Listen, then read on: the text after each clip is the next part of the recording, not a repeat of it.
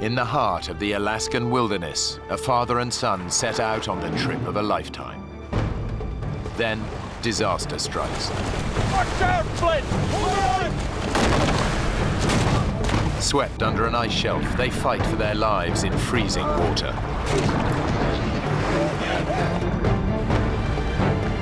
Dad, you're gonna swim!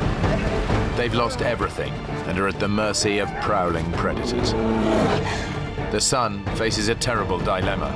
Stay with his father and wait for a rescue that may never come, or leave him and risk hiking out through 60 miles of dangerous terrain for help.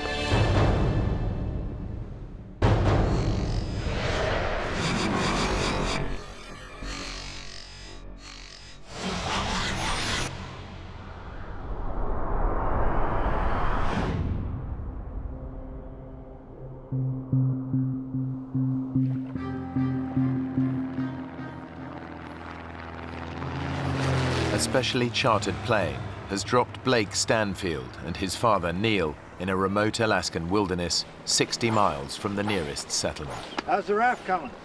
We're almost there. Good. Get the coffee on. Neil runs a building management firm, and Blake is a doctor. They'd taken leave to spend some time together. My father and I started backpacking when I was a young boy. I always ended up loving that. He taught me to appreciate the outdoors. Isn't it beautiful, Dad? Well, a long way from Oklahoma City. Blake and I are good friends. We talk every day and share our experiences.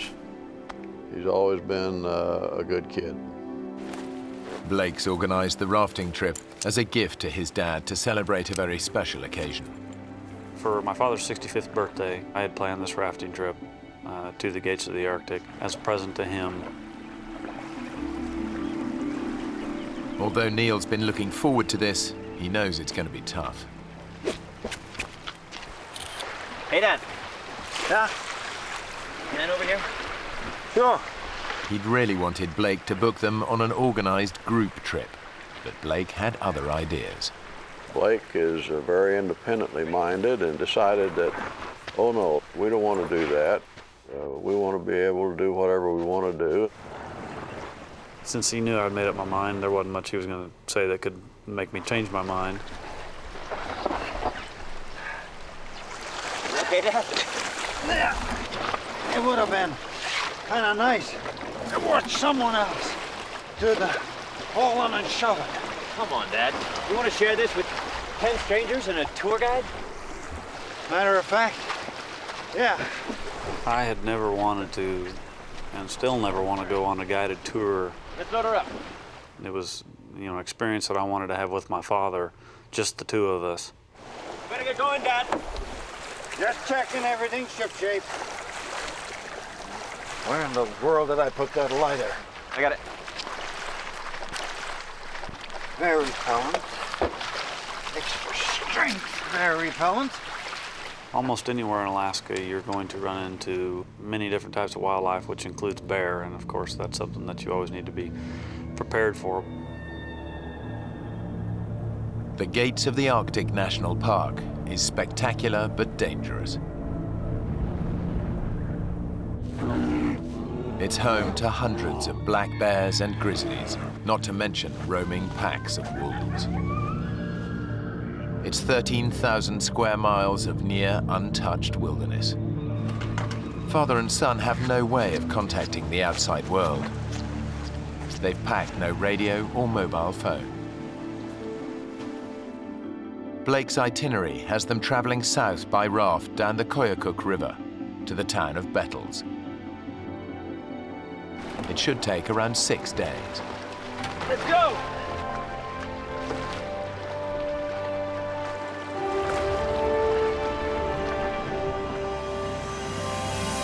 It was about a 90-mile float that we had planned, just camping and doing little short day hikes. We were just going to have fun. Oh, it's beautiful. Isn't it? Thanks, son. A wonderful, wonderful birthday present.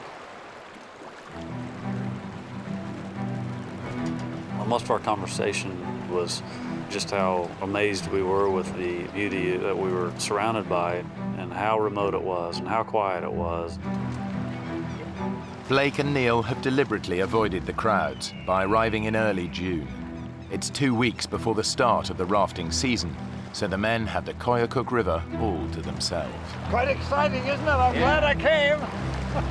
We commented on the way down the river that wasn't it great to be the only ones on the river, the first ones on the river that year, and there was a reason, as it turned out.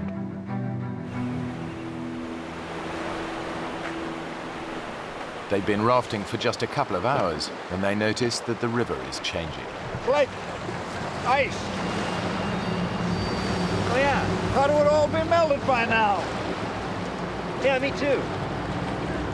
For 6 months of the year, the rivers are choked with ice. During the summer, it all melts. But this early in the season, some patches have yet to thaw. The longer we floated, the more ice we actually started to encounter. It doesn't look like it's going to let up. Do you think we ought to stop this thing? The current's picking up speed, and Blake struggles to control the raft. I kept trying to look around the corner, hoping to find, which way we were going to be going. And that's when I realized that actually we didn't have a choice where we were going. The men are at the mercy of the current. We're going to have to pull in and stop this. I'm trying, Dad. I can't slow it down, though.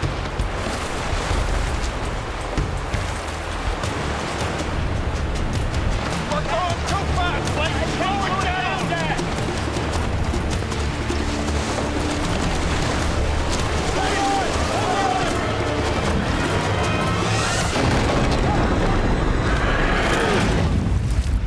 It was sheer panic at the time, and it happened so quickly there wasn't much time at all to think.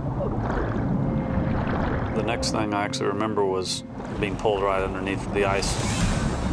There was so little time to realize what had happened,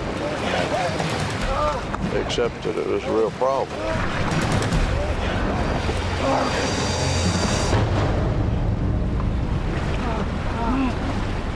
It wasn't long before we came up in essentially an air chamber underneath the ice. The air pocket saves their lives, but the ice shelf could stretch on for miles. I remember looking over at my father, yelling at him. Blake yelled. Dad, I'm sorry. Of course, it wasn't his fault. Give a hand. Blake manages to grab Neil's hand, Hold on. but the current's too strong. His dad is swept away beneath the ice.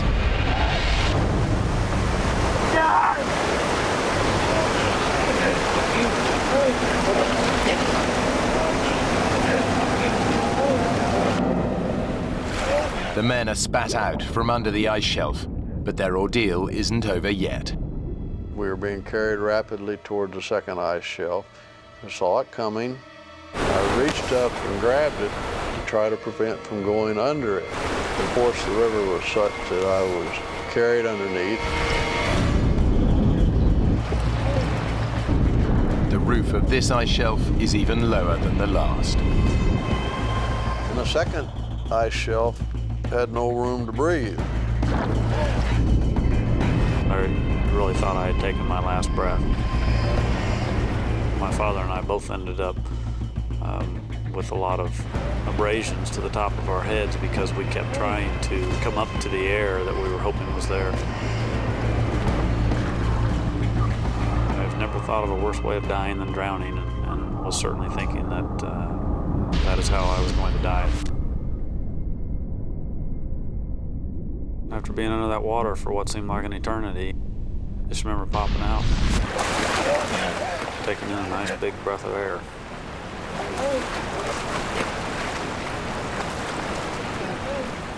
At this time, I had no idea where my father was. He had been pushed up against something and trapped.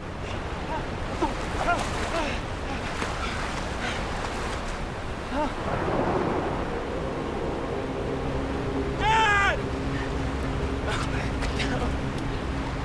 Dad! Dad!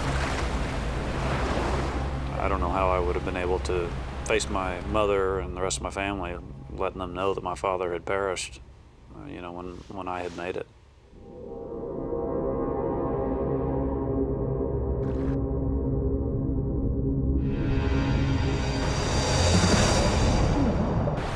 And the next thing I remember seeing was his head above the water.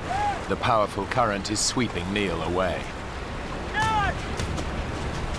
It didn't appear like he was making any attempt to get out of the river. And for all I knew, he was injured and couldn't. Neil's disorientated, but somehow he catches hold of a rock and hauls himself out. Dad, you're gonna freeze! Blake knows that his dad has got to get to shore fast before he's paralyzed by cold and shock. Trying to swim! And Blake, in the meantime, is yelling at me, and I can't hear him above the roar of the river. Trying to swim for it! Hey, here you go! So eventually I managed to get my breath long enough to tell him to shut up. Will you let me think for a minute? Blake was telling me that I had to swim over to him, which was the last thing in the world I wanted to do. Dad! Come get! Getting back in the river is dangerous. But Blake knows it's his dad's only chance. Come on, Dad! You can do it! You can do it, Dad! Dad!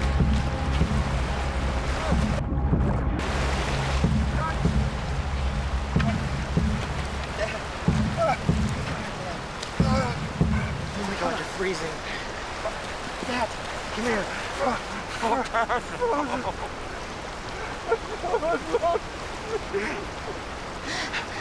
I'm so sorry, Dad. It's okay. It's okay. It was just bad luck. Bad luck.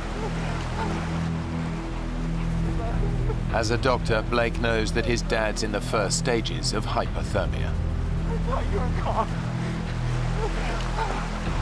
The second I got him out, I realized he was shaking uncontrollably. It was mild seizure-like.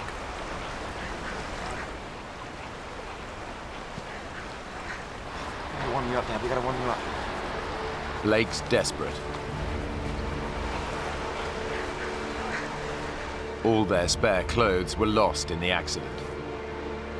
Then he remembers something. The lighter he stowed in his life jacket. It didn't get washed away, but it's soaking wet. When I pulled that lighter out of my pocket and hit the button, that torch lit up, and maybe we were going to be able to have a fire.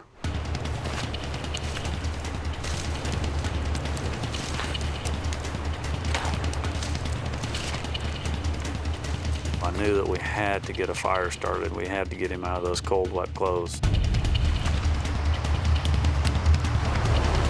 We gotta get you dry. It's okay, Dad. You're gonna be okay. All right? Neil's wet clothes are making his temperature fall even faster. It's okay. Basically, while this fire got started, I hugged him and tried to give him some of the warmth that I had. Eventually got him to where he wasn't shaking anymore.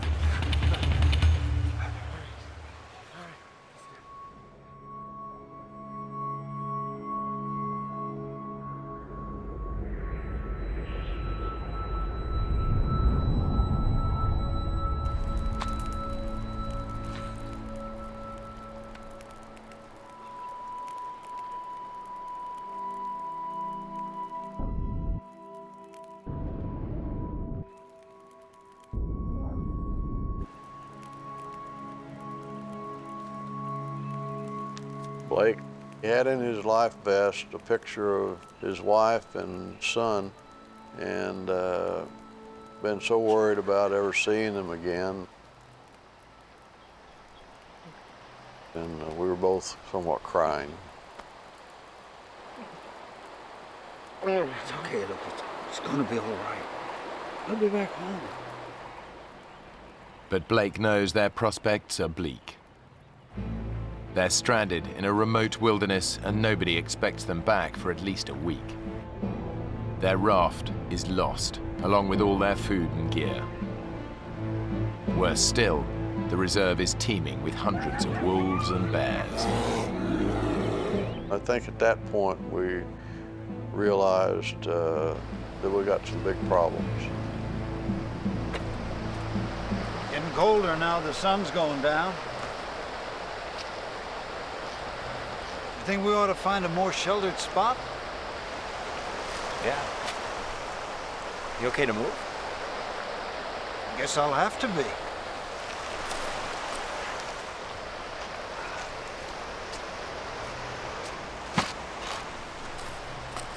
What are you doing? Show people where we're going.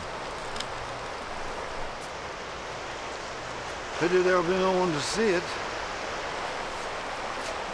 Come on now. Blake and Neil set off to look for shelter. Blake lost his boots in the accident, but his pace still leaves his father lagging behind.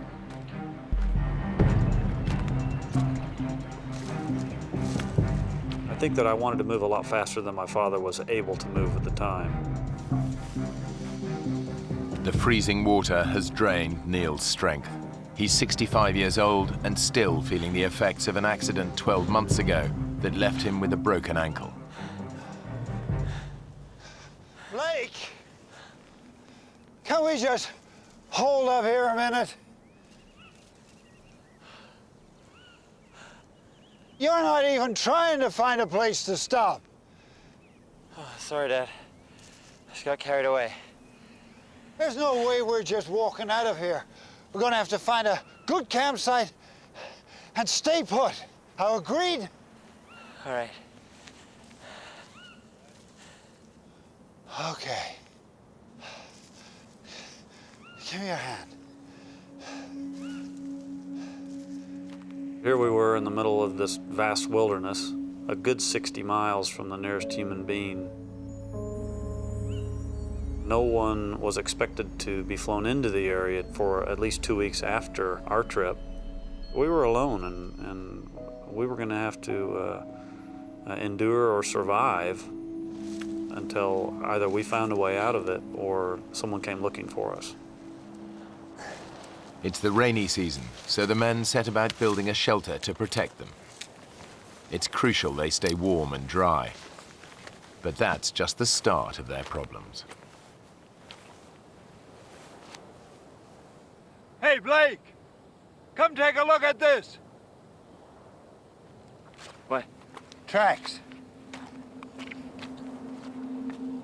What do you think?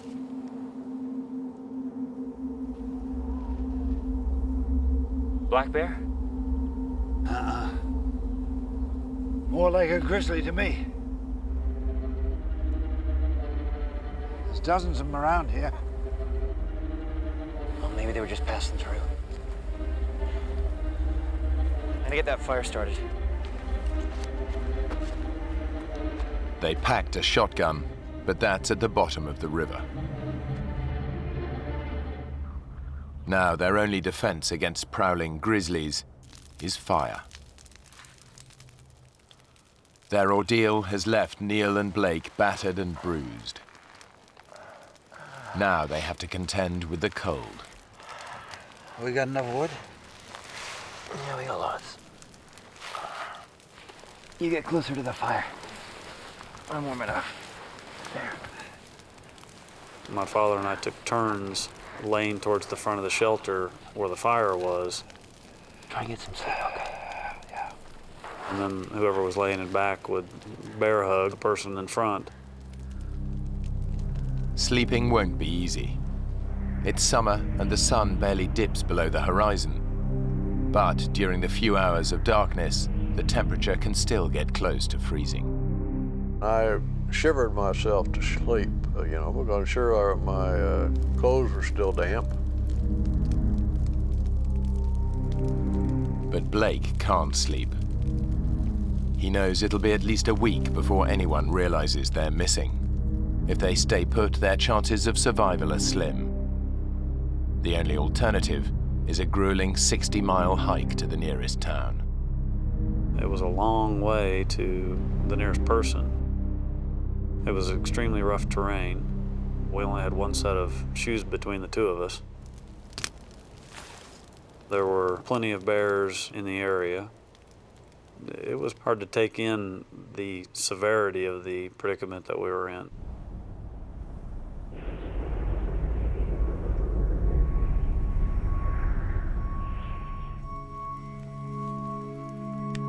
During the night, Blake has made a tough decision.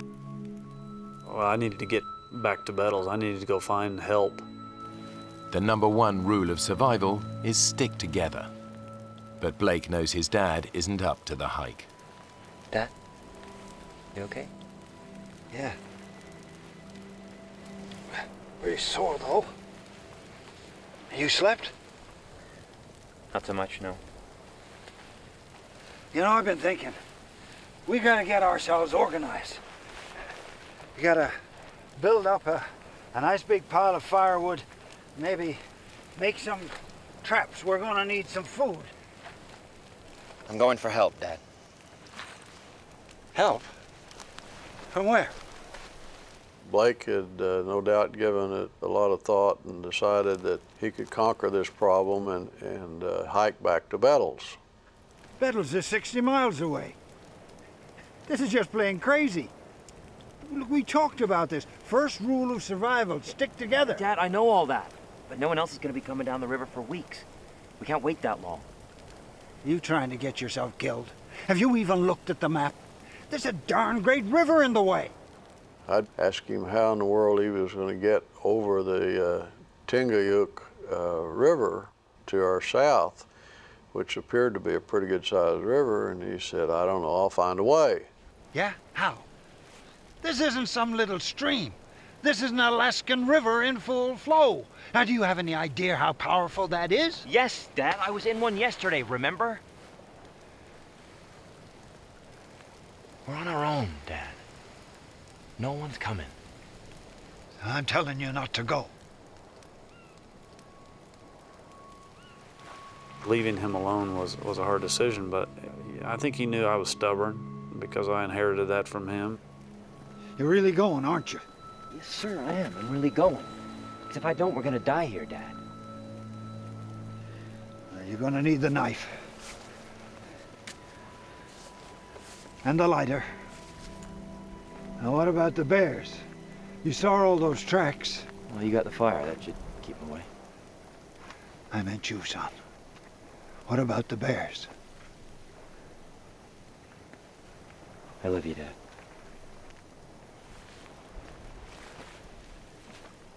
Yeah. Me too. Well, you know I do. I'm going to come back, Dad.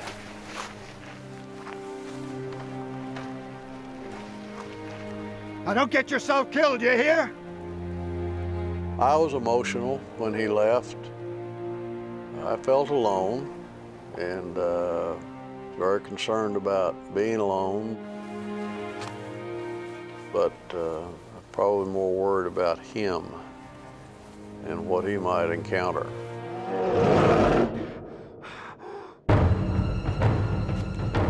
Ahead of Blake is a 60-mile hike south to the nearest town.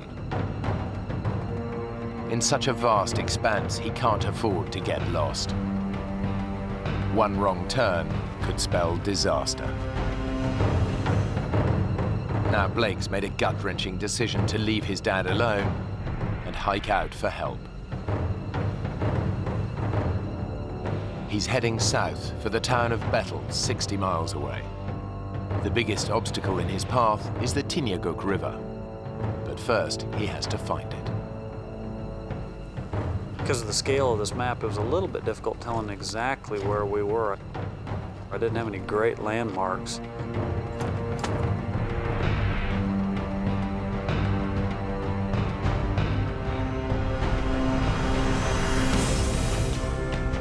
The hiking is taking it out of Blake. The ground is rough and uneven, and he hasn't eaten for over 24 hours.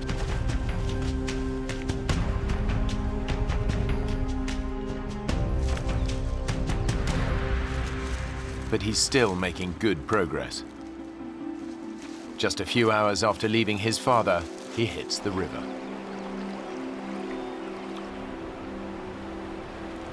His dad warned him that crossing it would be impossible. It's freezing cold and fast running. He could even be dragged under another ice shelf. But Blake promised to get help, and the only way he can do that is to plunge in. As soon as I started to cross, the water was flowing fast enough that I realized I was just going to have to jump and swim over to the other side.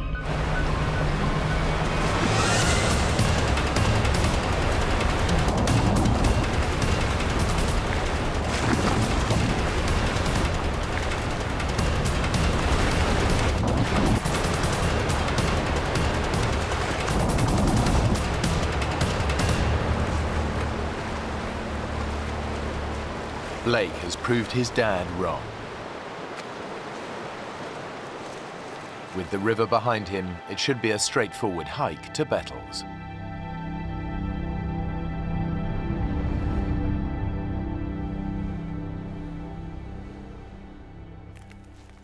Back at camp, 65-year-old Neil is hungry and tired. But he can't rest. Blake has their only lighter, so Neil's got to keep the fire alight. It's his only source of warmth and his sole defense against the bears. The difficulty of keeping the fire going was essentially being able to walk with only stocking foot waders on really rocky soil. Neil hopes the fire will be enough to keep the bears and wolves at bay, but he also shouts to try to discourage an attack. Anybody home? Oh, I'm down and join me. Despite his hardships, what really preys on his mind is what might be happening to his son. I was very worried about Blake and what he might have run into.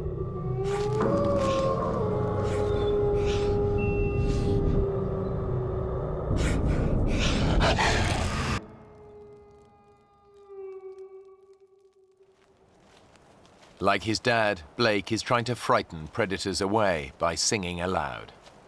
All night long, never got tired. Most of my songs were moose tunes and bear tunes, which was really quite ironic. I went out walking in the woods one night, all alone, pale moonlight. I hid myself, tree up, to see what I could.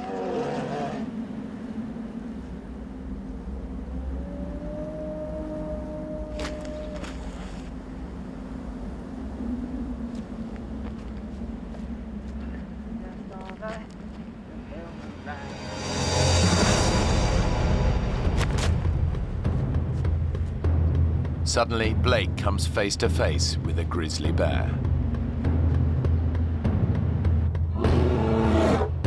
A grizzly can tear your head off with one bite, but their claws can rip holes through you like nobody's business, so you don't want to mess with them. The bear is some way off, but even the slightest sound could alert it to Blake's presence.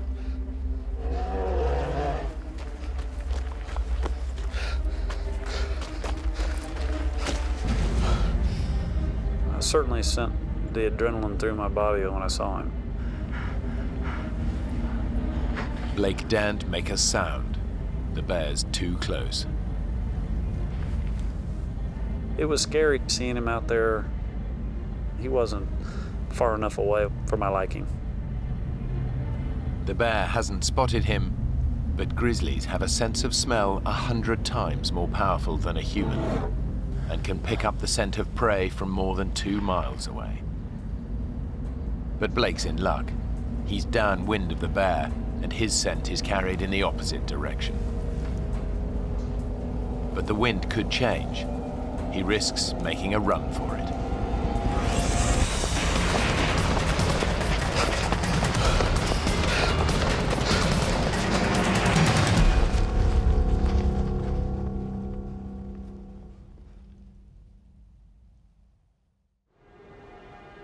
It's a lucky escape, but there's still a long way to go. Blake's making good ground. By his estimation, Bettles is just a day and a half's hike away.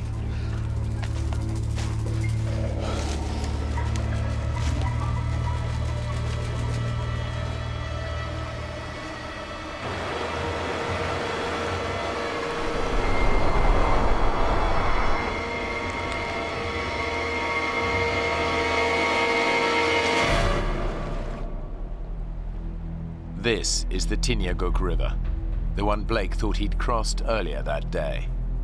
But that was just a minor tributary. His father was right. The Tinyaguk is just too huge to cross. There's no way he can reach Bettles. I kind of lost a lot of that optimism that I had as soon as I saw that there was no way to cross this thing, because it was so wide and so swiftly moving and so cold. It's a dead end. Blake defied his father and the basic rules of survival by hiking off by himself. Alone, both men are at far greater risk. I had a hard time deciding whether or not I should stay there, because I knew I wasn't that far from my father. I certainly had some feelings of guilt that I had put him in this predicament.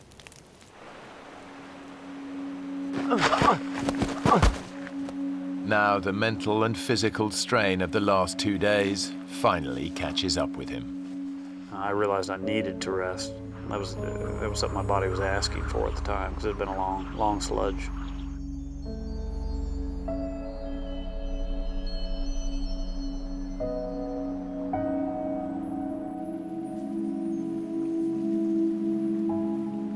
Blake hasn't eaten for 36 hours. The only thing that I really saw were some spiders, and there were a few that I swatted and ate, just because I thought maybe I'll start to see more of these and have some nutrition. But the amount of nutrition I got from the few that I ate certainly didn't give me any energy, that's for sure.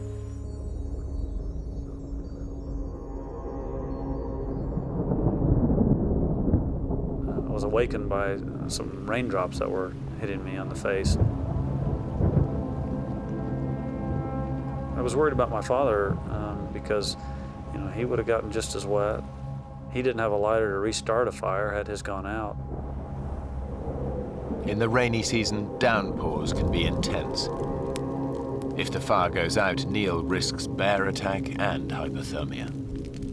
The possibility of rain was a real problem. It would put out a fire, and there wasn't any way to keep a fire going. And that's what I had to try to do. The rain clouds blow over. Now Neil faces his first night alone in a wilderness bristling with predators.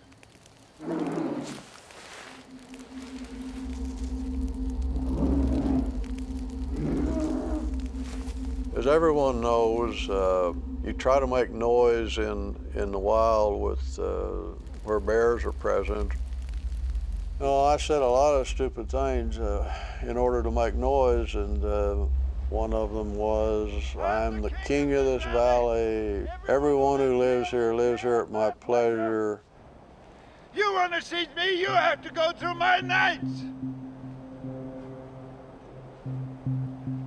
Blake, where are you? I hope you're all right, Blake. I want to see you back here. His only defense against bears and wolves is his fire. And the difficulty of keeping the fire going was staying awake enough.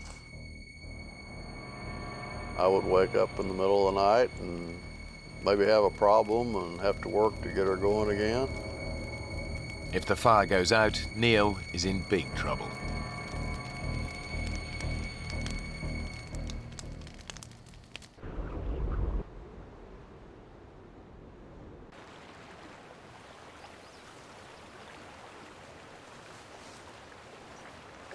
After a fitful night's sleep, Blake confronts the bleak reality of his situation.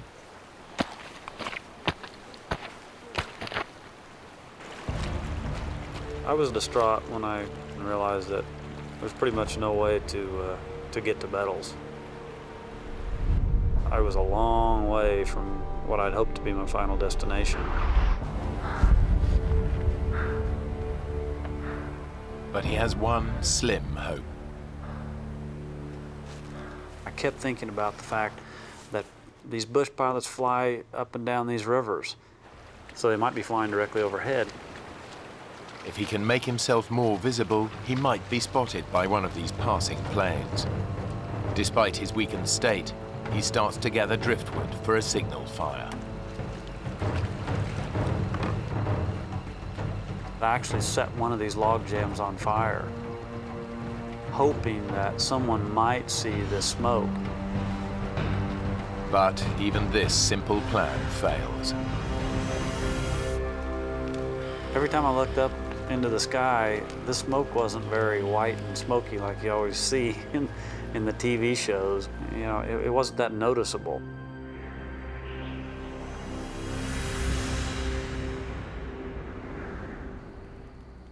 It's Neil's third night alone in his brushwood shelter. I guess a spark jumped from the fire.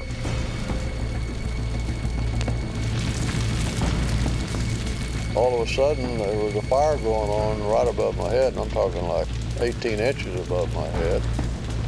So I had to get out of there fast. He can only watch, helpless as his precious shelter burns to the ground. I got out of there and watched as fire just burst into an inferno. Neil knows he must save part of it to light a new fire. Without it, he'll be freezing cold and have no protection from prowling predators.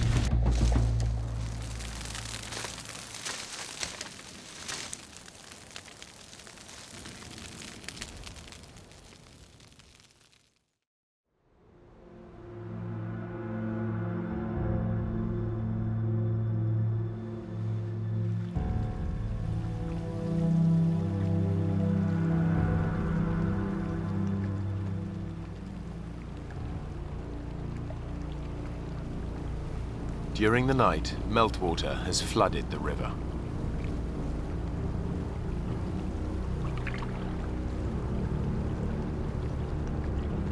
Blake realizes he could be in danger.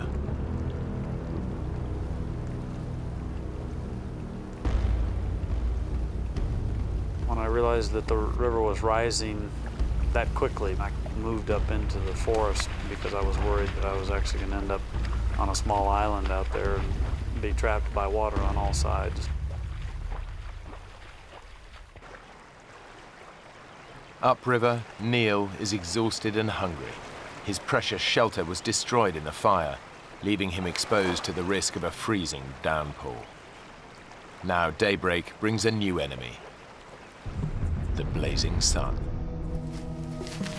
The sun was coming down pretty hard, and there was essentially no cover. He needs to build a new shelter. But it's becoming harder and harder to carry out even simple tasks. Ow! There's only so much punishment a 65-year-old body can take. After 3 days without food, Neil is weakening. Blake's decision to hike for help has backfired. Now his actions could cost his father's life.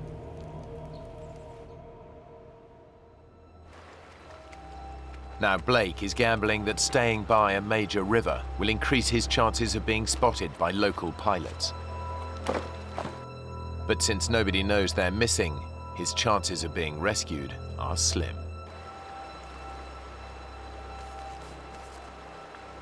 I was definitely depressed about the situation that we were in, especially because I had so much time to think about it. Blake endures another day and night helplessly waiting. his constant fear that his dad hasn't survived his ordeal.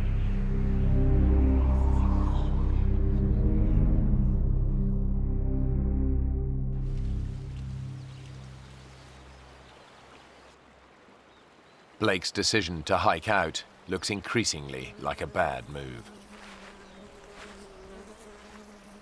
Around 6 or 7 in the evening on Tuesday, I was laying over by my fire when I heard the sound of an airplane.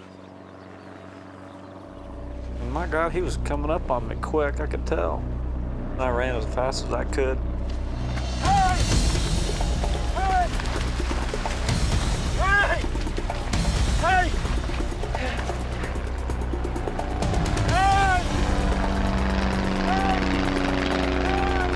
I realized that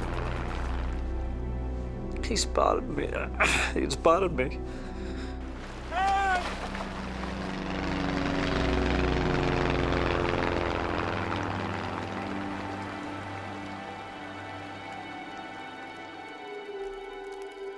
3 hours later, and there's still no sign of rescue.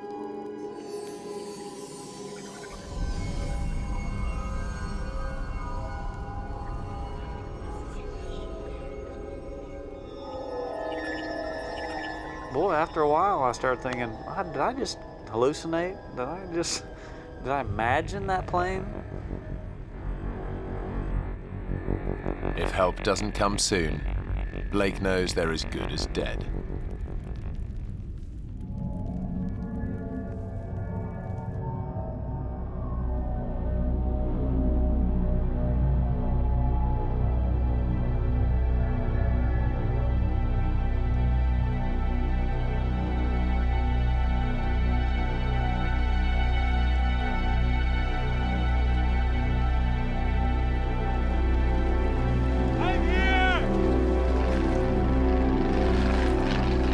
That was the same plane, and as they flew over me, they dropped a bag of stuff.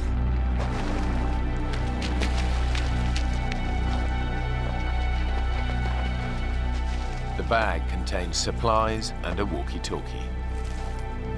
I turned that radio on. I kind of told him what had happened. There's only one thought on Blake's mind. Please hurry! You gotta go find my dad! He's 15 miles upstream. There'll be a fire going. Just see a fire. The pilot launches an aerial search for Neil. And Tango, where are you guys at? Okay, we're gonna head north. A plane reaches the right area within 10 minutes. Neil's camp should be easy to spot. But when the pilot reports back to Blake, the news is bad.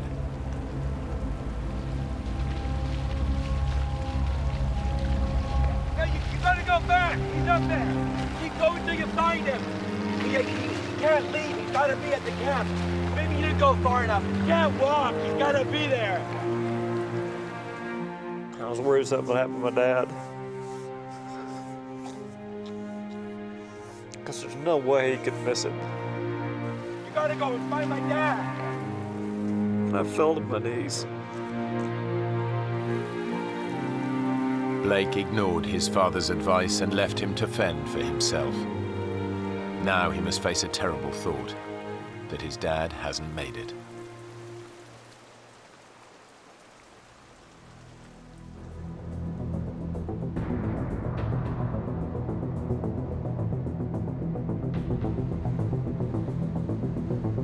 The aerial search continues. But in such a vast wilderness, Neil's camp is proving hard to locate.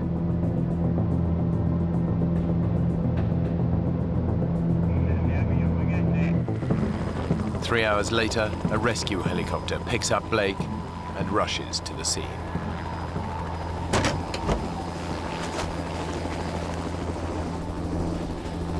Neil! Neil! You okay?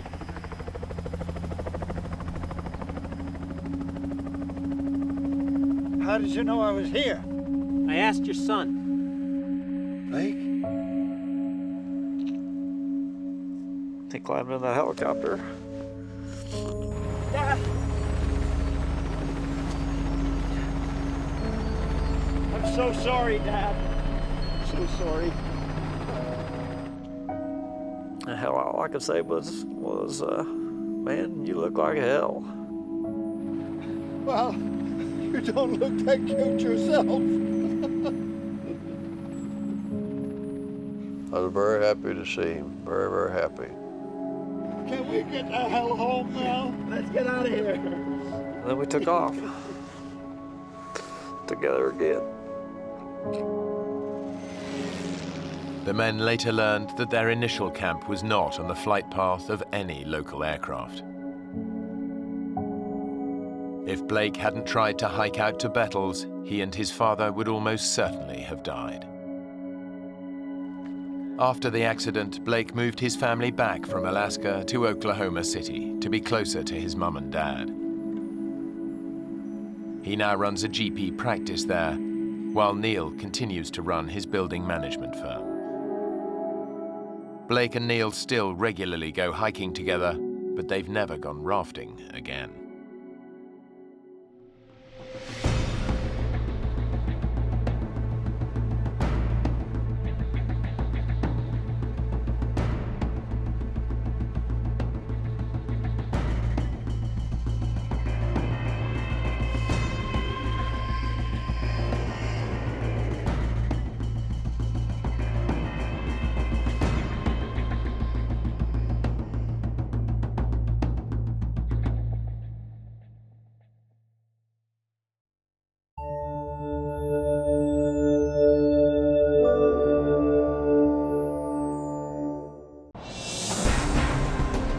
When a family of 4 join their closest friend to go fishing on the Zambezi River, the outing quickly turns into a desperate fight for survival.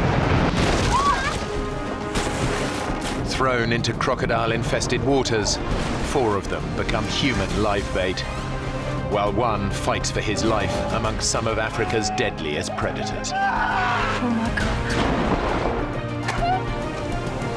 At any moment, one of us would be taken by a crocodile. I thought it was over, I really did.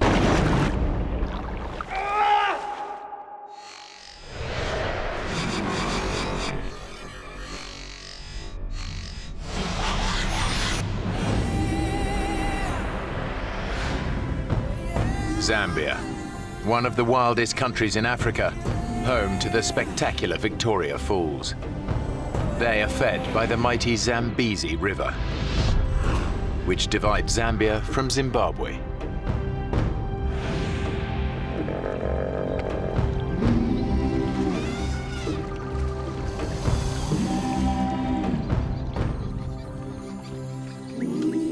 It's here on one of the river's most isolated stretches that 2 friends have planned a weekend fishing trip. Arthur Taylor and Alistair Gallatley have known each other for over 25 years. Our kids have grown up together with Alistair. Basically, Alistair's part of the family. He's a very good guy in a crisis and a very good friend. We've known each other a while, eh? We've spent a lot of time together. We go fishing a lot. Where do you want the fish, mate? Usual place. As experienced safari guides, they've lived and worked alongside the Zambezi for most of their lives. Most important. Good enough. Think so? I can't wait to get on the water. Joining them are Arthur's English wife, Faye, and her parents, Clive and Brenda. They're retired teachers visiting from England. Change your mind yet? No, I think I'll just stay here and relax and read my book. Go on. They've both lived in Africa on and off over the years.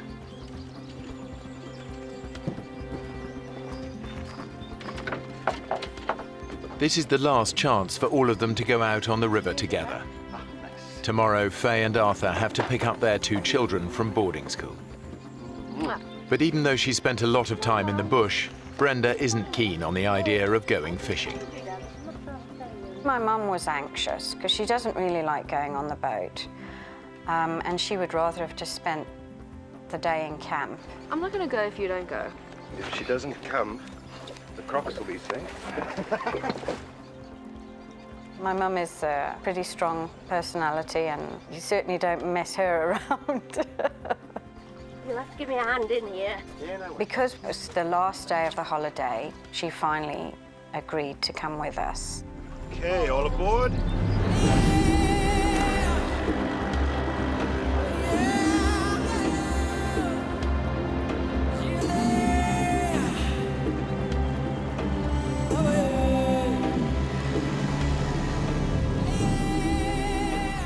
This is one of the river's most remote stretches.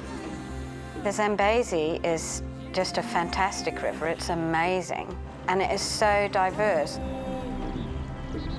The bird life is out of this world. You see animals, bushbuck, buffalo, elephant coming down, and in the water there's the hippos everywhere, and huge crocodiles. It's just an amazing river, really is.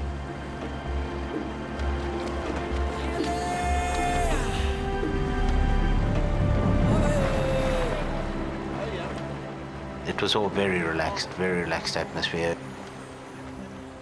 Very carefree, nobody had a worry in the world. You want to try catch some fish, Brenda? Oh, no, I'm not good at that. Come on. Come on, it's easy.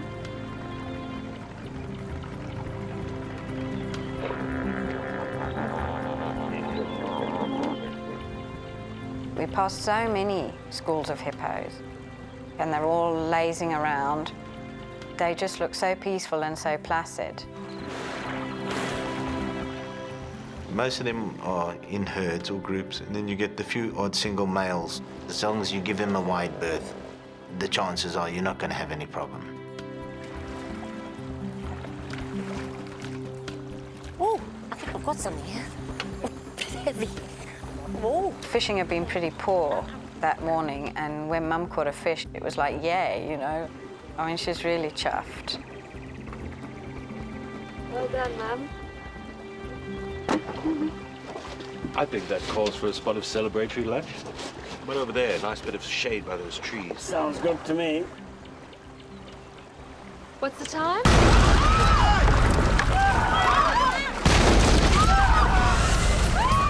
There was no warning.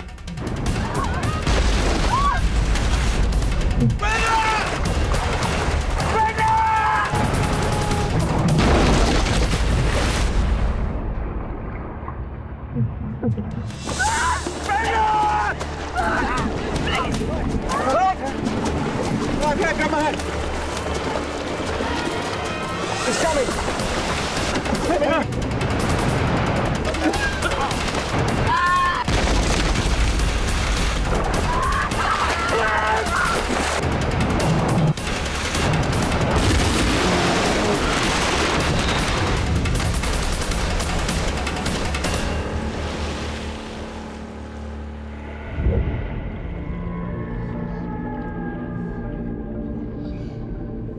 It was just this huge boom, and I was in the water. I think my subconscious was saying, this is it, this is the end.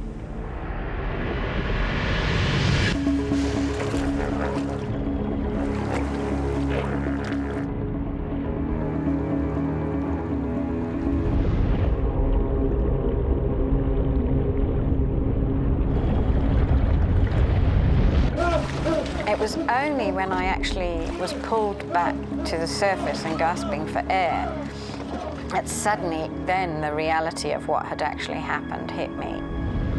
They've survived the hippo attack, but now they're in even greater peril. They've capsized in one of the most crocodile-infested rivers in the world.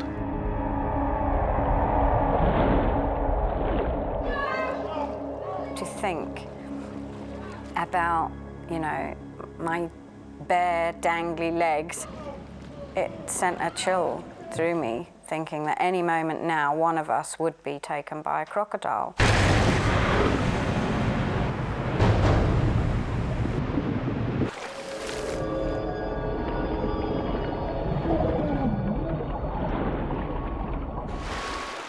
Clive Kelly has watched his wife Brenda sucked under the crocodile-infested river.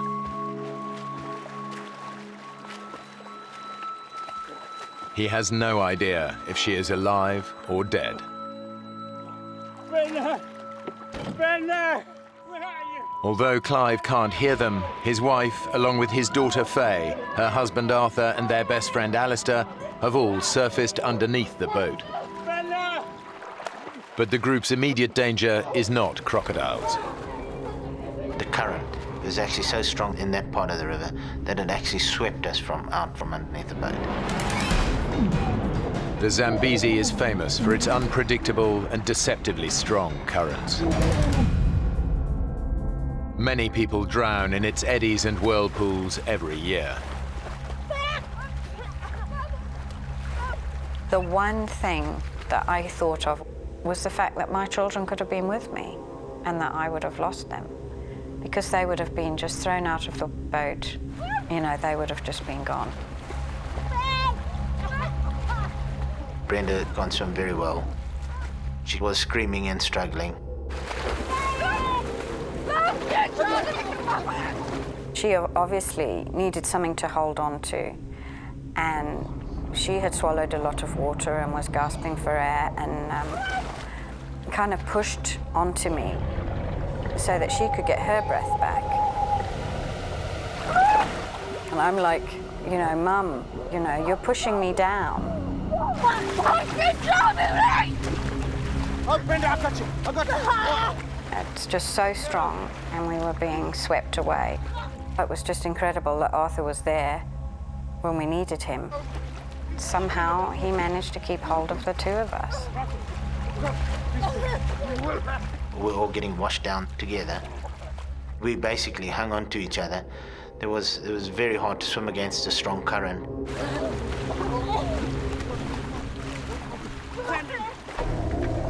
The boat has become snagged in the middle of the river. Just relax, Brenda, relax. Clive and Alistair are able to cling on to it while the current drags the others downstream. Clive and I, we couldn't do much. We sat on the front of the boat and we watched them. I had no idea where we were going. All I knew was that we were being swept away. The current was really, really strong and it was just sweeping us down. We were trying to make our way to shallow waters. We knew it was our only hope of survival. Luckily, the current actually took us towards the middle of the river, which was slightly shallower. It's a sandbag. There was a submerged island.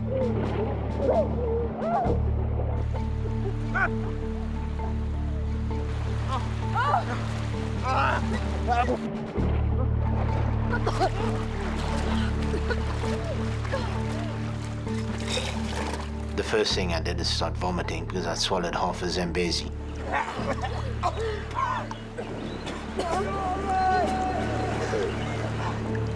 Alistair has seen his friends struggle against the current. He knows Clive would find it virtually impossible to make it to the sandbank. Clive can hardly swim, so it was difficult because he couldn't say, hey, swim over to the sandbank or do this or do that. We just had to sit down and settle down onto the boat. Arthur, Faye and Brenda aren't much better off. When we finally got to where we could stand, it was kind of a relief, but we knew that it was just a temporary relief. The river is full of crocodiles and very huge crocodiles that would have no fear of man. And I believe most of those crocodiles in that area just look at you as a food source. So definitely there's a big chance you will be eaten. From his position on the boat, Alistair assesses the situation. The group's chances of being rescued on this remote stretch of the river are slim. He knows that every year hundreds of people die of crocodile attacks on the Zambezi. As the only single man in the group, Arthur! he takes a calculated risk. I'm going to swim to that bank and get help. Don't risk it up.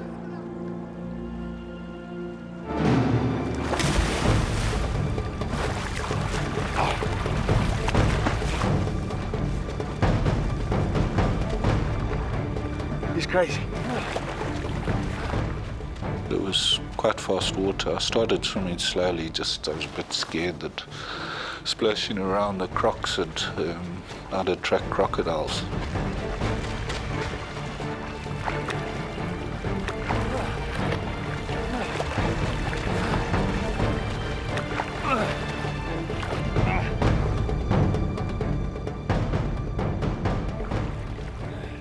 probably swam down 300-400 meters. I was pretty tired by then.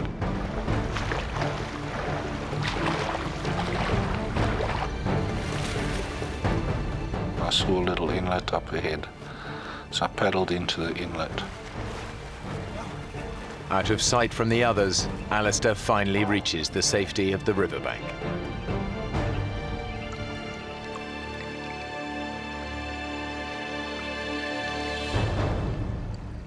As my feet touched the ground, I looked up. About 10 yards away, there was this crocodile in the water just looking at me.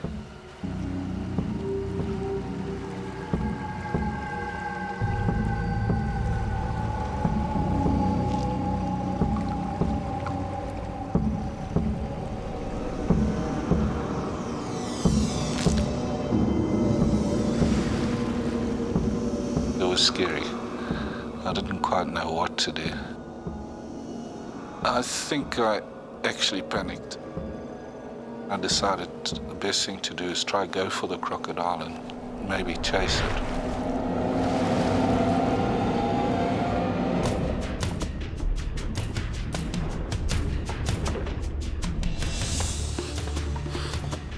I went under the water just to try to see where the croc was. As I started to go towards the croc, it came for me.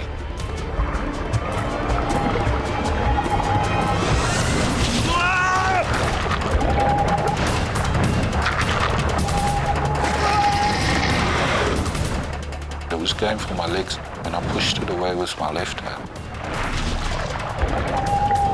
Its teeth cut my left hand up a bit, and it disappeared.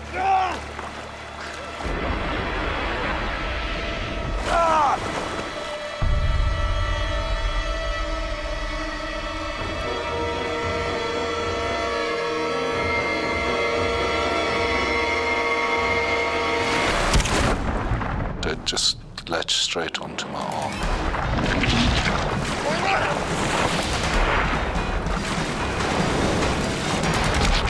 It was just trying to really tear my arm off. Alistair is trapped in a death roll, a spinning maneuver used by crocodiles to drown and dismember their prey. I was getting pretty weak. I thought it was over, I really did. I couldn't see any way of getting out of it. His right arm trapped in the crocodile's jaws, Alistair thinks of one last thing that might save him. I took my left arm and tried to get it inside the crocodile's jaw. They've got a flap in the back of the throat which keeps the water out when they're underwater. I tried to reach that. The second I did that, once I got my other fingers inside the mouth, it let go.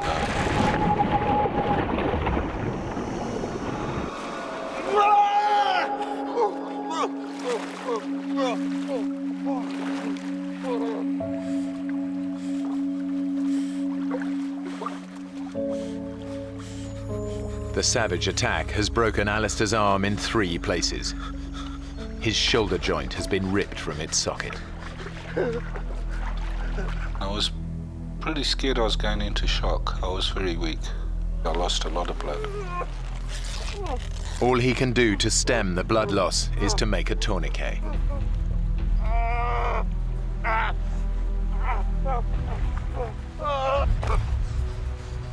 Arthur, Faye and Brenda lost sight of Alistair soon after he was swept downriver. They have no idea that he has been attacked by a crocodile. I distinctly heard him shouting, "Oh my God, oh my God." And we just thought he was exhausted and was just kind of relieved that he'd got to the other side.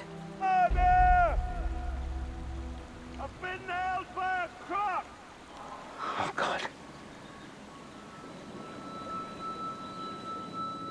It was just such a terrible feeling.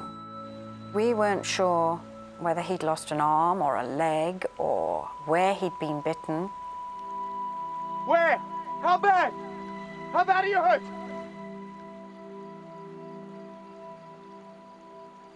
We weren't sure if he was going to make it through even the next hour, let alone the next day. Alistair! Alistair! With their best chance of rescue gone, Arthur decides to take matters into his own hands. Arthur, what the hell are you doing? I'm going for help. I walked towards the Zimbabwe side of the river to see if we could swim across there. He just went deeper and deeper into the water, and I just had these images of him being taken by a crocodile, and I couldn't handle that. Don't go, don't be stupid! Alistair's too hurt, he could die. Well, you're not going to help him if you get yourself eaten, are you?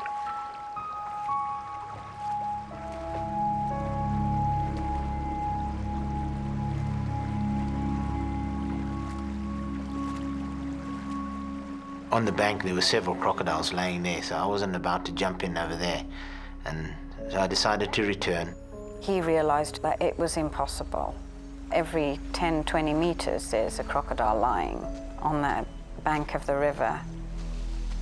It's just hopeless. The whole situation was just hopeless.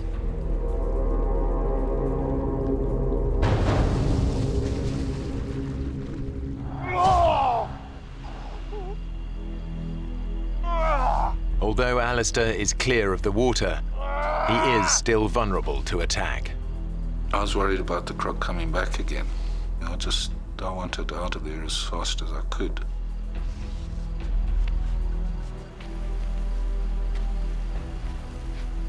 The sun was pretty hot, and there was one tree in this pile of rocks that I went and I sat under to try and sort my arm out.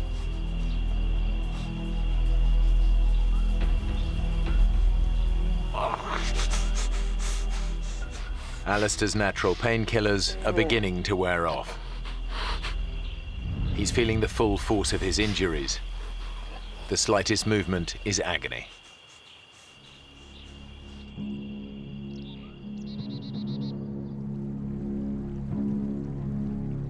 Clive is still stranded in the middle of the river. And now the boat is beginning to sink.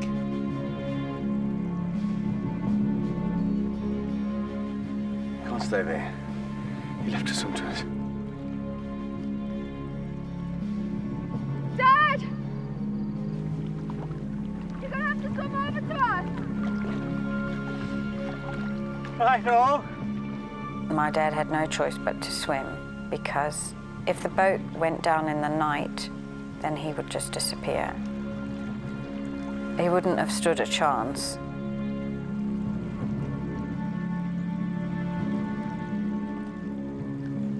Brenda!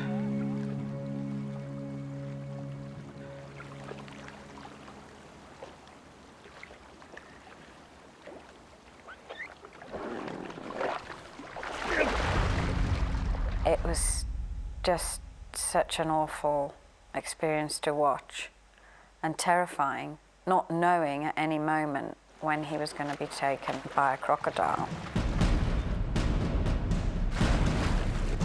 Come on!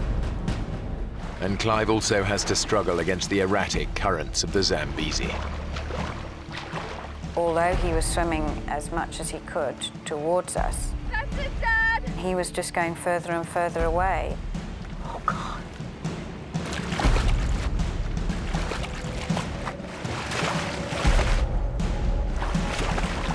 Come on, Clive! Yes! It seemed to take forever. Greg! Keep at it!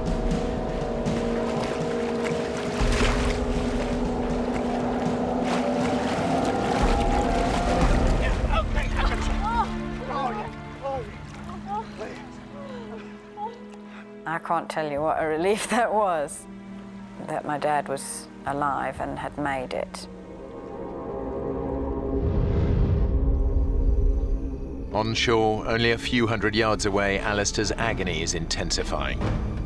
His wound is becoming a poisonous time bomb. I had nothing to wash it out with properly. The arm was full of rubbish. Alistair knows that bacteria from the crocodile's bite will have entered his bloodstream. Untreated, he could easily lose his arm to gangrene. Gangrene is pretty serious. A friend of mine, he got chewed by a lion. You know, he got to hospital within 8 hours, but he still lost his leg. Too weak to move. If the gangrene doesn't get Alistair, the predators might.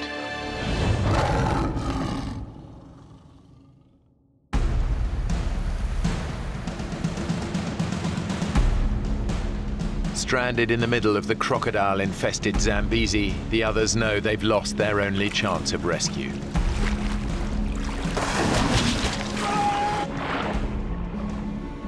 Any hope of being found before sunset is fading fast. What's in your mind? No one's gonna come by.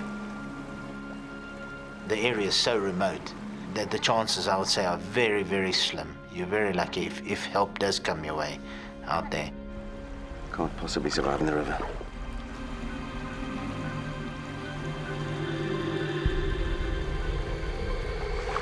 What you two are spring about? Arthur wants to swim for it.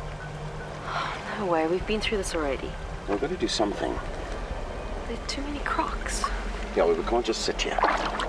Arthur, wait. Arthur thought that he may try and swim towards the Zambian side so he could see how badly Alistair was injured. But I knew that I couldn't bear him to go. But I would not be able to make it without him. Please. Maybe we could all swim together. It'd be a big mass then, and that might scare anything off. Mum, do you think you can? I'll try.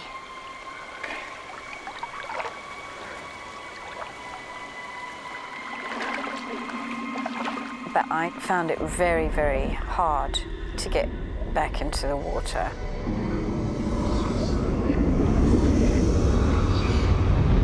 We were all so out of our element.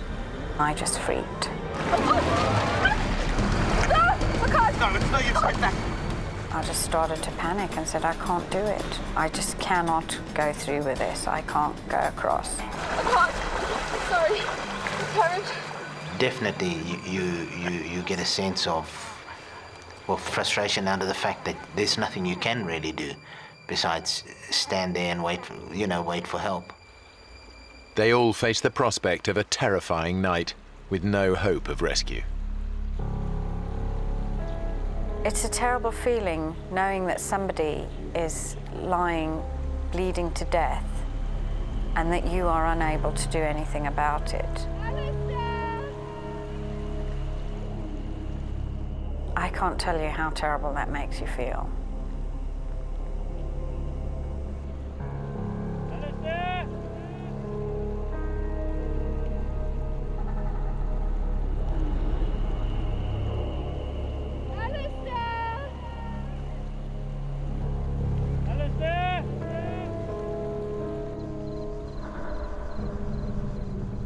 We shouted across at him until the sun started going down.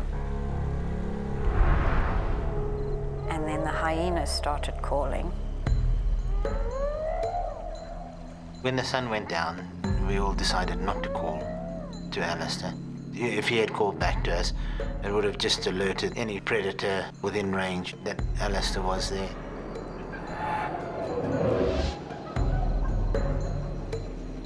Night is the most dangerous time in the African bush.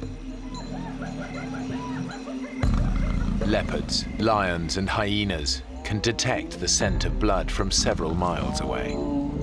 I could hear the lions calling and the hyenas, but when they stop, you don't know where they are, because you don't know if they come in your direction or going away.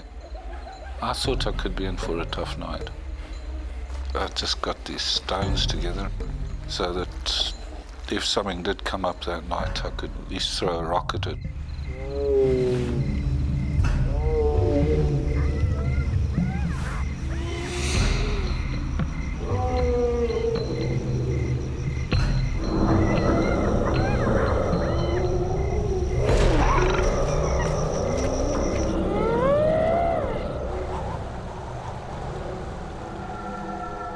when it got really dark, the wind picked up and it really got cold.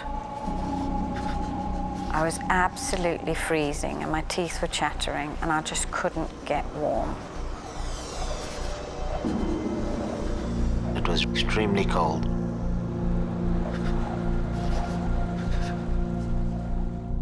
Definitely you are in extreme danger by standing in the river, because there is a very good chance that a crocodile will come and get you during the night. Let's get in a ring.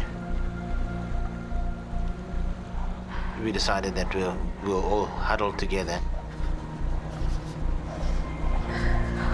We're rolling already. Gotta try and keep a lookout on all sides. The more sets of eyes you got looking all around you, the more chance you have of seeing a crocodile coming from behind or from the left or from the front. So we're all looking in different directions, just in case a crocodile came from another side. We were straining to see into the water, and all the time you're thinking about crocodiles. Those huge snapping jaws, gaping mouths. It was just a terrifying thought. What's that?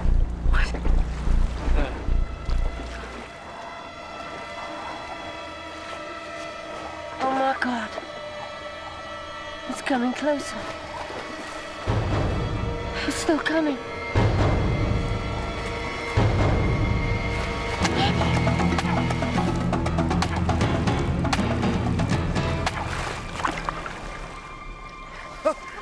Bloody cross.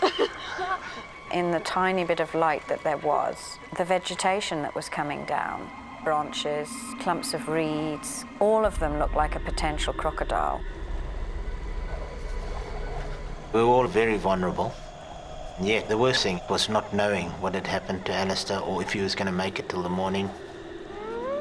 The hyenas started coming closer. The lions moved closer. We were just worried that they would pick up the blood trail and by the morning, Alistair would be no more. I was worried I'd left a blood trail when I walked out. And I was worried something had picked that up and come following it. I was worried about the lion and hyena. There's a lot of them around the area. I heard grazing, and I looked up.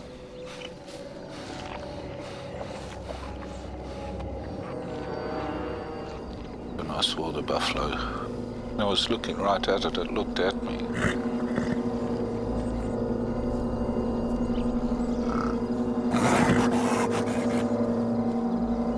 If you get into their danger zone, or they're wounded or sick, buffaloes is really pretty dangerous. Kill a lot of people every year.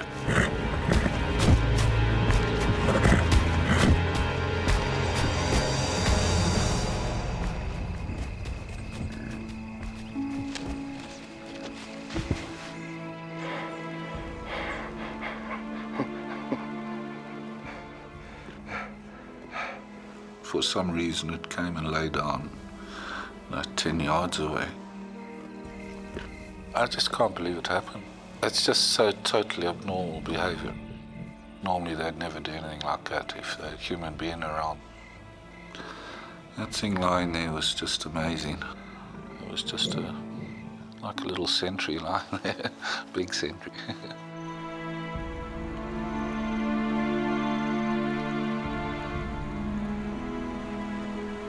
The darkness all around us just seemed to make you realize just how vulnerable you were in that great vastness.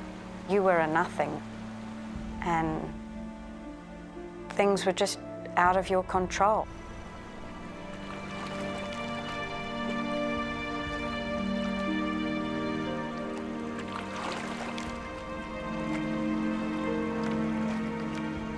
It passed everybody's mind that there's a good chance that we may not make it till the morning, especially in Faye's case. she was worried that she may never ever see her kids again.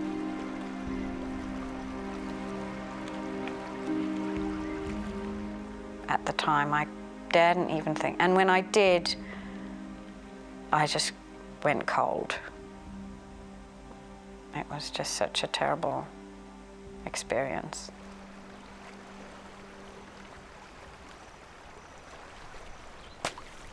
What's that? It was like a slapping sound.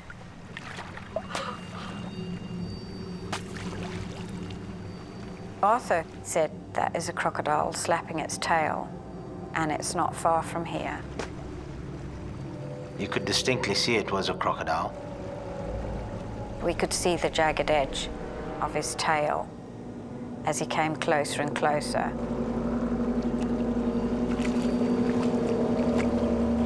Suddenly everything is awake. Your ears, your eyes. A big panic. Wait, look it. When something is coming directly to you, you fear the worst. Wait, look it.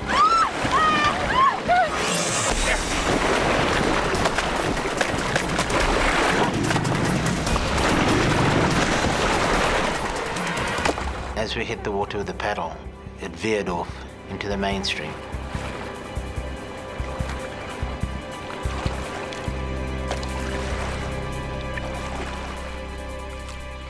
We were on tenterhooks after that, looking around in case another crocodile did come by. The pain had set in during the night. If I moved a little bit, it got pretty serious. If I stayed in one position, I was fine. Alistair knows the worst thing he could do now is fall asleep. If he does, he could slip into unconsciousness, and with wounds this serious, his body could shut down and he could be dead by morning. But he's lost a lot of blood. He can't keep himself awake.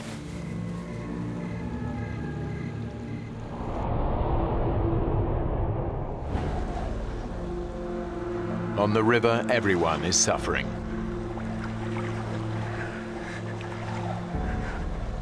Standing for such a long period of time, we did get really tired. Our backs were aching. We were freezing cold.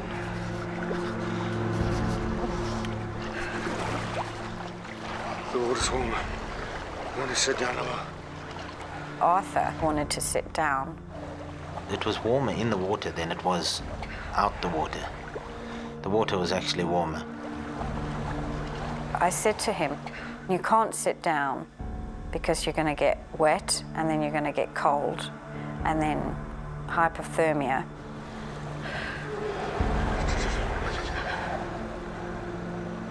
I said, we've just got to get through this. We've got 2 children to think about and they need us.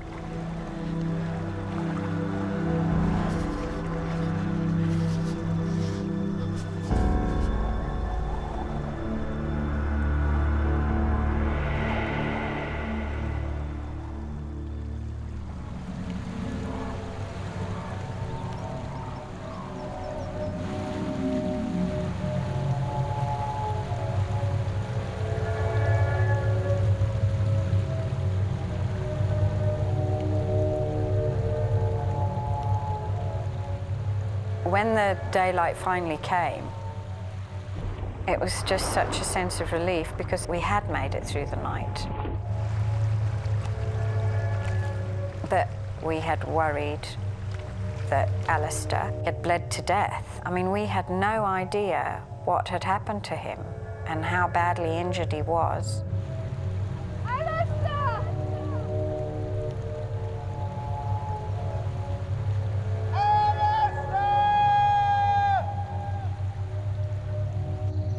That was such a terrible feeling because you always think of the worst.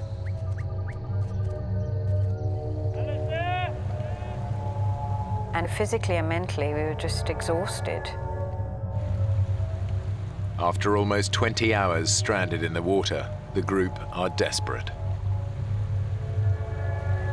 We were thinking, well, you know, it's another day and somebody has got to come past.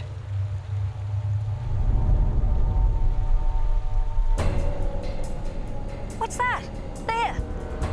There. There. We saw some white dots on the horizon. They're coming this way. It looked like a white boat, and we were just thrilled. Over here! Over here! Help! Hey! This way! Over here! Turned out there were cattle egrets flying towards us. And our hopes were shattered. It was devastating. Damn it! As the birds flew off. Just felt so helpless, completely helpless.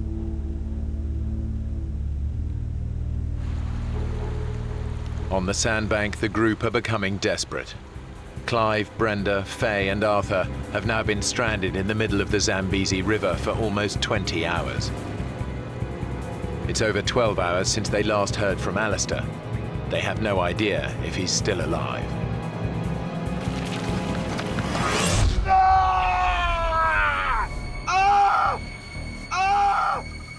There was this pain, just like needles all over the place, especially on my arm.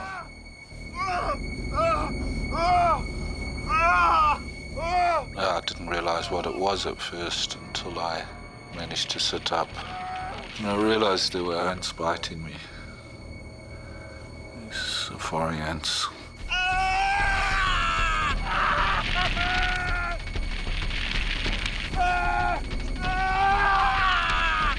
Safari ants are one of the most vicious insects in the world. They've been drawn to Alistair by the scent of his blood.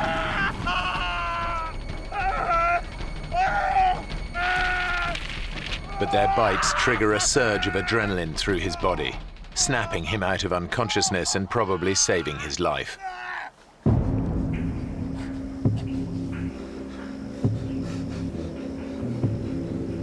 Alistair forces himself to move on.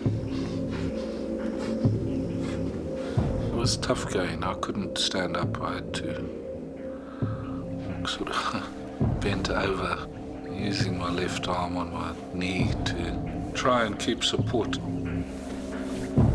Alistair realizes he's the only one who can find help for the others. But it's now 24 hours since the crocodile attack. He's lost a lot of blood. He's weak and disorientated.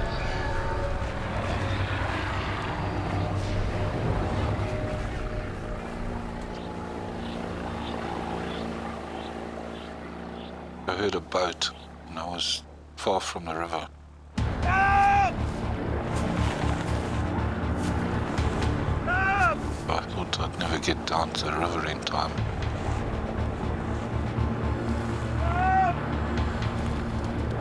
Hey! Hey! Hey!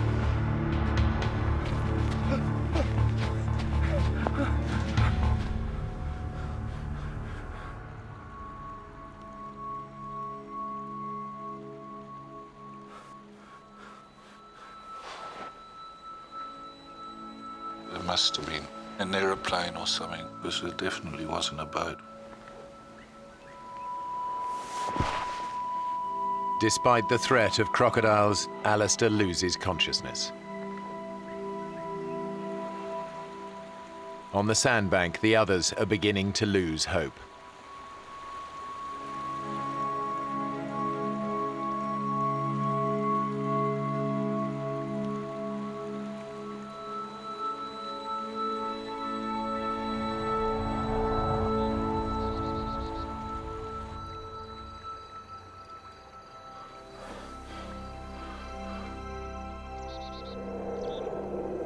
It turns out that Alistair did hear a boat.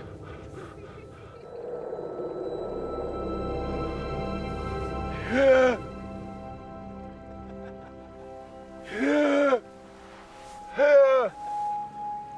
thought, surely they're going to come across.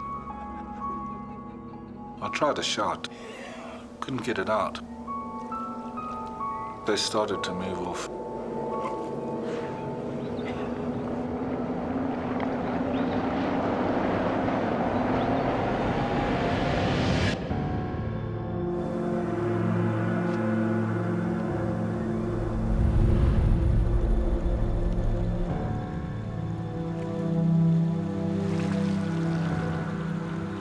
On the river, his friends can do nothing but await their fate.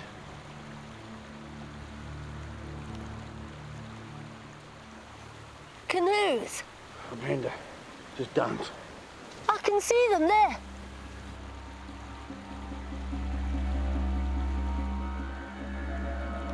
There.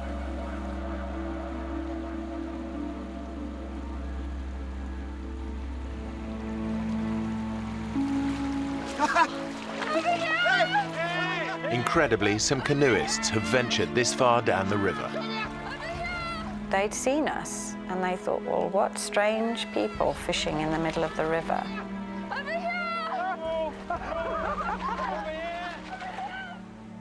I can't tell you how that felt, really. I mean, it was just a sense of relief. We were going to be all right. It was also still worry for Alistair. We hadn't heard from Alistair for several hours.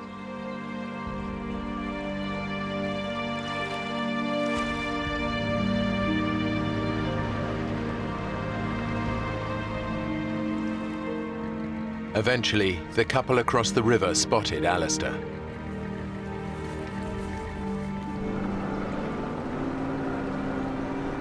They took him to safety, where he was reunited with the others.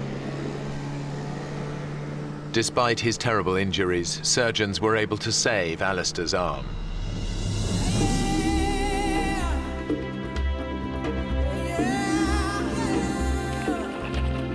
He and Arthur still take regular fishing trips together on that same stretch of the Zambezi. Clive and Brenda still visit Africa regularly. Mr. and Mrs. Kelly won't go fishing with us anymore, but... Faye spends most of her weekends in the bush, but she rarely goes out on the river. I always feel anxious when I get in a boat, even now, after all these years.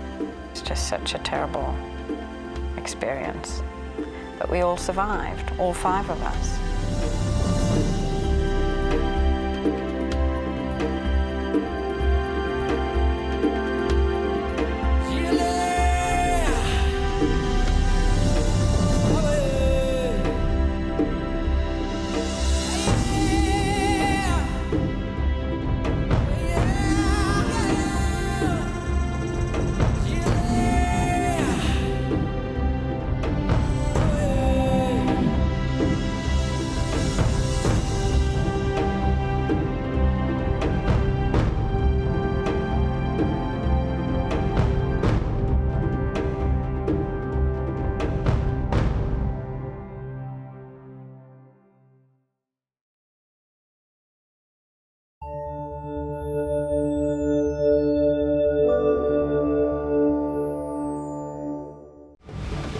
Two scuba divers are exploring a remote tropical dive site.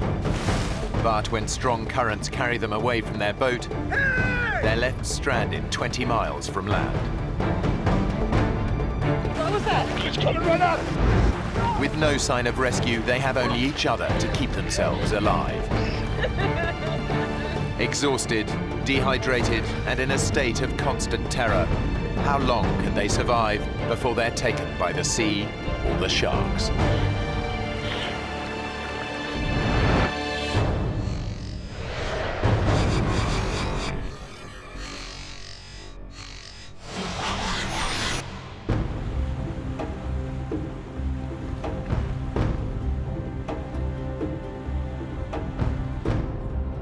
I didn't know what to expect going to the Solomon Islands for the first time. I remember getting off the plane and thinking how awfully hot it was. 35-year-old Melissa Armstrong was a hotel manager in Toronto. But fed up with metropolitan life, she quit her job and traveled here in search of adventure. I wasn't feeling fulfilled. I was really wanting to make a change in my life. And I thought, okay, this will be an adventure. She's found a job working with marine researcher David Tomlinson, who spent almost 30 years studying the oceans. I began diving in 1963 in the Bahamas. I'm very lucky to be able to study much of our oceans and see things that not a lot of people get a chance to see. Hey. Hi. How you doing? Good. Stephen, Peter, this is Melissa. Hey. So you all set to see Cavachi? Yeah. Yeah? All right. Come on aboard. Cavachi is an oceanic volcano which David has been studying for years. After he filmed this eruption, the volcano disappeared beneath the waves. Now he wants to find out what's left under the surface. The four of us went out, and I mean, the weather seemed to be ideal. Everything was supposed to go like clockwork. The dive site is 20 miles offshore. Melissa has never been diving so far from land. I was excited. I felt good about the dive. It wasn't until I went out there that I thought, oh, wow, I'm really out in the middle of nowhere. And then when we got to the dive site, something inside of me changed, and I thought, there's something wrong. What's up? Nothing. Well, I guess maybe I'm just a little nervous. What about? I was a little embarrassed because I wanted to be like the guys, one of the guys, and I said, I'm afraid of sharks. No, you don't have to worry about sharks. They're much more afraid of us than we are of them. I doubt it. I'm serious. They hardly ever bother divers. Now, if you were up on the surface like a surfer, flapping around, then you look like shark bait. But when you're down below, there's nothing to worry about.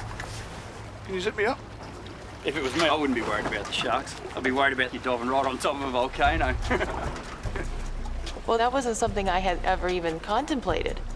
So now I'm thinking sharks, volcano exploding, sharks and volcano. Don't listen to him. If it wasn't safe, we wouldn't be here. But David knows more than he's letting on. I had heard from the local fishermen that there was a couple big sharks out here, big hammerheads, that have been coming in and bothering some of the local fishermen. But at that stage, she didn't need to know that. David has dived with sharks before and is confident they won't get attacked while underwater. He's more worried about the weather. We're watching the weather very carefully because it's very exposed out there. And I noticed off in the distance a funny-looking cloud. It looked like an eyebrow, but it was nothing that deeply concerned me. David's confident they'll be in and out of the water long before the cloud reaches them. So what's your dive plan, mate? Well, we're gonna drop in around 30 meters, have a look around. The plan is to dive for around half an hour while the boat stays in position above them. The boatman went over exactly where we would be dropped off, exactly when and where we would be picked up. I didn't pay too much attention. I just let them do their thing. But the anxiety just kept growing and growing.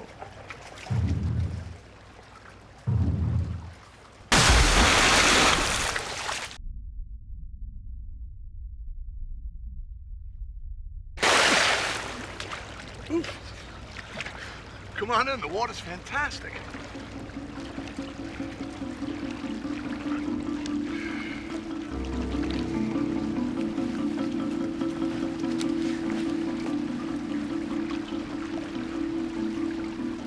Then I got my gear on. I looked at the boatman and I said, Here I go.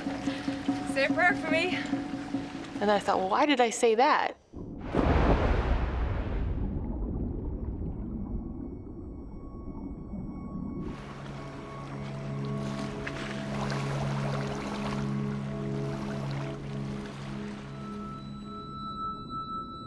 The dive was completely different than anything I'd ever experienced. It was amazing. We started going through this white haze. It was quite dreamlike, and there were bubbles funneling up around us coming from the vents of Cavachi. The volcano is out of sight beneath the divers, far deeper than they can safely descend. All they can see are clouds of sulfur dioxide rising towards them from below. It was such an amazing celestial scene. It was just breathtaking.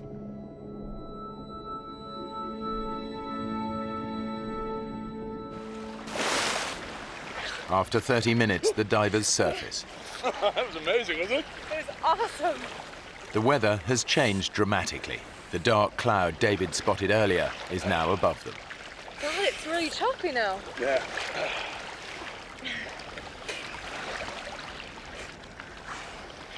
There's the boat, it's miles away. Yeah, the current must be really strong. Hey! Hey, guys! Hey!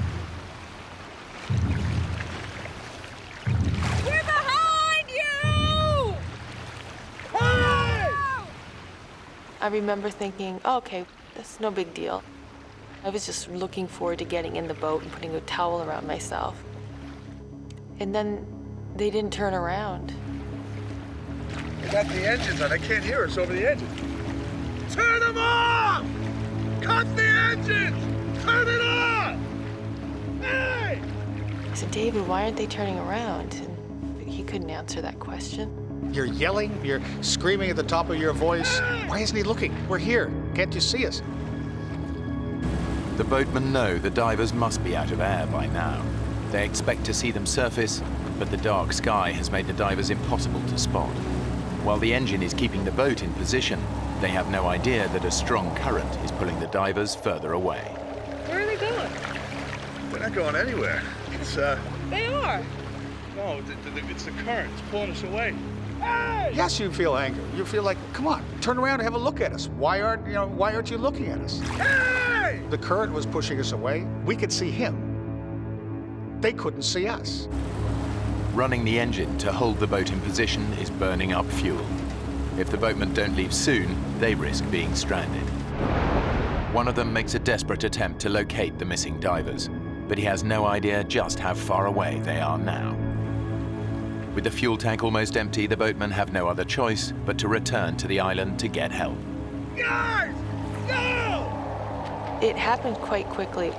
We watched them disappear, as if the sea swallowed them up. I said, David, this is bad.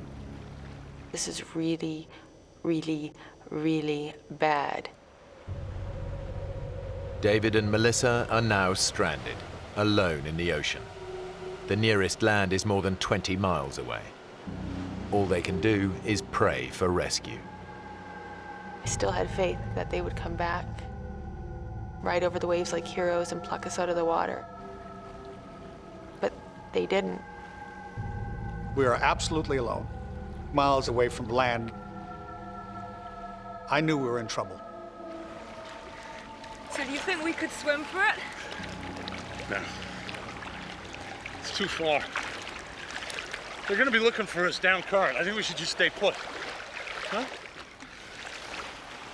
I said, let's not ruin the chance of them finding us, because the boat driver was the only one that knew we were in trouble, and he knew that if he'd come looking for us, he'd come down current. So we were going to stay down current. How do you know they're coming back? Well, if they went to get gas, it's an hour there, and it's an hour back, so I think we'll be out of the water by 4 o'clock the latest. Yeah? David had come up with a timetable, so to speak, of when the boatmen might return, which was about 4 o'clock. I thought, okay, we might be here a while. But then the uncertainty started seeping in.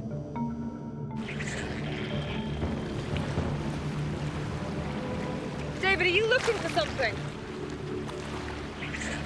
Just being aware, that's all. I really, really, really do not want to get eaten by sharks. Hey, you need to calm down. I think at that point, a bit of anger was coming in.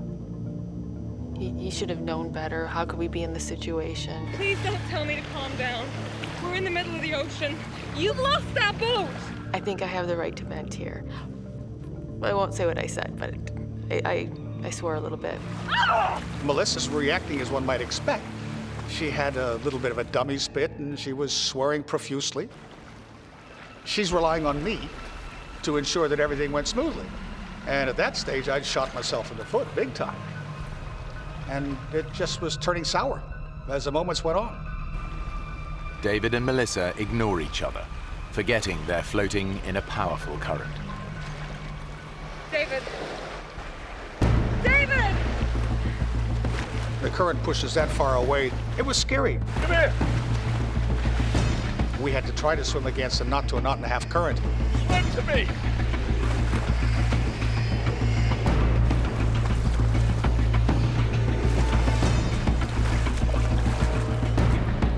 Just a couple seconds of being apart, I thought, oh my gosh, we just can't let that happen.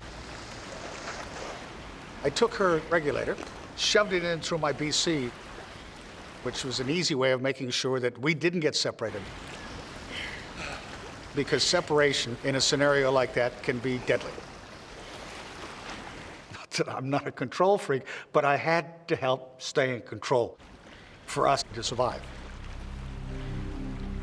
David said, let's just conserve our energy. That's the most important thing right now. So the plan was that I would wrap my legs around his waist and my arms around his neck. So his face was right here. But I didn't want to look at his face. I didn't want to be in that situation. I didn't want to be in the middle of the ocean. But what choice did I have? Hey! Hey! 20 miles away, the boatmen get back to the island and raise the alarm. Lost 2 divers out there. The locals know the seas around here well. They've all heard the stories of giant hammerhead sharks preying on fishermen.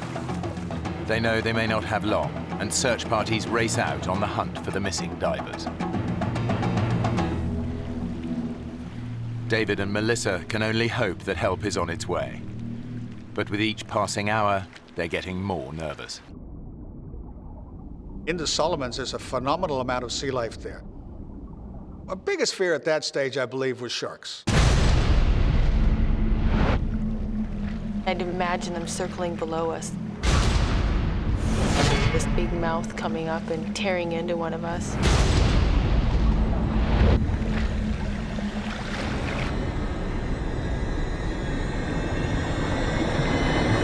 What was that? What? Was that you? What? Something's on my leg. Ah! Get it off! It's my gauge. It's my gauge. Just get it off me! I'm trying. Would you stop kicking?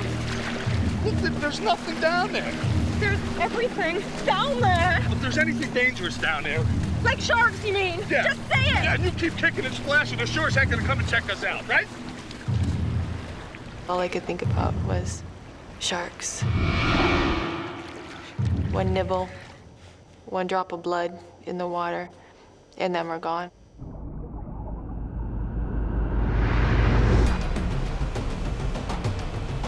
The search parties have finally reached Kavachi, but they have no idea that David and Melissa have already drifted miles away in the current. They continue to search above the volcano.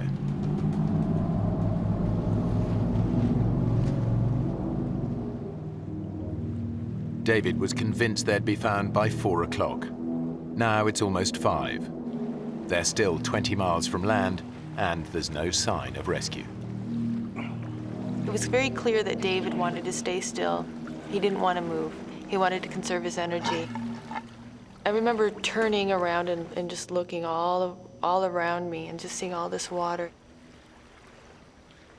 And then looking at the land again and thinking, there's no other option. I really think we should try and swim. David looked in my eyes and he knew at that point that there's no arguing. We're gonna start swimming. Okay. Take it nice and easy, okay? No splashing. I'm gonna keep my head underwater and keep a lookout, okay? Nice and easy. Okay. I remember him saying, let's just kick very slowly, peacefully on the surface, just moseying through. There's no reason to bring attention to ourselves, and don't kick too hard because we'll just get exhausted. With 30 years diving experience, David knows that splashing about on the surface creates its own risks. I didn't want to become part of the food chain because having watched the oceans and observed what happens there my whole life, there was a pretty strong likelihood that some sharks would come up and have a good look at us. You're on edge, totally. It was not a good feeling, not at all. While David keeps watch below the surface, Melissa scans above for any sign of danger. You see these pointed gray waves, and then all of a sudden you think you see fins. What? And so your mind plays tricks with you. What? Nothing. Sorry. It was a constant battle to not let my imagination go. But the dangers beneath the waves are not just in Melissa's mind.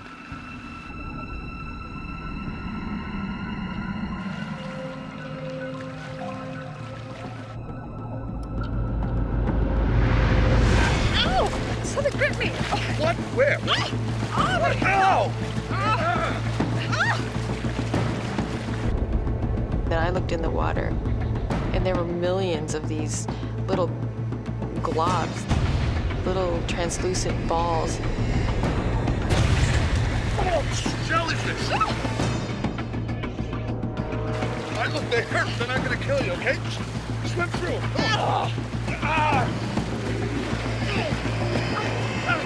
We were swimming through countless amounts of them. We were getting stung all over the place. I remember trying to count the stings. I got up to 64. But then it all blended into one. It was just the zapping pain that was shooting through my entire body.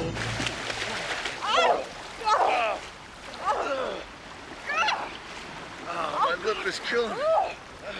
My hands are on fire. That's okay. I'll go down in about an hour.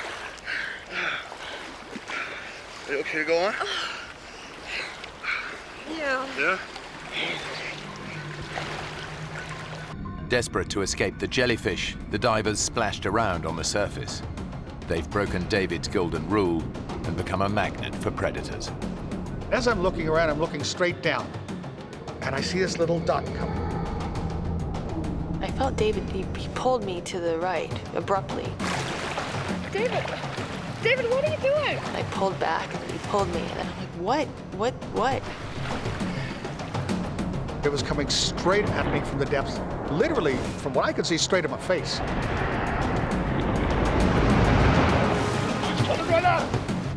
It was this huge, ugly barracuda, probably 5.5 feet. They can be very aggressive, and they have been known to attack people before. David knows the great barracuda has a ferocious bite. All he has to do is hit me in my hand, my arm, my leg. If I start bleeding, I've got another major problem. I've got a problem with sharks. Against 2 sets of razor-sharp teeth, David's only defense is his camera.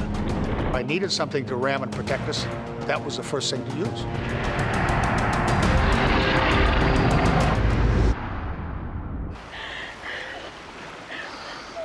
It circled around us, and then it went off. He couldn't believe it didn't do anything else. It's gone. But I kept looking for it because I just didn't want to be caught by surprise by one of those.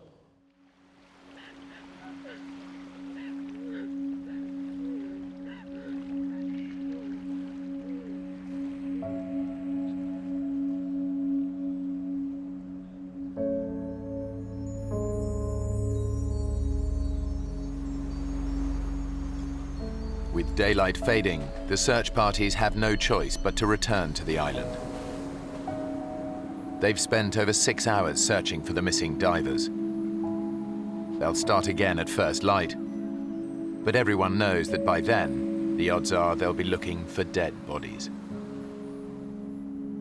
As the sun went down, I felt really sad. I didn't understand why they didn't come back for us. I was hurt. How could this be? How could they not come back? Maybe they're back there looking.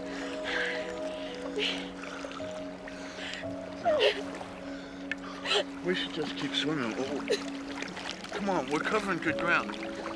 Outwardly, you're bold and brave, and you're sort of smiling, and inside, you're packing it. Sun was starting to set, and that was the part I was dreading.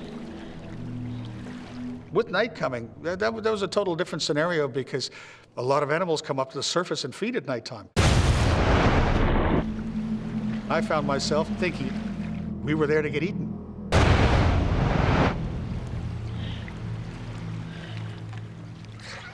Despite David's fears, they're still 15 miles from land. Their only option is to keep swimming.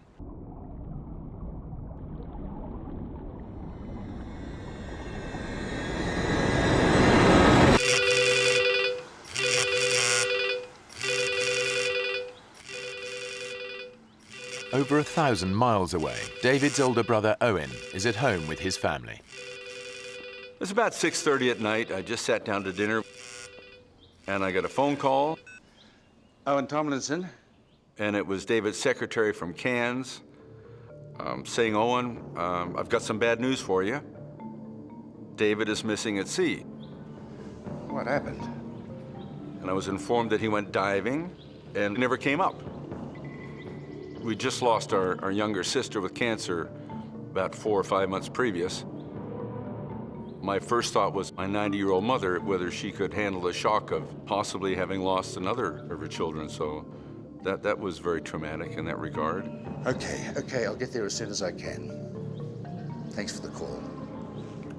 As David's brother, of course, the family bond is strong that your first reaction is, what can I do to fix it? Hello. Yeah, I'd like a flight to the Solomon Islands. The first flight available was 3:30 in the morning, 8 hours and a bit off. And I felt inept, I guess, as impotent, whatever word is applicable, that I couldn't do anything that time span. Thank you, bye. And David was wherever he was, out at sea somewhere.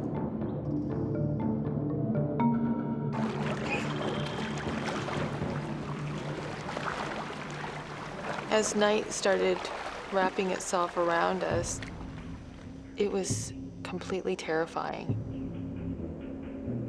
Thinking, oh my God, we're gonna be here at night. We're gonna have to deal with what we just dealt with, only in blackness. What? Stop. What Stop is it? swimming. Look, look in the water. All of a sudden, I find that every time we move our arm or our leg, the water's glowing.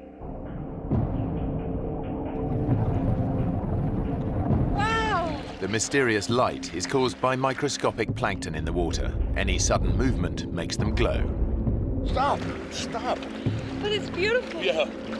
We move, we get seen, huh?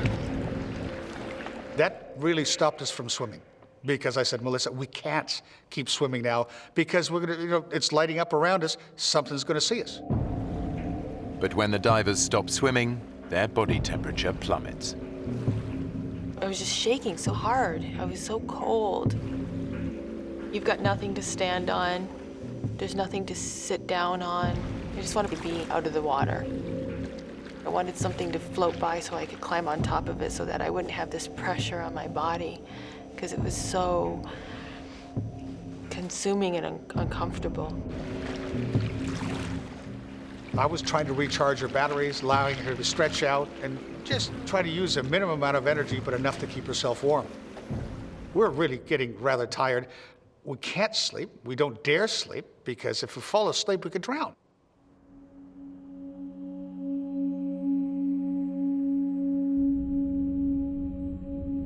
I had taken my mask off. And I remember putting my arm through it.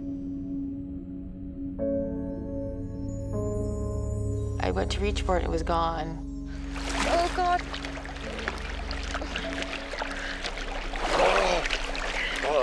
Can you see it? I can't see anything.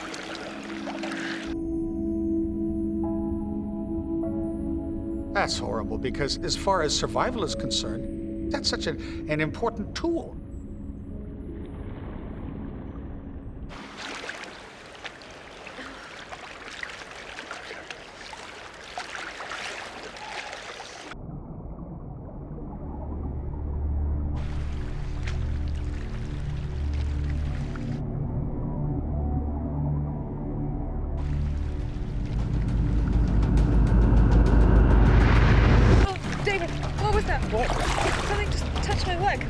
that you? Was that your fin, David? Well, that wasn't me. Oh my God! I feel just a little bump, just like something brush up against me. I said, is it sharks? Is it sharks? Is it sharks? David and Melissa have been adrift in the South Pacific for over 12 hours. Trails of luminous plankton have made them stop swimming. Whatever's causing the flashes now, it's not them. Oh my God! What was that? We were seeing little explosions of light within, 5-10 meters of us. Did you see that? There'd be a flicker of light, and then another one, and then another one. What sort of fish they were, I don't know. Any minute. You expect something's gonna hit you. Oh my God! Your fear is unbelievable.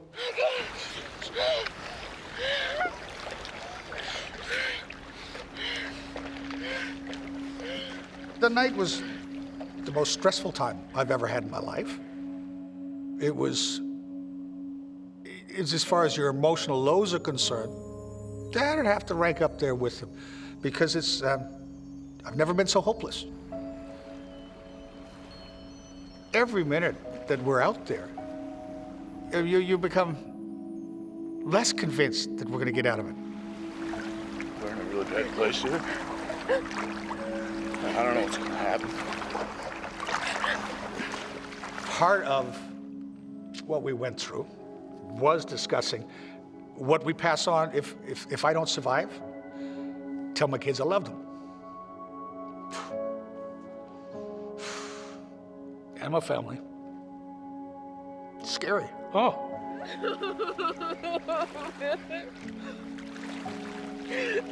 It was really important for me that if he were to survive, I wanted him to tell my mom and dad that they were good parents.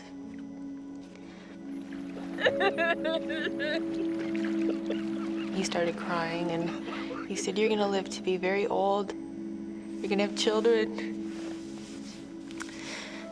And that was hard.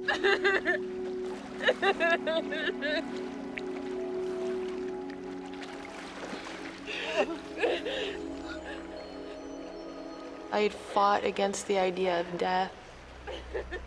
And then this transition happened where you're talking about it. You're accepting it.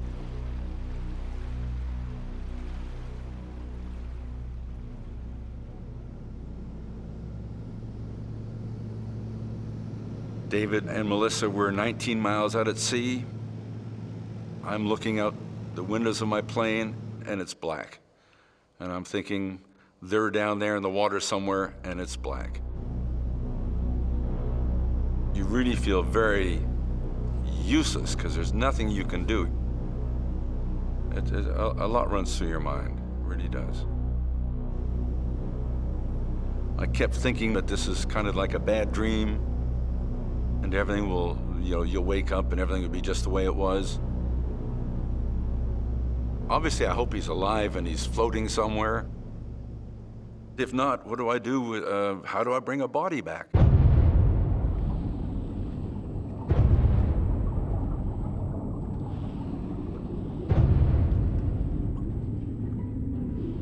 There was one point where I thought maybe David can just hold me under.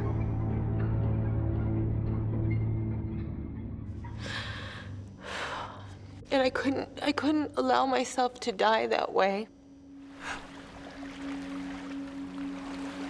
I couldn't do that to my family. I couldn't dishonor them. I couldn't do it. Or I just said, "David, I don't care. I don't care if I die. I gotta die trying. I'm not gonna lay here anymore." Gotta swim.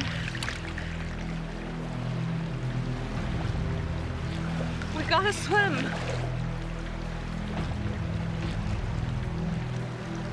David, please. Please.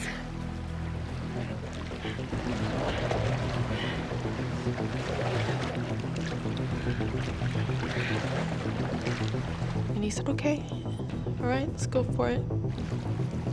He said, "Just go really slow." And so we kicked, and we didn't stop kicking.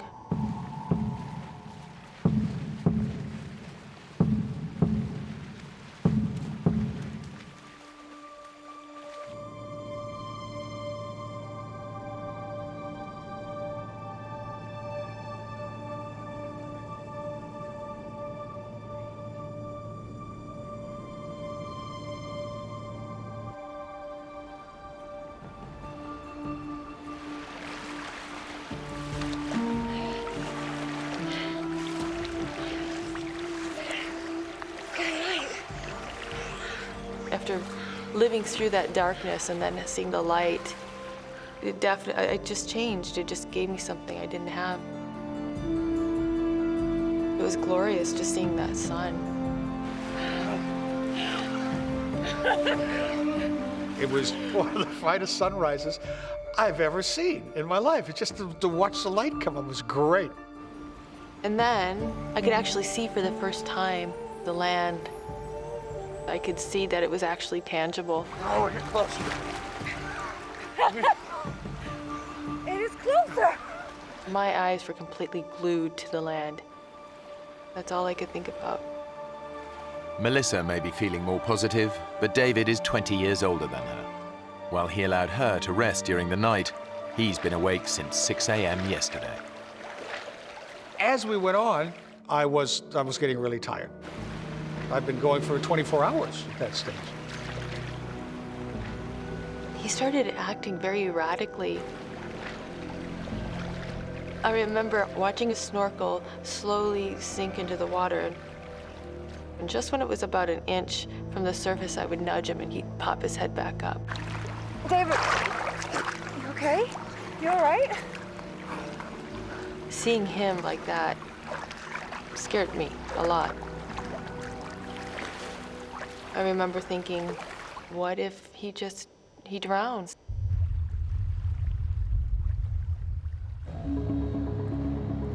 David's brother, Owen, has finally reached the Solomon Islands. Even though there's no official search and rescue, there is a helicopter service, but it's a private company. When we got the helicopter chartering service, they weren't really sitting around waiting for me. They were doing other things.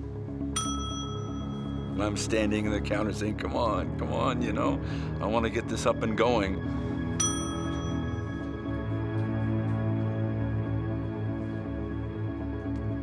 Hi.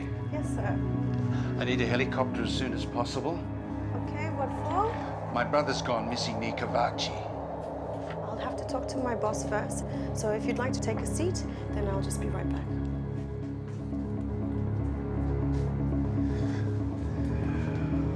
I was hoping they would be out at first light, but it was probably closer to 8 in the morning.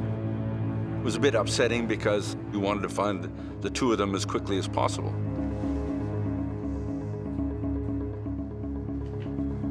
Mr. Tomlinson, good news. We've got a chopper on standby for you. Oh, that's great. And I said, well, get them out there, get them going.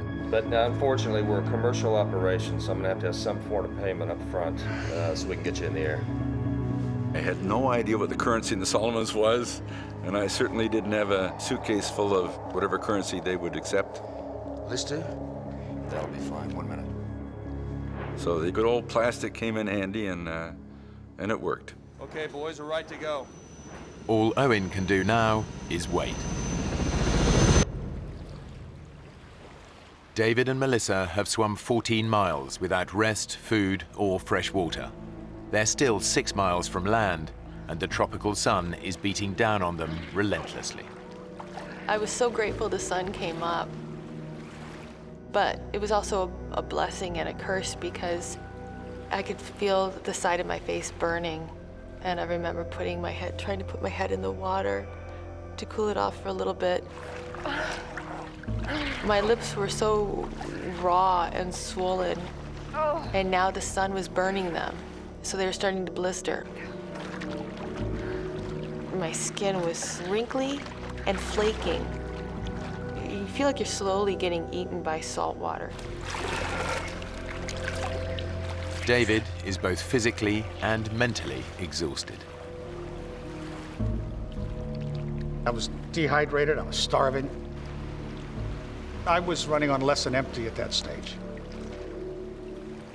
I was starting not to think straight. You all right?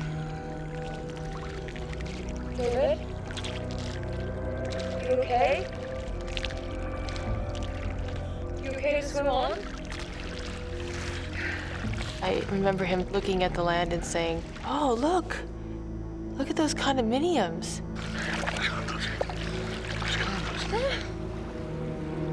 And I said, "There's no condominiums."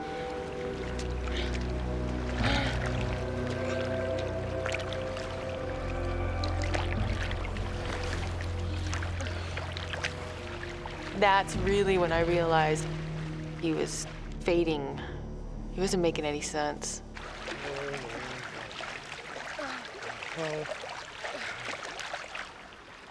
I was getting closer to almost total exhaustion. And all of a sudden, we finally heard it. It's a helicopter! That wakes you up fast. It's the helicopter chartered by David's brother. Rescue is finally in sight. Oh, it was the most beautiful thing I've ever seen in my life. It was amazing, and here it comes, and we waved and did all the right things. But we're wearing suits that are black and blue. We don't stick out. We need something reflective. Over here! Find something reflective. Hey! We've made it through this hellish night. The sharks didn't get us. Yay, here's the helicopter, and they're here to save us, and everything's gonna be okay. And they got closer and closer, and we're trying to signal, and then they turned.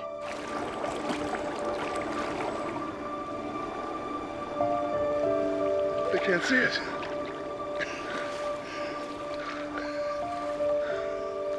And then they went off. And that was disheartening, to say the least.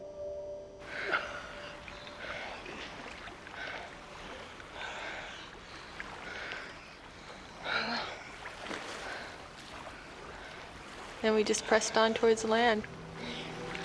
Come on. Because there's no other choice but to keep going. The exhausted divers are only 4 miles from land. But for David, this is the most terrifying part of the entire journey. I didn't totally mention to Melissa at that stage that I believe the greatest fear we're going to have is that last bit, right in close to the shore, because it's an area I wanted to fish, because there's so much sea life there, including your upper major predators. And at the same time, I didn't tell her about 2 big 20-plus foot hammerheads that I heard about that had been bothering the fishermen. So that deeply concerned me, but she didn't need to know that. But what David doesn't know is that his fins have been chafing his ankles. He's now bleeding profusely. Hammerhead sharks can smell 1 drop of blood in 1 million drops of seawater. It's only a matter of time before David attracts attention.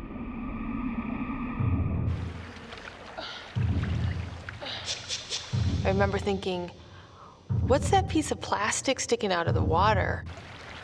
It looks like a sailboat's on its end, or like almost like a kayak sticking straight up out of the water. Well, what's that plastic? Oh, David!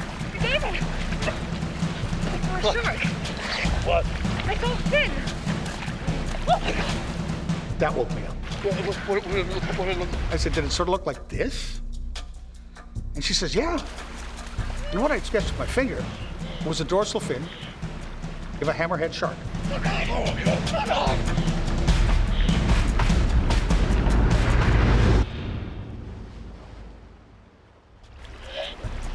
Just offshore, they've spotted a hammerhead shark.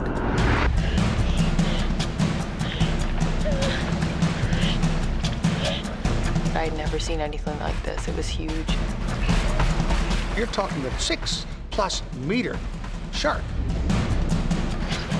That's a big shark. I figured if it's gonna happen, I want it to happen fast.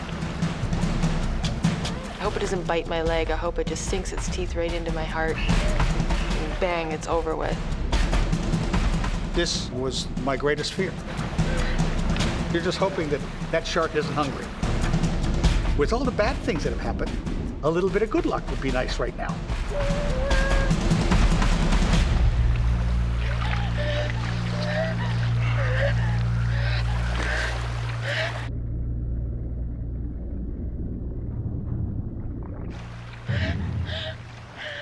The hardest problem is that you know it's still nearby. You're still waiting in the back of your mind, it's going to sneak up on you. The divers make a last desperate attempt to reach land. After 26 hours in the ocean and an agonizing 20-mile swim, they're finally just a few hundred yards from their goal. But getting ashore is far more dangerous than they ever imagined. This wasn't a sandy beach that we would float up to gently. This was an extremely pitted, jagged, horribly craggy shoreline. David, look, the rocks. I knew that with our bodies being so soft, so pliable, our skin just being mushy, all I could think of is how badly we're gonna be torn up. 26 hours in the water has taken its toll on their skin. I looked at my hands, and my hands were just unbelievably wrinkled from being in the water for so long. And right in the corner of my thumb, just where my nail meets, a bit of flesh had fallen off. At that stage, our flesh is so soft from being in the water so long, it's not going to take much to hurt ourselves badly. It just takes a little piece of rock that's sticking up, and it's going straight through you. The rocks could be lethal, but the shark might return at any moment. It's a do-or-die decision. Here, give me your vest. I discussed with Melissa exactly what we're going to do. We've worked out a plan. Get out in front of you. The body surfing on these, okay? So now I'm thinking, how on earth we're going to body surf and survive?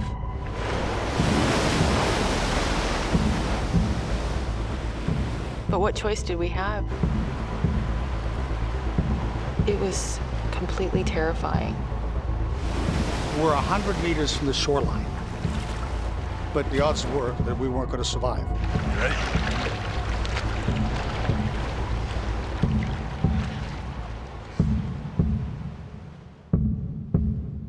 And I just happened to turn left, and I don't know why I turned left and looked.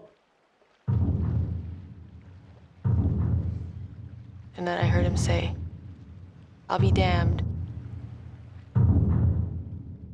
There's a boat."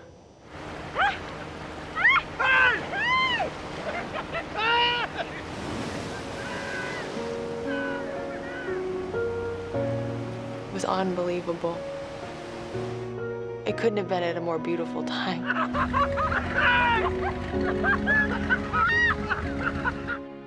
It was an unbelievable feeling. Absolutely unbelievable feeling. Because then it was just like one of the heaviest weights you'd ever have in your life lifted off your shoulder. Next thing I know, the boat's next to us, and they're pulling me out of the water. And I'm like, I was this crazy mad woman. I was crying and laughing.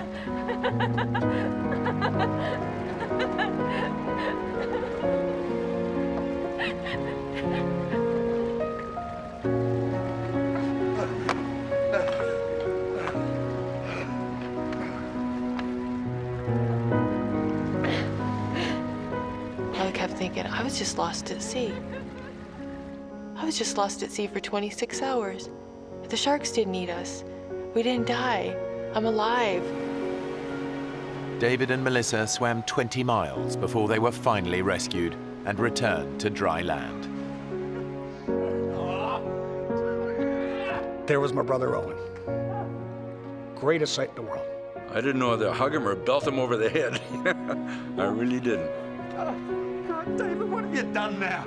But he's a bit sunburned, so I didn't want to give him too big a slap. I gave him a hug instead.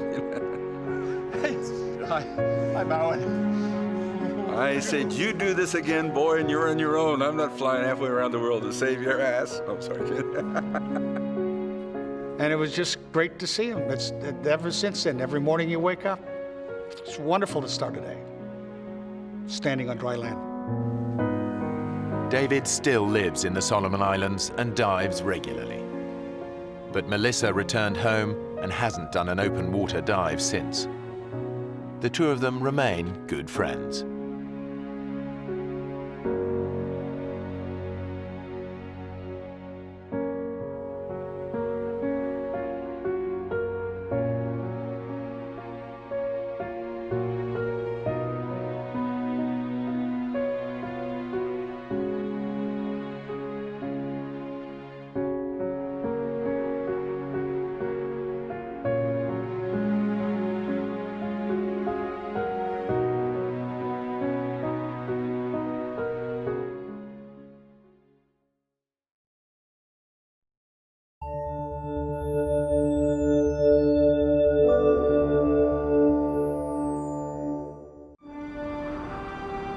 Three British mountaineers attempt the climb of their lives in Alaska. But within sight of the summit, the weather stops them in their tracks. Steve! When frostbite threatens the life of one climber, the others must decide. Stay together and hope for a rescue that may never come, or leave their friend behind. If we leave Nigel here, he dies. One man risks his life to go for help alone. But tragedy strikes. He faces almost certain death, knowing his friends have little hope of rescue. I've let them down. I've let my mates down, and they're probably going to die.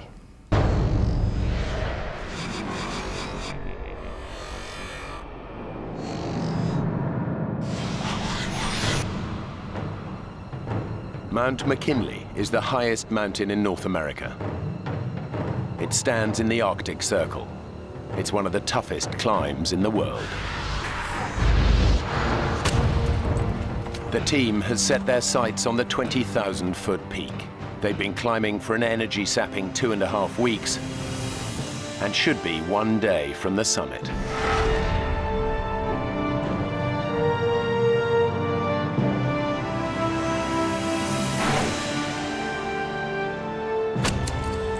Steve Bull has been climbing for 18 years and has conquered some of the highest peaks in the world. For me, the mountain environment is a very special and beautiful place. Particularly Mount McKinley, it's one of the great wildernesses of this world. It's been one of my ambitions for a long time. Anthony Hollinshead is Steve's best friend and his longtime climbing partner. Climbing is predominantly having trust in your climbing partner. It's paramount that you know what the other's doing. Nigel Vardy completes the three-man team. This is his first expedition with the others. He's an experienced climber, but he's never attempted a mountain as treacherous as Mount McKinley. I sometimes suffer a little bit with confidence, and sometimes I have to say, Nigel, you can do this, you'll be fine. Originally, Steve had the dream of climbing McKinley, and really we perhaps followed his lead.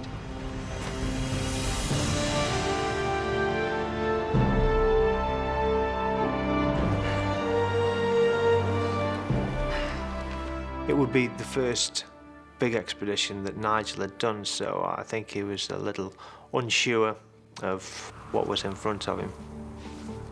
With Nigel coming into the team, it's obviously changes the team dynamics slightly, I suppose. Stephen and I were used to making decisions. Right, you ready? There's an awful lot of pressure to work together well, because you are reliant on each other. Absolutely reliant. There is nobody else there. Come on now, let's get going.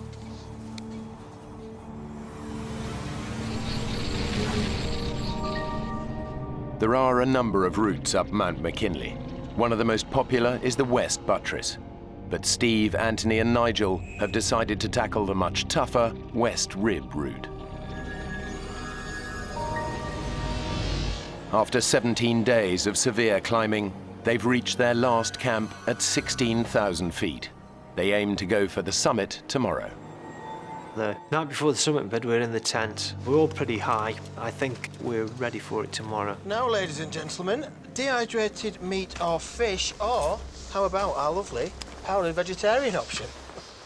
He is a real comedy character to know, is Anthony. Full of life, always got a good laugh. Hey, nice bit of colour you picked up today. You'll be in swimming trunks tomorrow. Did you not put your sunblock on today? Steve's quite the opposite. Steve's a very serious character.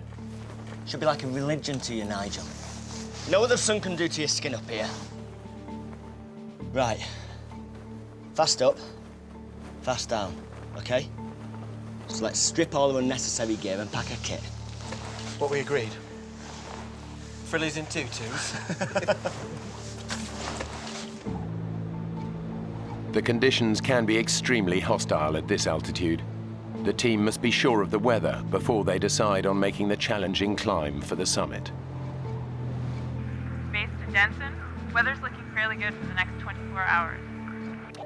Copy that, base. Good night. Good enough? We better get some beauty sleep then, eh? To infinity and beyond.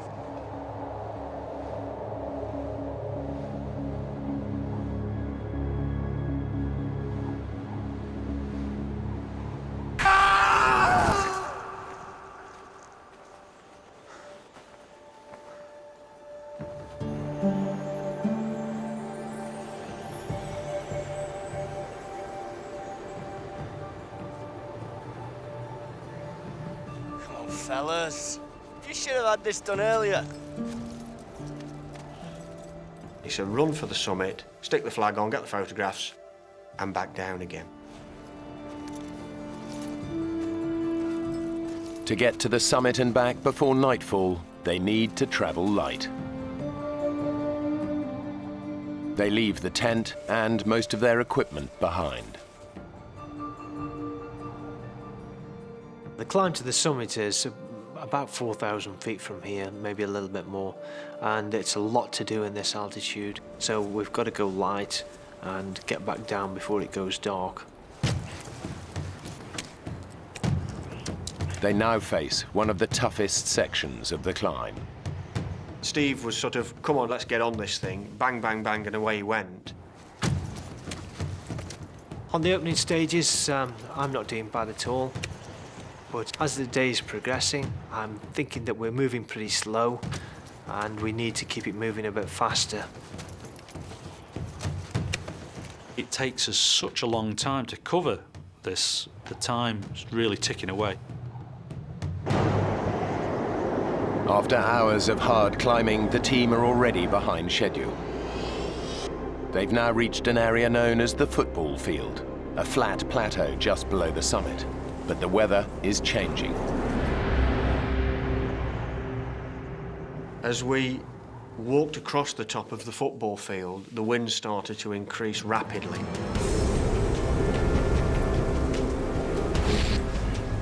The temperatures dropped to around minus 50 degrees centigrade, with the wind howling over the summit ridge at about 70 miles an hour. I don't know what that takes you down to, but it's cold, believe me. Every step is just draining. You're almost crawling, really, just to sort of get your face out of the wind. It can be like being hit with hailstones, frozen peas, if you've got exposed flesh. Weather conditions on Mount McKinley are some of the most unpredictable in the world and can cause death by flash freezing in seconds. We'd all got 17 days hard climbing behind us, which means you don't carry a lot of excess fat, which is what you need in a situation like this. These conditions are very tough for all of them, but for one, the conditions are proving too much. What I didn't realise was how cold Steve was getting. Steve was getting bitterly cold. I can feel myself going down. I'm shivering, my teeth are chattering, my thought process is slowing down, I'm becoming lethargic. Steve, who is leading the team, is beginning to feel the effects of hypothermia. He's literally freezing to death. They're at over 19,000 feet, and the temperature is plummeting. At such altitudes, the impact of an unpredicted storm like this is devastating. Steve is suffering badly. Anthony and Nigel know that they have to get him out of the freezing cold. We need to look for shelter! Get somewhere safe, now! Finding anywhere to hide up there is very difficult. You really are out on your own. Right! Up there! By the grace of God, we found a crevasse at the base of the summit cone. We took our ice axes and opened the face of it up, which was very hard work. I can feel myself going down. I'm shivering. Hypothermia is going to come soon if I don't get out of this wind.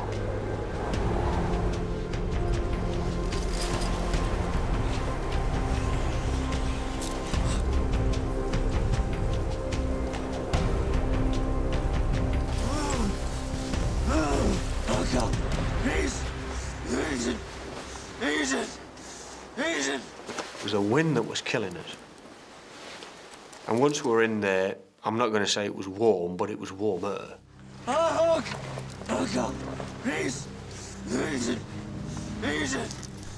As the cold's taking effect, your mind's slowing down, your reactions are slowing down, thought process is slowing down.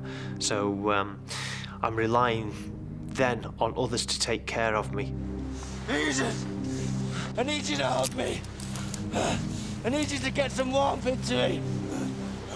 Steve asks me to sort of cuddle him, keep him warm, really. You ever tell anyone about this at climbing club? And you're toast.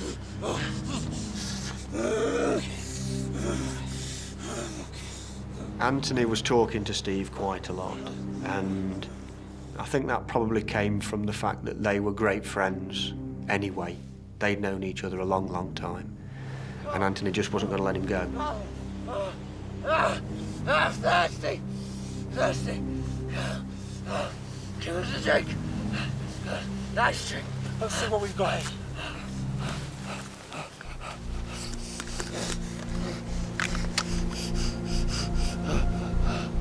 Dehydration is a major, major problem. The team begin to regret leaving their equipment behind. What's that then, Nige? We should have carried a stove to reheat and to get some warm food inside us and possibly a better drink inside us.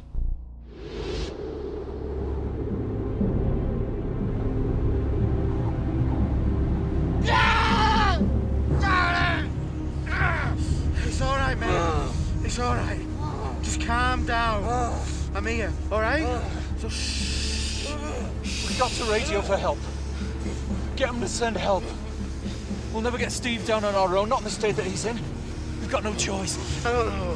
He's still shivering and moving. That's a really good sign. Nigel and Anthony know that Steve would want to carry on, but they now must decide if they should call off the climb and send out a mayday call.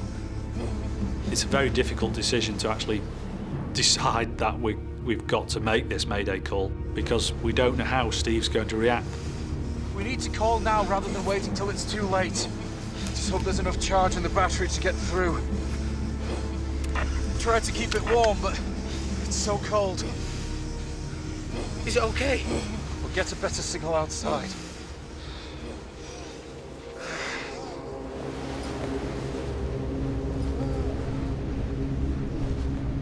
Base camp! This is Expedition Denson. Do you copy? This is Expedition Denson, requesting urgent assistance. Over.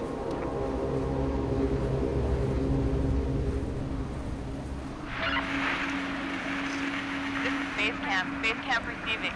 If you're trying to reach us, we can hear your button being pressed, but no voice transmission. Repeat, your buttons, but not your voice. I felt very happy to hear somebody else's voice, that there was somebody there. But they were really struggling to hear us. respond by clicks. 1 click for yes, 2 for no. And so they started off, are you this expedition? 1 click for yes, 2 clicks for no. Are you Expedition Zambezi? We just went down until they got a click for yes. Are you Expedition Denson? And at that point, they've got who you are, what route you're climbing, next of kin, equipment, all this information they can use. The storm is too bad to rescue you tonight. We need you to call again in the morning.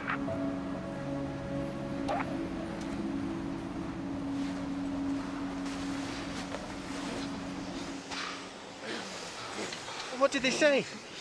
I'm to call. Reconfirm our position in the morning. We've just got to get through tonight. Radio again tomorrow.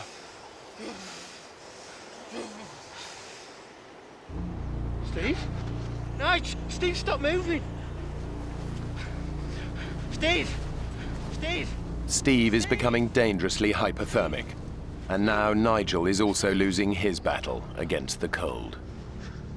I don't realise I'm going hypothermic. And my own mind is shutting down. Anthony must try to keep his 2 friends alive in temperatures of minus 30 degrees at almost 20,000 feet.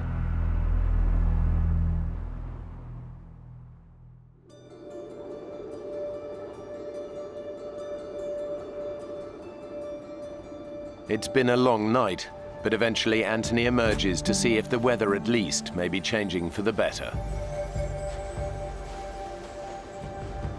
With daybreak comes another surprise. Morning. You seem disgustingly fit for a man who was a shivering wreck last night. Obviously these big manly arms of mine are stuffed.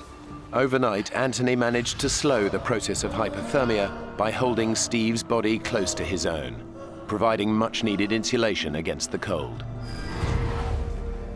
It was a vast improvement from the previous night. Steve actually was in a good condition. Come on, let's go and check where we are. What about Nige? Oh, we can get him later. Look, just like you and I, let's go and have a look at this mountain that we've been talking about for so long. Okay? At this point, I'm still hoping to make it to the summit, for all 3 of us to get there.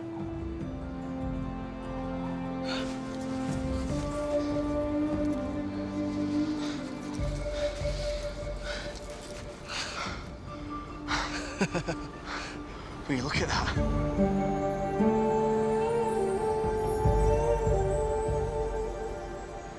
It's there for the taking. Come on, let's go for it.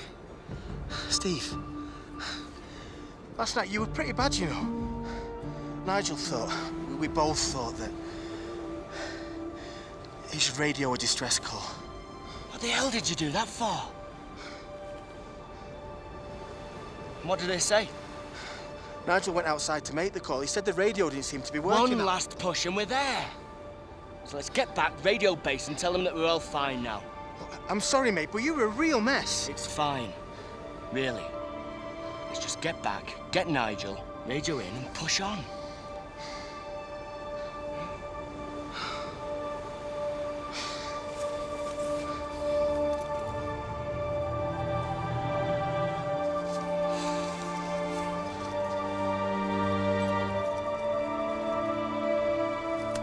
Nigel still needs to radio in to confirm their position and let base camp know that their emergency is over. I took the radio and I put it on the edge of the crevasse top while I hauled myself up and my rucksack. And I knocked it with my elbow. And just watched this little black dot go flying down the slope. And I thought, you prat.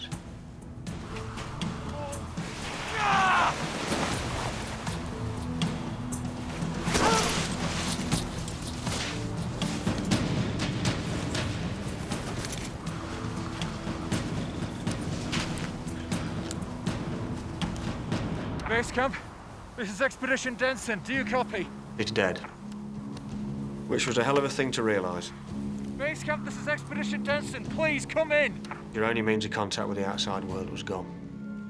And it's the one thing that could save you, is being able to talk to people.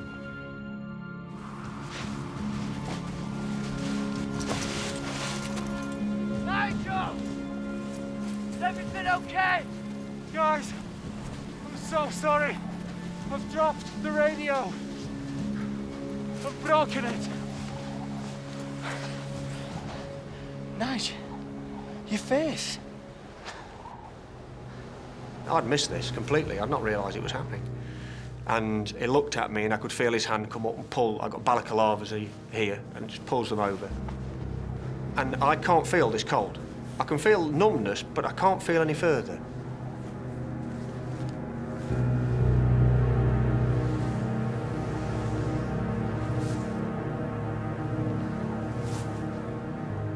I look at Nigel and I'm shocked.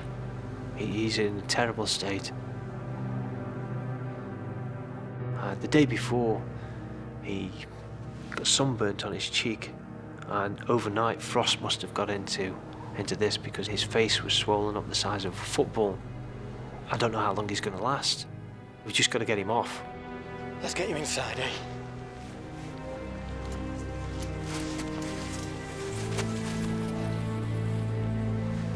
Look, Steve, I'm so sorry. Maybe the two of you can push on. I know how important getting to the top is for the both of you. Look, let's not worry about that now, okay? Steve and Anthony took it fantastically well, actually, and I felt immensely guilty. Still do. We've got to get down. Get him to a hospital and quickly.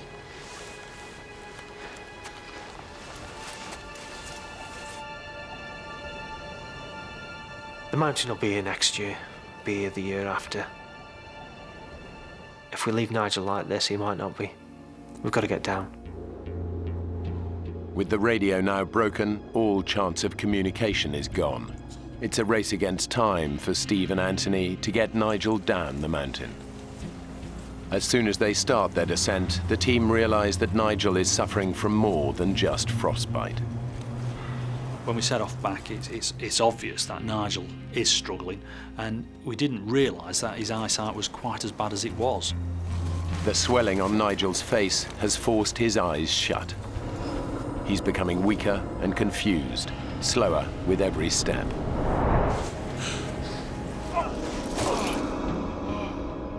It's a feeling of being out of control. Nigel! Keep moving! He was falling over and tripping over. It was painful to see. Steve was starting to cool down as again, and that was becoming a concern for Steve. I am worried about both Steve and Nigel at this stage. Left out. Bit round me. Go on, fellas! Keep the pace! Come on! Bit round me. Come on! Come on! The temperature has now dropped to around -30 degrees. Nigel is slowing the team down, and Steve knows that it won't be long before he again succumbs to the cold. We've got to get down. We've got to get somebody down now and organise a rescue.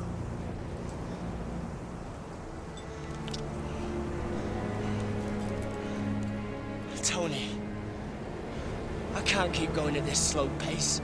I'm gonna go hypothermic again. I'm gonna have to go down on my own. The decision when Steve says this to me is do I stay with Nigel or do I go with Steve? If we leave Nigel here, he dies. I didn't think Nigel was in a fit condition to sit it out on his own. I don't think he would have lasted very long if he'd been left to his own devices. You're the only one who can make that descent on their own. It's up to you, mate.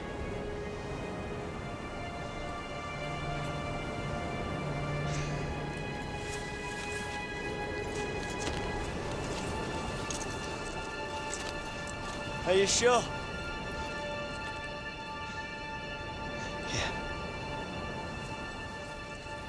It's very selfless of him to stay with Nigel.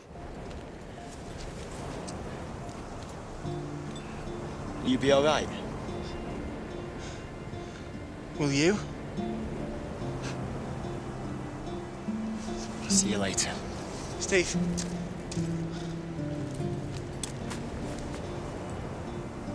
What's your step?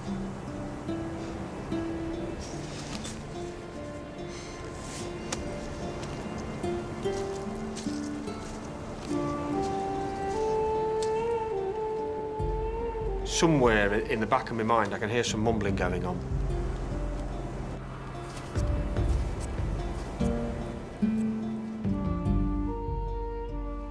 And Steve walks away. And I'm looking at him, squinting, thinking, Steve, where are you going? And he's gone.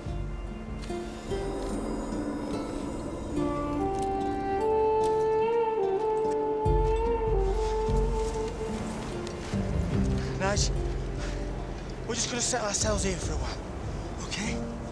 Yeah?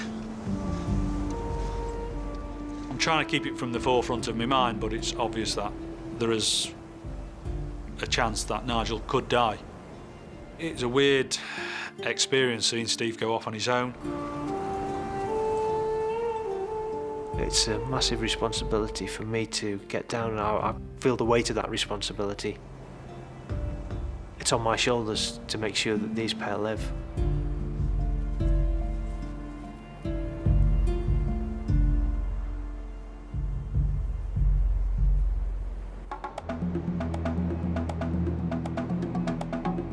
Steve believes the lives of his friends now depend on him, successfully making the treacherous descent down the mountain alone to raise the alarm. He's decided to descend by the more popular West Buttress route, where he hopes he's more likely to meet other climbers. But it's not the route the team used for their ascent, so Steve has no experience of it. The pressure's on to get down really fast now, but I can't pick out where the route's going. I'm worried at this moment that I'm not going to be able to get down quick enough for Nigel. I know that sometime Anthony will make a decision that he's got to get down if no one's come up to rescue him. And I'm worried that if he leaves that decision too long, he too is going to die up there. I need to get down as fast as I can. Steve knows he has to find the most direct way down, no matter what the risks. I'm going to go for the ice chute.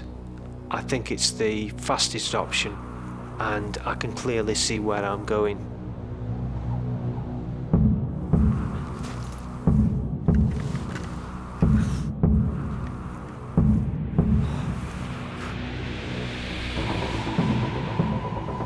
Down climbing is much harder than up climbing, and when you've not got a rope on or someone to care for you up above, the risk's high. My heart's pounding a little bit.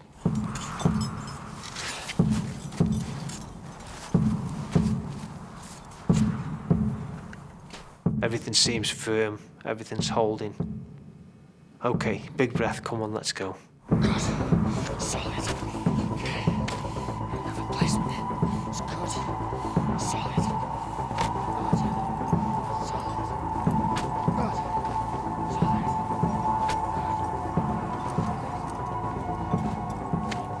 All of a sudden there's a crack. And I'm off. The adrenaline's going, and I'm thinking so fast that these seconds I'm falling feels like minutes.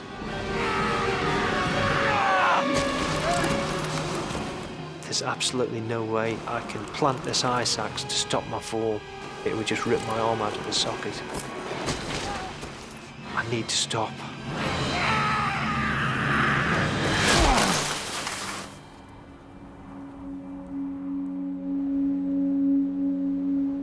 Steve has fallen around 1,100 feet.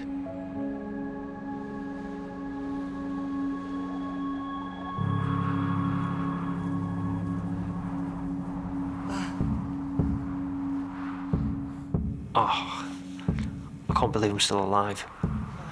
The fall should have killed me.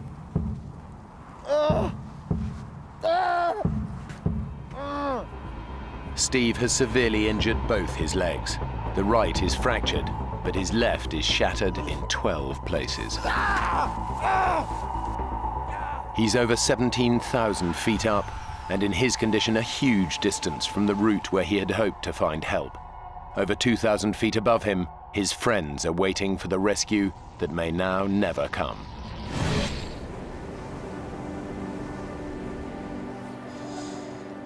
We still can't eat or drink anything, and this is almost 36 hours after we'd set off.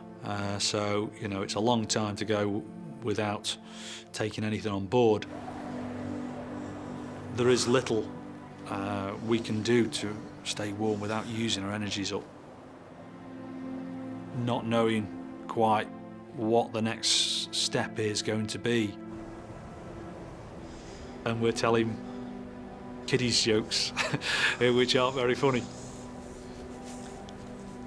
How do you keep a dog from smelling? Hold his nose.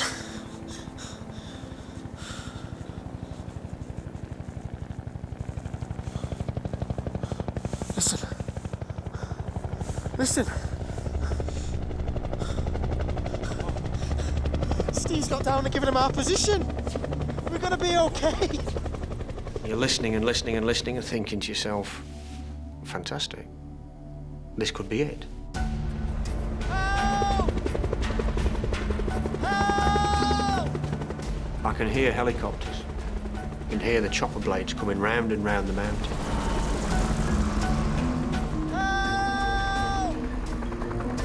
Thinking to myself, are they looking for us? There's a rescue party coming up the mountain now, or we're going to be saved.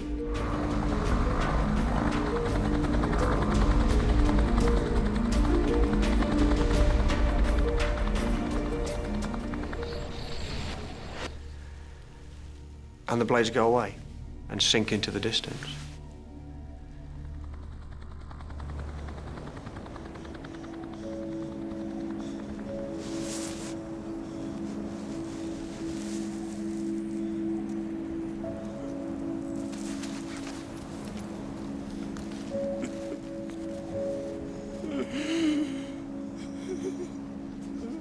At this kind of altitude, a helicopter rescue is virtually impossible.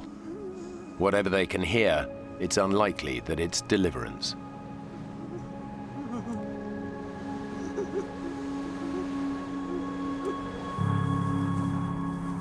Beneath them, Steve is critically injured, but is making a heroic effort to drag himself to where he can be spotted by other climbers.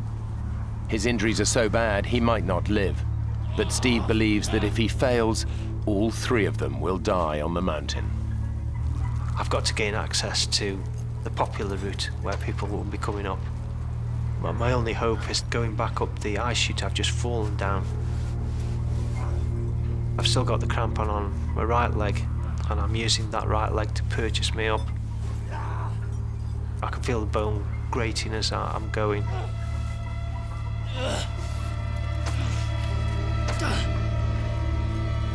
I get so far up, and my crampon slips, and I'm sliding back down again. On the way down, I bang my left leg.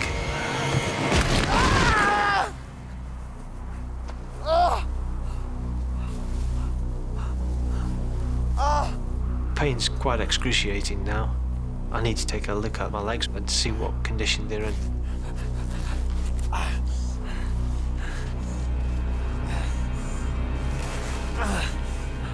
I roll up my trousers.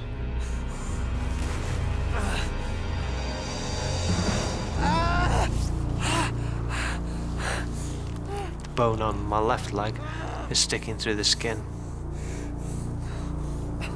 I'm really concerned now that I might bleed to death. And try to put pressure on the wound to stem the flow. Now I'm pressing down onto bone end and just raw fibres showing through the skin.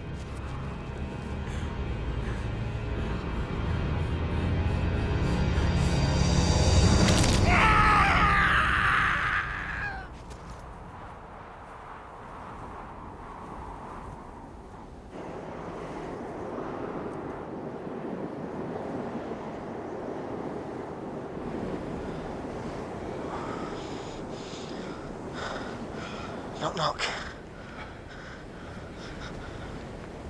Who's there?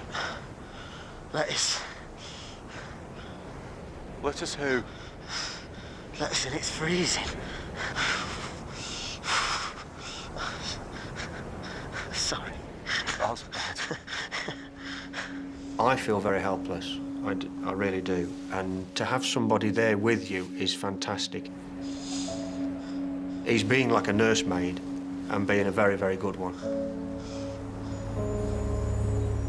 Frostbite has started to affect Nigel's hands and feet. They're deteriorating fast.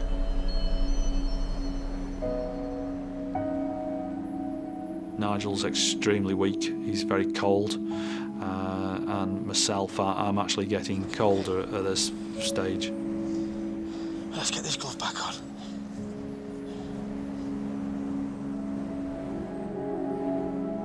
As time ticks on now, I am becoming a bit disconcerted about being out another night with Nigel in a very weak condition.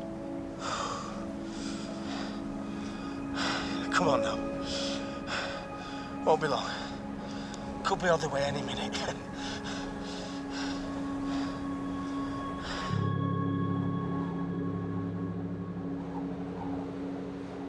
Steve is desperate to press on for help. He must splint his leg to keep going. I tie my ice axe around my leg to try and support it.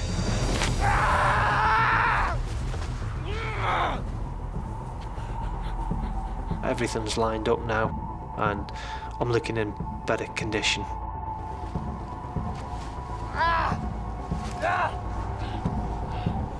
Now comes a big test. What am I going to do? If I don't put my weight on the leg, I'll never know, I'll never get off.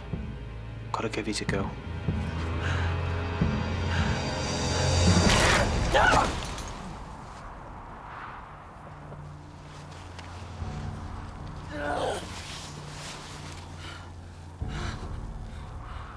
I'm sitting here in the snow, wondering what the hell I'm going to do.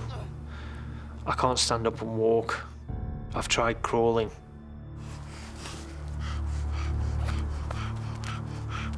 I've got a whistle. I start to blow my whistle in case there's anybody just the other side of the rib. I'm sitting there thinking, what else can I do to attract attention? I've got nothing else. I've let them down. I've let my mates down, and they're probably going to die.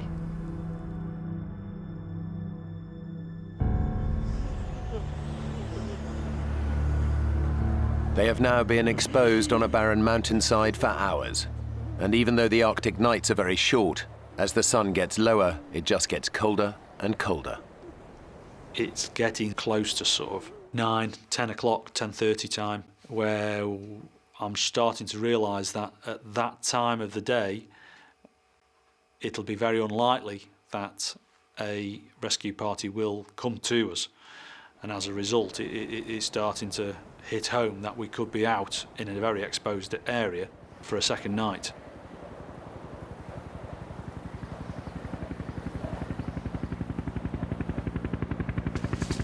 Nigel? Nigel?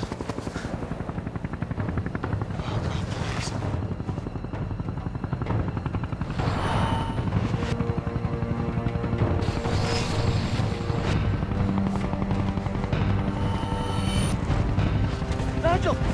Look!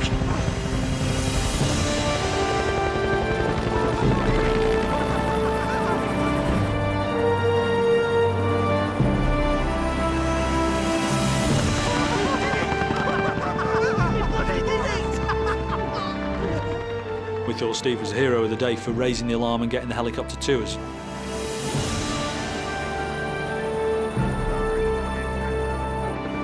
At 19,500 feet, this is still the highest helicopter rescue on record in North America. And it was only attempted because of Nigel's mayday call the previous night.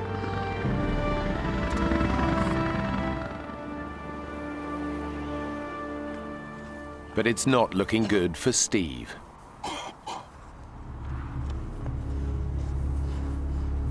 Night is beginning to fall, and in these temperatures, Steve knows he'll be lucky to survive the hours ahead.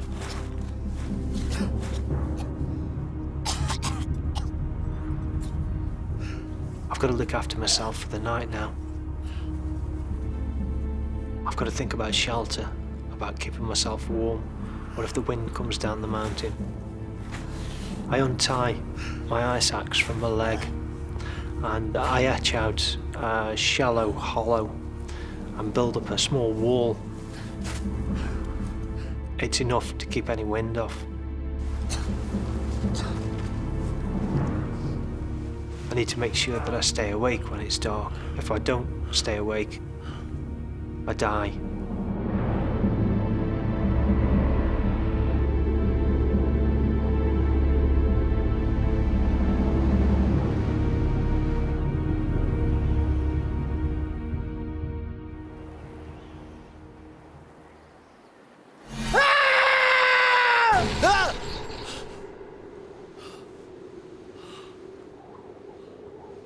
This is it. The sun's gone down. If I think about 4 hours in the dark, temperature's down to -50 centigrade, and surviving it, it's a long, long way to go. Steve's body is succumbing to the cold. He tries desperately to stay alive. I'm thinking about my family back home in England.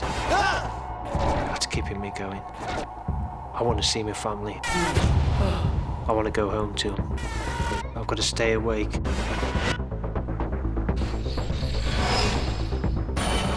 I'm messing with my leg. Putting my goggles over my eyes so my eyes don't freeze.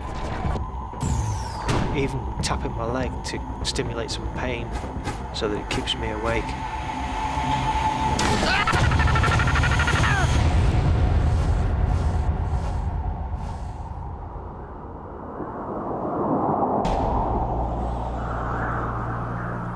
Climber Steve Ball has had an horrific fall on Mount McKinley. He's been stranded for 15 hours with terrible injuries in unbelievable cold. His fellow climbers, Anthony and Nigel, have been rescued. All he can do now is hope someone finds him before he dies. Steve! His friends have no idea that Steve is still lost on the mountain. Somebody came into my room in the hospital to ask me what Steve was wearing.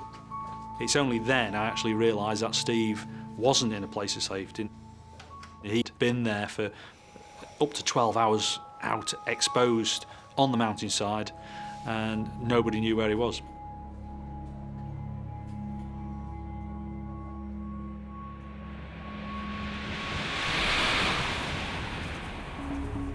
Climbers have now been alerted and are out searching for Steve, but they have no idea where to look for him and have little hope of finding him alive. It is rare for the human body to survive overnight temperatures as low as -50 degrees.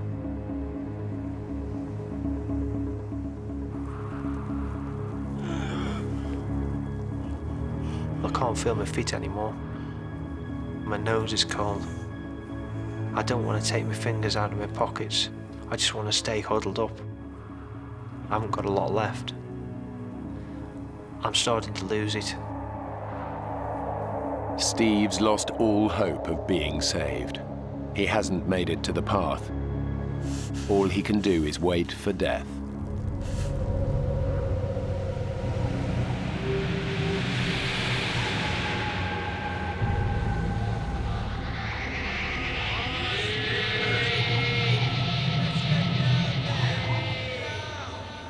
I'm hearing voices, and I don't know who it is. I think I'm dreaming. But it's not a dream. These voices are real.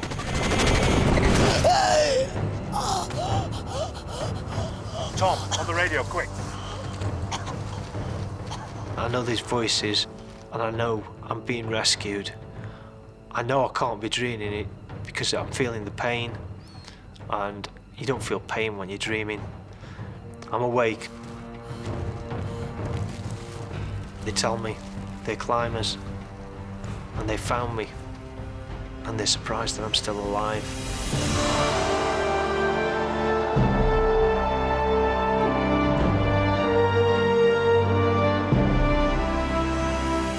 I'm cold, but I'm alive, and I'm going to stay alive. I want to go home.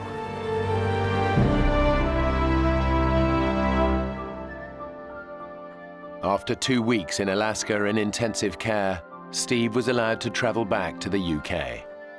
He spent a further 6 months in hospital and another 2 years in rehabilitation.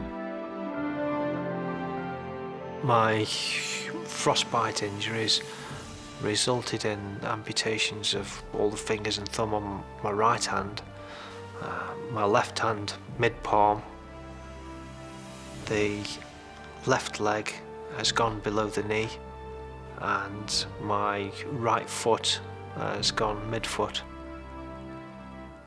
and of course a little bit of nose. Anthony and Nigel both suffered from severe frostbite. Anthony lost 2 fingers.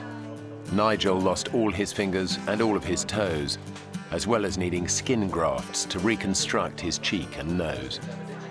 I've managed to travel the world numerous times since all this happened, and go into the Arctic, the Himalayas, and climb. A little slower. Steve's asked me, as he would, whether we could go back and do it again, and I'd like to think that we will get back and get another expedition planned, possibly all 3 of us together, and do something. But we'll have to wait and see. I'm disabled now, but I'm out fell running, out walking, I go rock climbing, I go mountaineering, snowboarding, skiing, canoeing. I still go back to the mountains, I still climb, and I still get the same pleasure and enjoyment from the mountains. So, no, it's not worth losing life and limb, but you can't stop going. I'm hooked.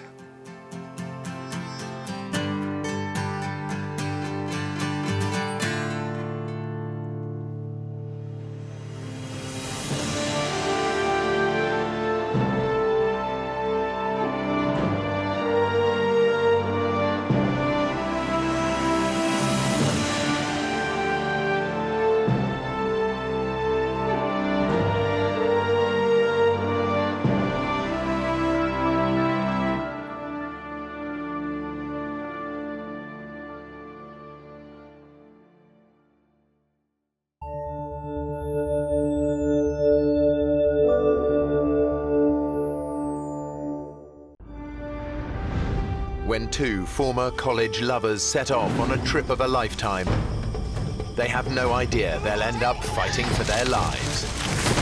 Dave! Lost in the rainforest without food or water. Snake. They're easy prey to predators. There's something out there. With no hope of rescue, I think we should just slash our wrists. they decide to take their own lives. We were going to die out there, and having control over when we die is all that we had.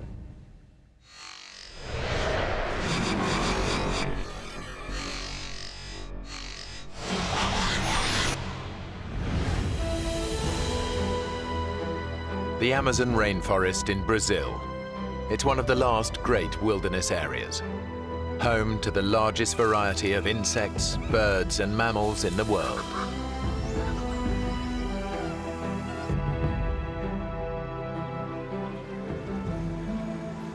For Dave Boyer and Crystal Ramsey, it's the trip of a lifetime. Can you believe it? We're actually here in the Amazon. Hey, you know when I make a promise, I keep it. It's the realization of a dream they shared 2 years ago when they were a couple. Crystal and I dated for about 3 years, and really were the closest you could possibly be. One day we were talking about our passions, and I asked her the question, if you could go any one place in the world, where would that be? And the Amazon was #1 for both of us. Dave and Crystal aren't together anymore, but they are still close friends. There was no one I would have rather gone with than him. Dave knows that Crystal has had a long-standing struggle with depression.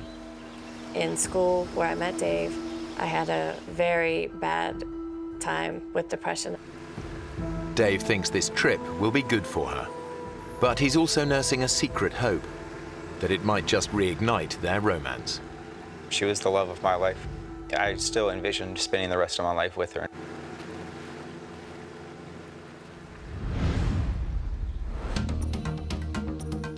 They've traveled almost 200 miles south from the Brazilian city of Manaus to one of the Amazon's remotest backwaters. They plan to spend 2 months exploring the region. Their base, a small lodge in the heart of the rainforest. Around it is a network of clearly marked forest trails. Dave and Crystal spend their first 2 days checking out the shorter ones. Then they decide they're ready to take on the longest. It's known as the White Trail, and it stretches 3 miles deep into virgin rainforest.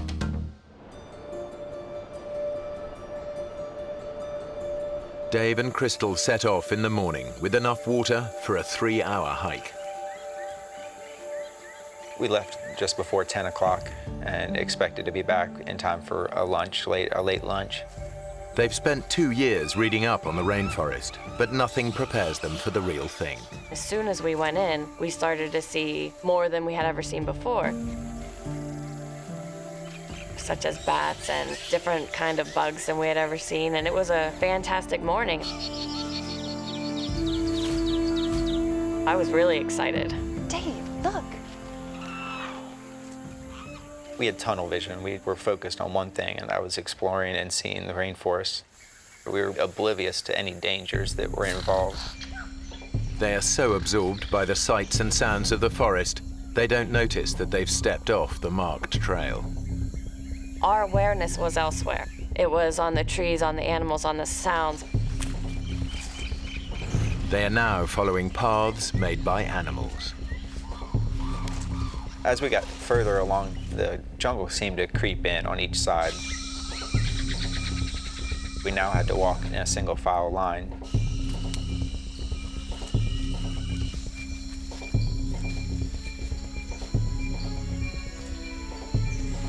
Then the path completely disappears.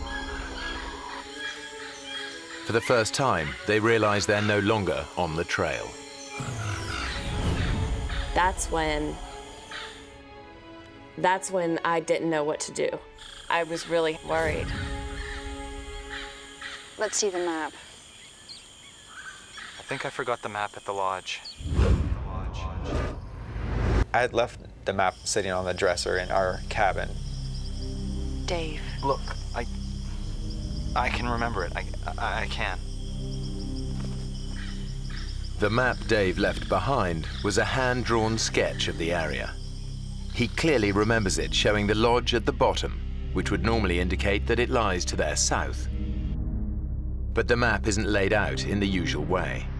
To get back to the lodge, they actually need to head north. If we head south, that should take us back. You're sure? I'm sure. I'm sure. Okay. Come on, let's go. Hiking south is the worst decision Dave could make. Ahead, there lies nothing but thousands of miles of rainforest.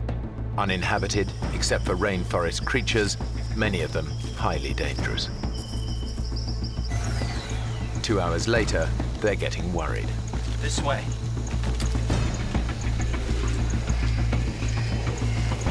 We had been walking far longer than we should have been. We should have been back by then. There's not much daylight left. It will soon be nightfall. I'm not going to stay out in the forest. I can't let this happen. We have to find our way back before it gets dark. I knew that once it got dark, we weren't going to be able to continue.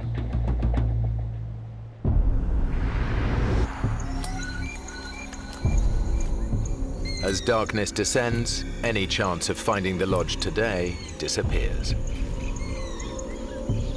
That's really the first time we started to have some panic. What time is it? It's almost 6.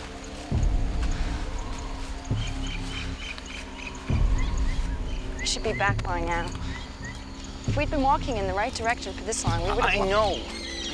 I don't think he wanted to deal with it. He didn't want to deal with even having to think about sleeping out there. I was frustrated at myself. I felt responsible for getting us lost and felt responsible for finding the way back. Crystal, you know what I'm thinking? We're gonna have to spend the night here. Yeah. We just picked a spot to stay, a cleared area, and we just sat down to wait out the night. Chris, I am so sorry about this. It's okay. You buy me a beer when we get back, and we'll call it even. Okay? Okay. But they both know how vulnerable they really are. The rainforest is teeming with nocturnal predators. A lot of the poisonous snakes, they wander through the forest at night. The jaguar comes out at night. You don't have a lot of choices of protection. Dave and Crystal share a single thought. Can they make it through the night alive? Chris, there's something out there. The Amazon at night is a terrifying place to be. Dave and Crystal are totally defenseless, with no way to protect themselves from predators.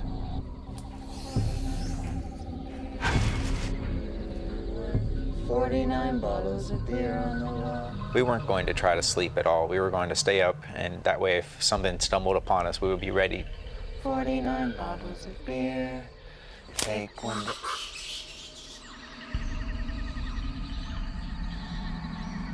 Jeez, did you hear that?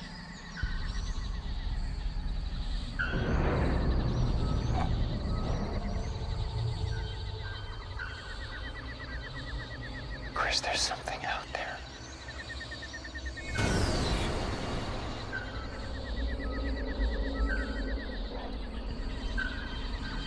Do you think it could be a jaguar? The Amazonian jaguar stalks its prey under the cover of darkness. It can kill with a single crushing bite to the head.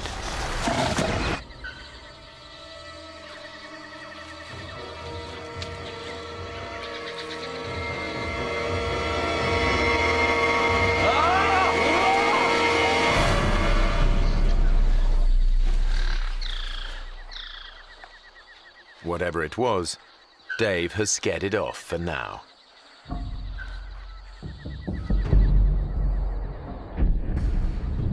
They spend a sleepless night, alert to every tiny sound.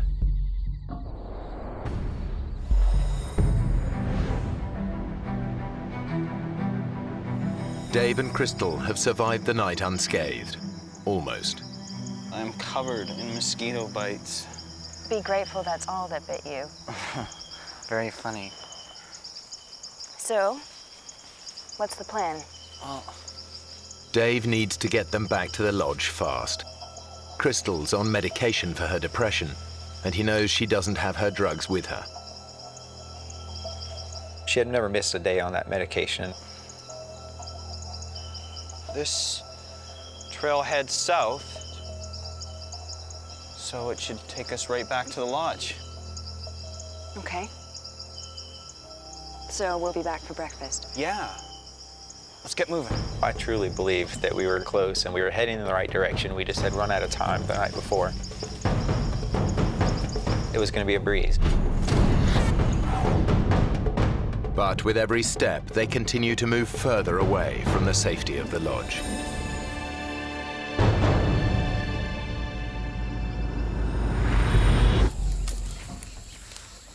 Four hours later, the temperature in the forest has soared.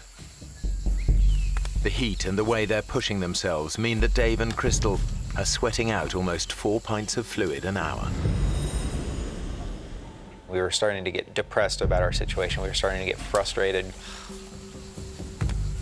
The temperature was rising really fast. It was getting up to 95 degrees. We were sweating profusely. Let's take a break.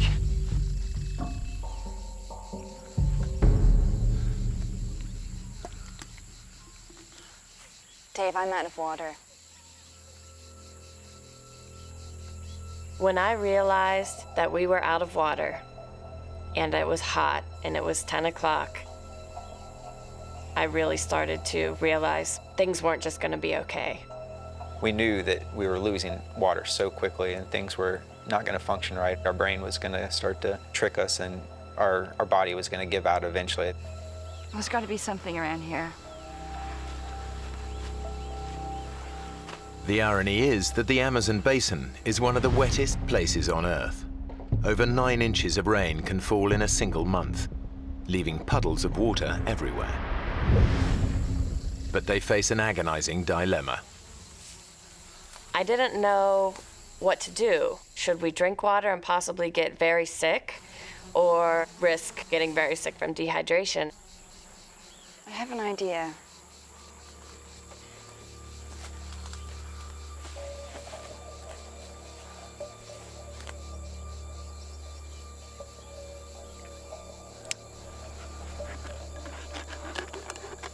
Give me that. My plan was to use my sports bra as a filter. Okay. Now I want you to pour that through the top here. Crystal's bra could actually filter out a number of nasty parasites. But it won't get rid of smaller microorganisms that could make them dangerously ill.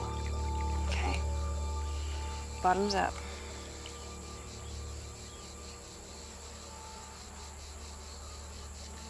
I don't know about this. We don't have a choice. Well, cheers. I took a small sip and kind of let it sit in my mouth for a second to taste it. Tastes okay. Kind of chalky. We were both worried about drinking water, but in the end, when it's 95 degrees and you're sweating like that, it's gonna be more painful not to drink it. Rehydrated, Dave and Crystal pick up the pace. But they must stay constantly on guard. The forest is alive with creatures that could kill them with a single bite. We're consistently listening to sounds and trying to figure out what was in the forest around us.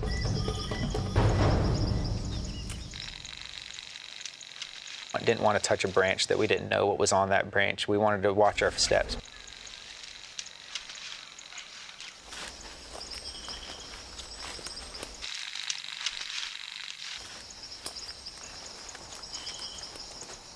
Whoa. What is it? A snake.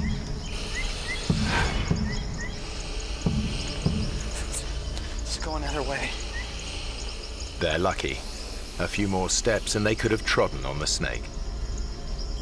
The Amazon basin is home to some of the most poisonous snakes in the world. One bite could mean a slow and agonizing death.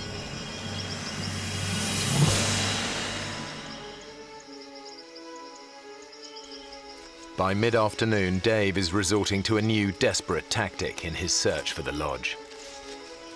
I was trying to keep us in the same area of where we got lost in, kind of zigzagging back and forth, hoping to stumble upon the trail. Let's try over there. Crystal was starting to get a little bit frustrated with that strategy. Dave was literally almost walking in circles and didn't realize that that's what he was doing. Crystal is starting to feel the pressure. My brain was saying, things are going downhill. Now, which way are we going? East. East. 20 minutes ago, we were going south. Yeah, well, we've got to try all directions. Maybe we should head north now. Dave, this is crazy. I can't stand to listen to you talk about directions you know nothing about. You don't know where we're going, and all we're doing is walking around in circles.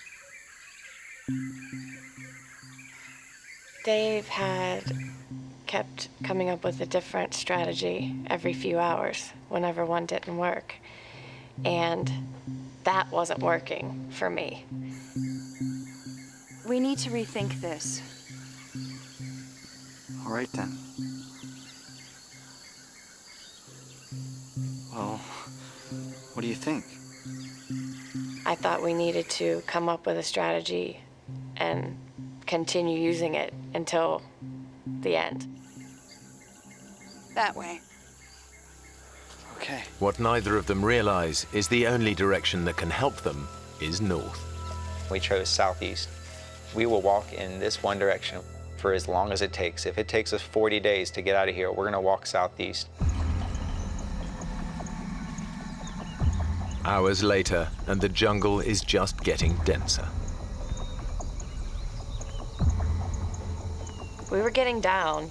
We were getting scared and worried.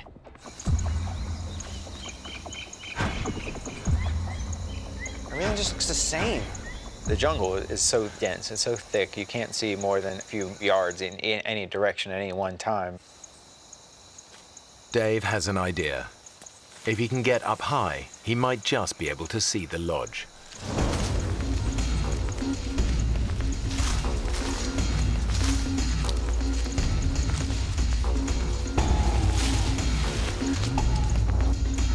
The knots in the vine were ripping at my hands, and it was hurting me. My arms were tired, I was exhausted. And I looked up and I saw that I had not made any progress. It was still 150 feet up to the top. He is weak from 2 days without sleep or food.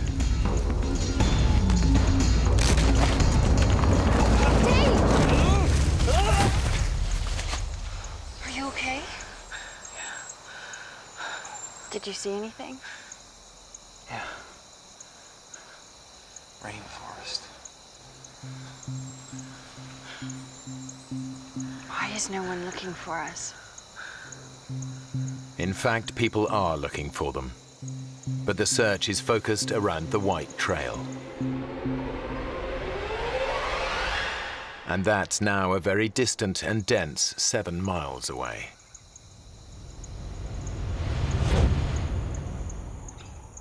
As darkness falls, they realize they must endure another night.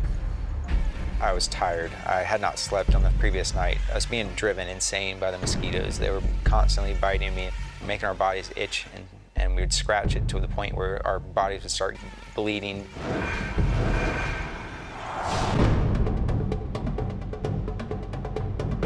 The next day, they're still heading in the wrong direction, getting even further away from the area where rescuers are searching for them. And now they start to notice an ominous change in the behavior of the wildlife.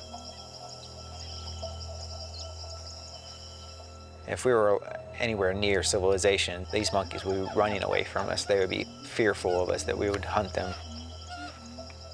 But these maybe had never seen a human before in their life and were just curious. And that was terrifying, that we were getting deeper and deeper.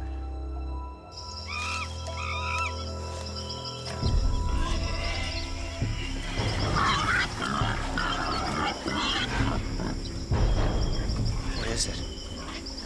I don't know. Jaguar? No, there's more than one.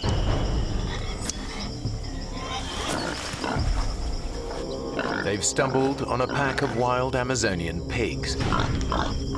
Dave knows how ferocious they can be. The locals have said that they're really the most dangerous thing to encounter in the forest, other than a snake. They're aggressive. If wild boars got a hold of you, it'd probably knock you to the ground quickly, and then you would have several animals on top of you biting and really just eating and going to work. The way to avoid any confrontation is to let them know that you are different, that you are not something that's in their normal habitat.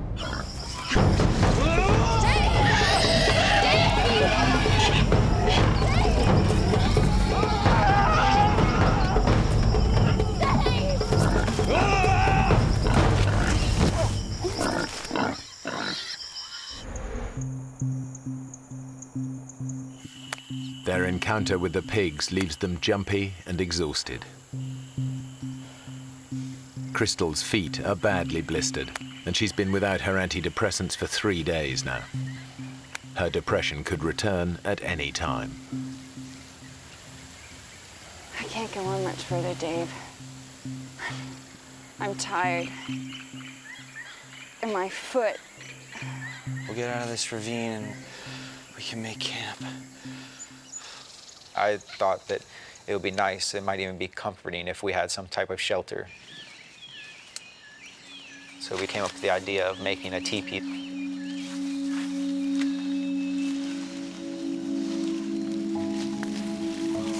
Excellent. Yeah. It was drawing us closer together. She told me that if I was as I was while we were lost, if we had always had that relationship in that past year, that we would still be together, that she saw all the things that she had fallen in love with in the first place. It looks good.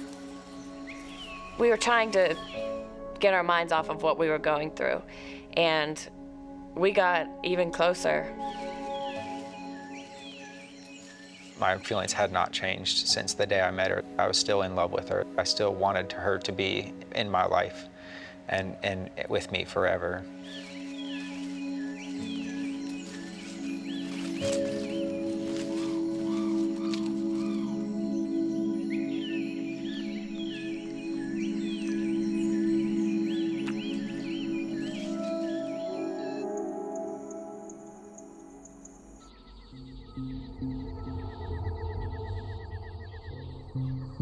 Night falls, and with it comes the nocturnal predator their shelter can't protect them from. Mosquitoes. Thousands of them. The worst of it was the sounds. It's just this loud buzzing throughout the night, and you feel like they're everywhere. They would give me mosquito bites on my eyelids if I had my eyes closed, or on my forehead. They were just driving me insane. Sleep was increasingly becoming more and more of an issue, and I knew that eventually I'm going to have sleep. I can't go multiple days without sleep. It's going to drive me insane. In a bid to escape the mosquito onslaught, they come up with a bizarre plan.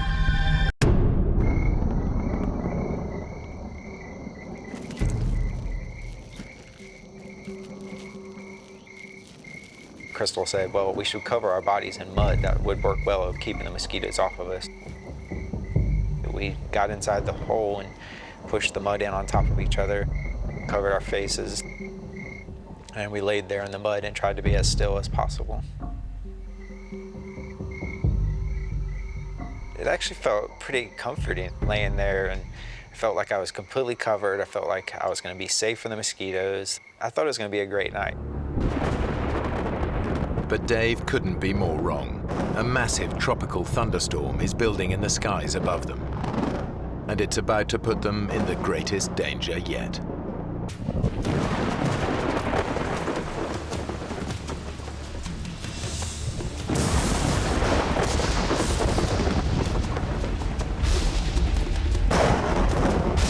Within a few minutes, we were forced out of our hole.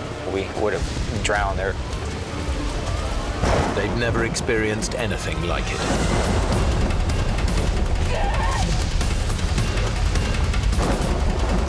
It's very hard to explain how loud it can get.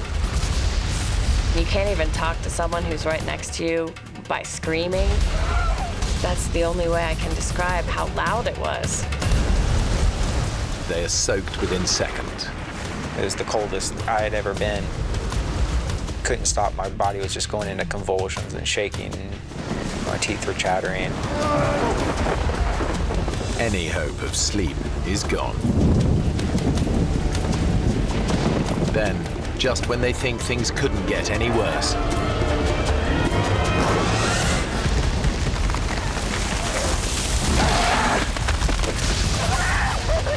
lightning brings down a huge tree dangerously close to them. If it had landed on us, we surely would have died in that.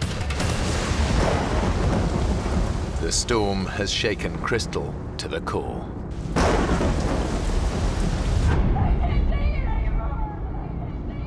There's never been a worse night in my life than that night.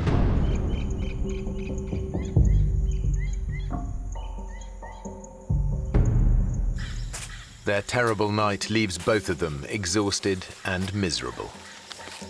But it's pushed Crystal close to the edge.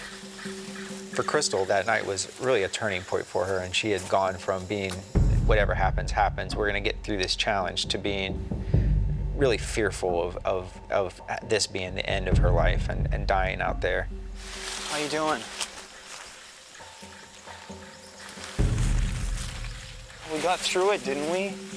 Yeah. For what? To get home, Chris. Get home, I just kept thinking about that hellish night. I'm not sure I want to. And that I truly would rather die than go through it again. What are you talking about? You think we should just slash our wrists right here? I didn't think what the implications of that were. I didn't think it was a real suggestion. It was just kind of something that I did off the top of my head. That sparked an interest in me that suicide was a possibility and it was a way out. Dave realizes that if they don't find a way out soon, Crystal's suicidal thoughts could become a reality.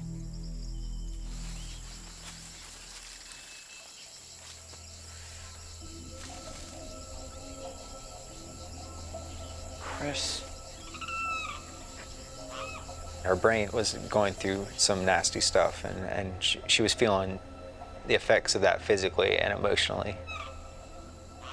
I knew that as the days go on and her withdrawal from her medication gets worse and worse, that it's going to become very difficult to keep her going and to keep that survival instinct inside her. I was so overwhelmed and so frustrated and so confused that I felt crazy. I felt like I was gonna lose it. Dave, where's the knife? It's here. I want to see it. Chris, you're really freaking me out with this. I want to see it.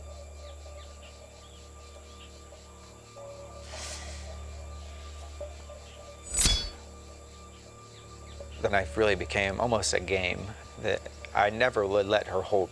She would frequently ask me, "Where is the knife? Can I just see it? I want to know that you haven't lost it." I think my own mind was more dangerous than anything that the jungle had.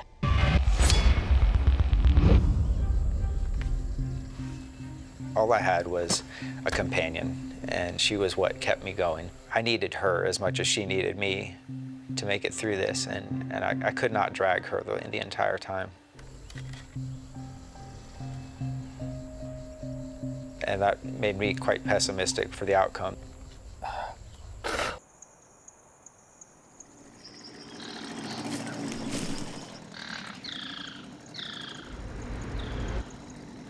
Then, after days of hearing nothing but the sounds of the rainforest. Do you hear that? What? Come on. Come on! Sounds like a boat! Come on! I was saying, "Come on, Crystal, this is it. We're rescued." Hey, we're over here! There's a boat really close. I can hear it. We're over here! This is over, like just so happy, cheering to each other. Yeah, here! Hey! We're here! Oh. Do you hear anything? Then it was nothing. After 3 nights without sleep, Dave's senses are starting to play tricks on him. Damn. The sound in the jungle can't be trusted.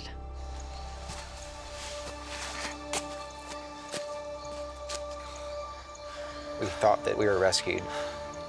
To have that taken away from us and our hopes just ripped from our hearts, it just killed us.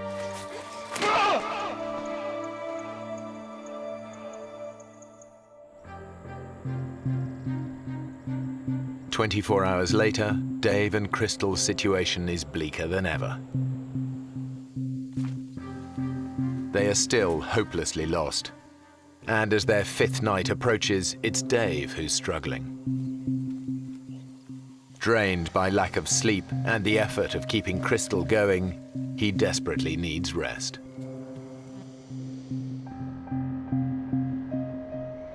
Dave was exhausted.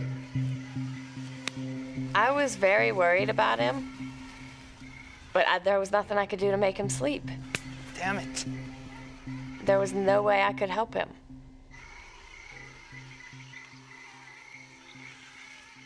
As Crystal sleeps, Dave is once again tormented by mosquitoes.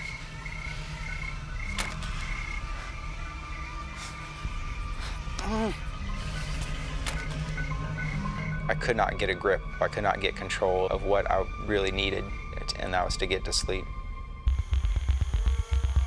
In his totally exhausted state, the insects soon become an obsession. The only way to get me through that night was to find a way to keep moving, keep myself occupied. I would go through this pattern of swatting the mosquitoes on my arm, swatting them on my back and my neck, and I'd start counting these cycles. I became obsessed with time.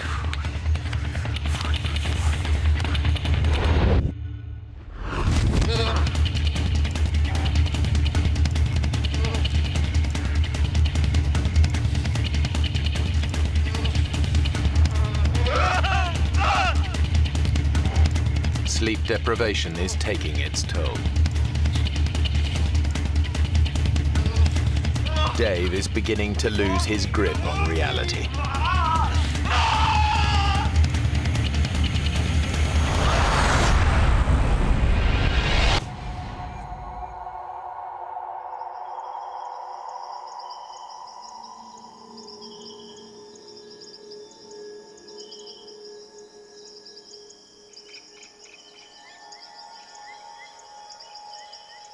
I felt like I had lost this battle between me and the mosquitoes, between me and the night, between me and any sleep that I might get. For the first time, Dave thinks they might not make it out of the Amazon alive.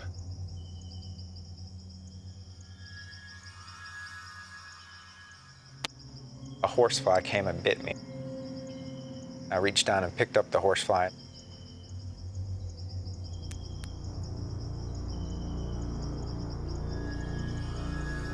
I started to pull off each of its legs.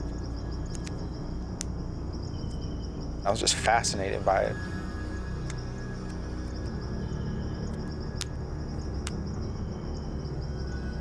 And it kind of led me to look over at Crystal and imagine our bodies laying there dead, and all the things that would come, take our bodies apart, eat from our flesh and drink from our blood. If we were going to die out there, I wanted to have some record of what we went through. So as Crystal was laying there in the sand, I wrote in the sand next to her, 6 Day Lost.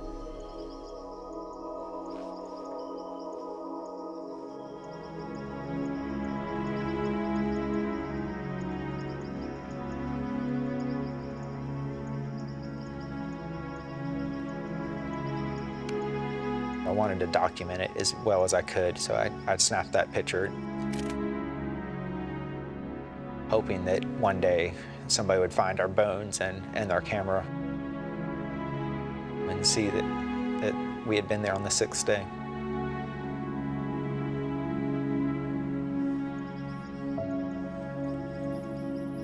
That's when I started to think personally about my life.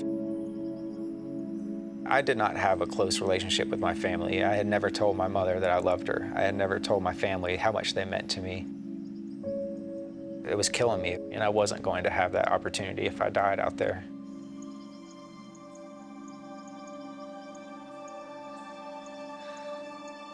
That thought gives Dave the resolve he needs to keep going.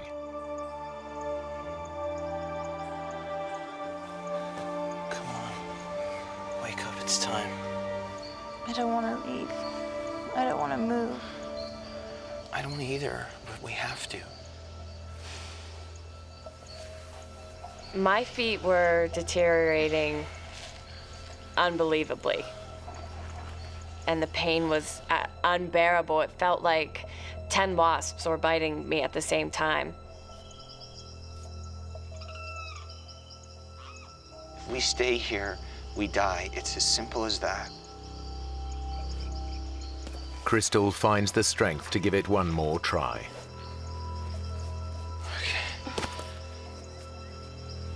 Stand on it.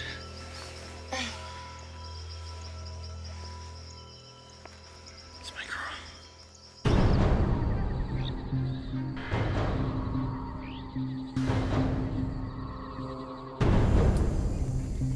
They push on. Now the terrain gets harder. Come on, Chris. And as Crystal's feet become unbearably painful, her depression begins to get the better of her. I couldn't walk anymore. I would try, and I would fall down.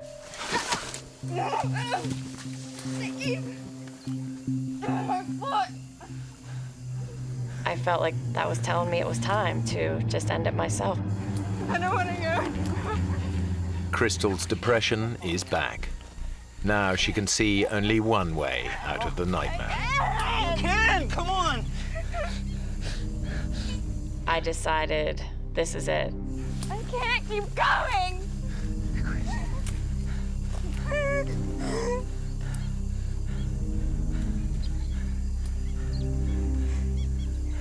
Give me the knife. She really meant taking her life into her own hands. I'm gonna slash my wrists and take my life and put an end to this misery.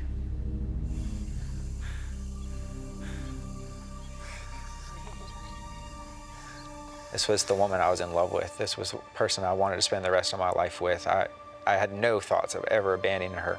I'll make you a deal, okay? I'll make you a deal. I told her, you don't want to go through another night, I know that. And if it gets to be tonight and we have not made our way out, I will give you the knife.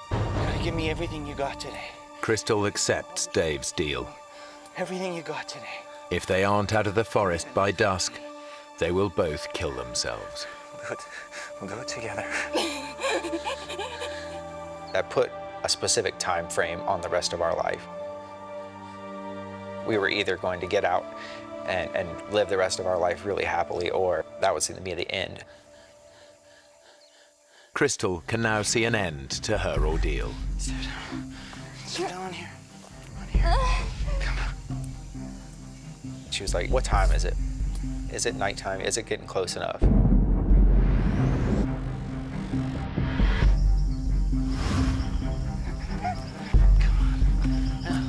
Come on! But Crystal can't keep going. Ken, come on! She decides she can't wait until nightfall. She wants them to end their lives now. It's time. When I said it, he agreed. And he said, okay, now we can do it. We were going to have to go through with this.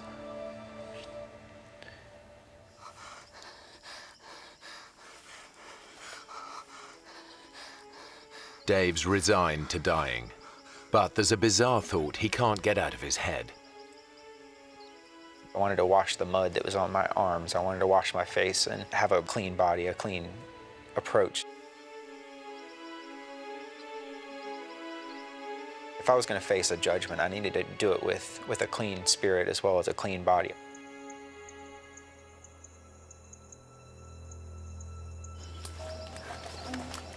He begins to search for water to wash himself.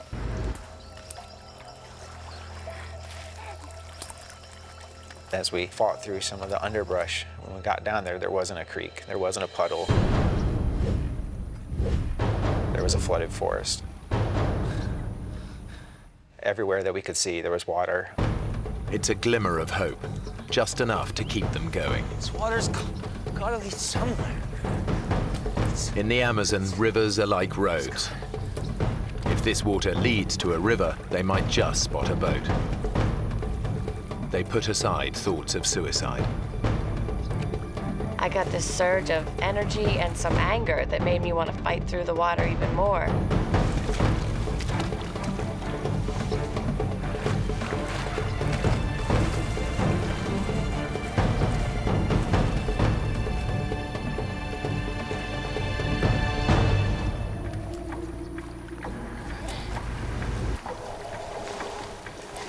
As we were going through the flooded forest, we kept telling each other, don't talk about any hopes, just go, and go as fast as you can.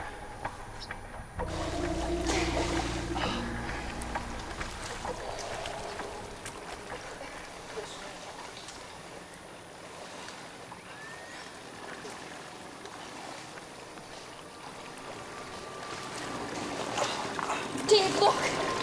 I thought to myself, I've got to be hallucinating.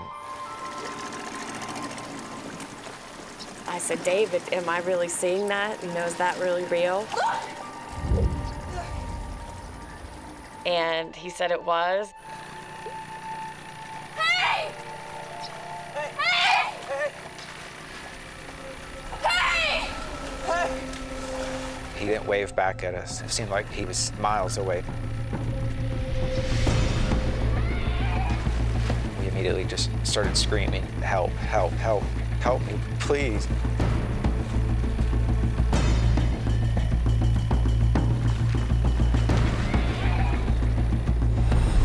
Here!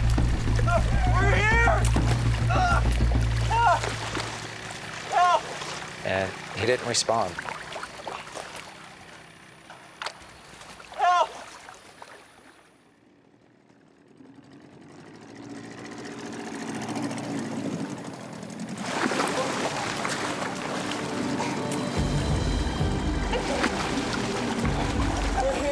We learned in one split second that we were going to live.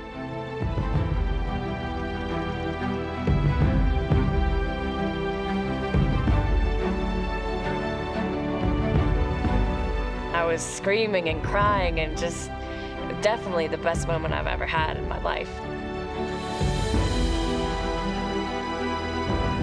The sun's setting, the whole sky is bright pink. And Dave and I are just looking at each other, and the tears are just running down both of our faces. And inexplainable joy, and we just looked at each other and looked up at the sky, essentially, and we're just so thankful to be alive.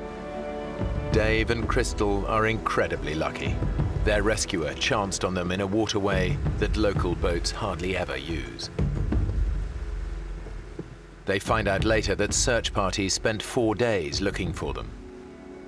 But they never even came close to the remote spot where Dave and Crystal ended up.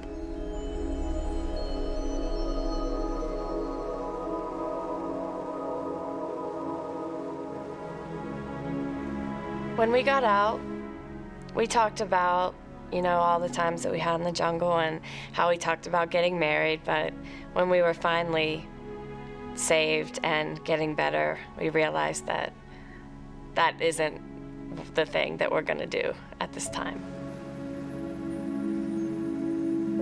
In the forest, we kind of had said, if we get out of this, we're going to live the rest of our lives together. And when the reality of being out was there, she did not feel that way. That was not what she wanted.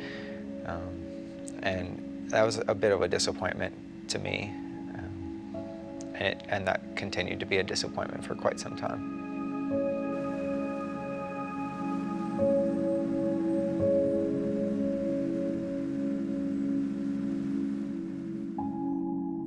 Dave and Crystal have both since returned to the Amazon. They never did restart their relationship, but after their 6-day death-defying ordeal, they became closer friends than ever.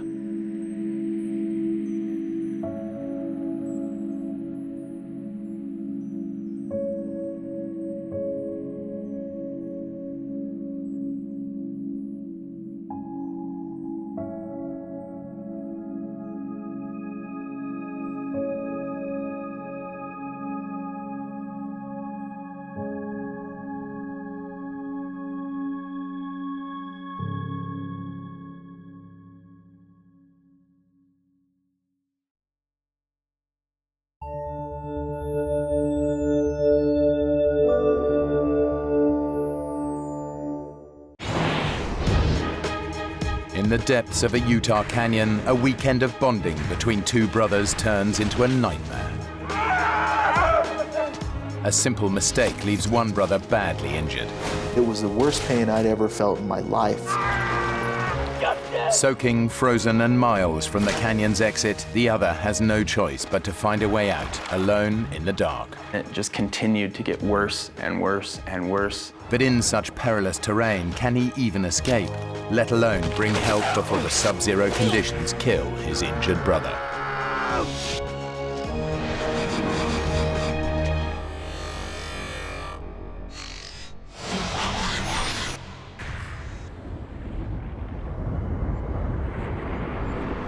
Southern Utah. This iconic western landscape is the result of 25 million years of sandstone erosion, which have left deep canyons littered with boulders and pools of freezing water.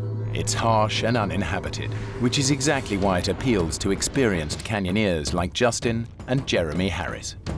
Jeremy and I have shared a lot of experiences as we grew up as brothers. Justin's always been an icon to me. He's always been someone that I looked up to. Canyoneering is a passion that the brothers have shared since they were 7 years old. We can share things that brothers don't very often get time to share. Today they're going to tackle a remote canyon over 50 miles from the nearest town. We were looking for something that would be a new adventure, something that was going to be a little bit more challenging. They camp for the night and wake up to a freezing winter morning. Hey, little brother, wake up. What time is it? It's time to go. It had been a while since we'd been out on a hike, and November was, you know, it was a little later than we wanted to go. It's freezing. We both had done quite a bit of winter hiking, so it wasn't something that was foreign to us, but it's definitely something that's going to complicate matters. You sure you're up for this today? I thought about that question, and I think, yeah, maybe part of me as his older brother thought that I needed to make the final say. Yeah, are you? Yeah, I'm up for it. You drove all this way, right? I made the decision that we were going to go for it that day. We started double-checking all of our equipment, making sure that we had all of the hardware that we needed, that the ropes were ready to go. Our route was going to head up towards the pinnacle and then drop down into Baptist Draw. Basically, at that point, you know, it was like a little bit of kind of elation that we'd made the decision that we were going to go forward with this.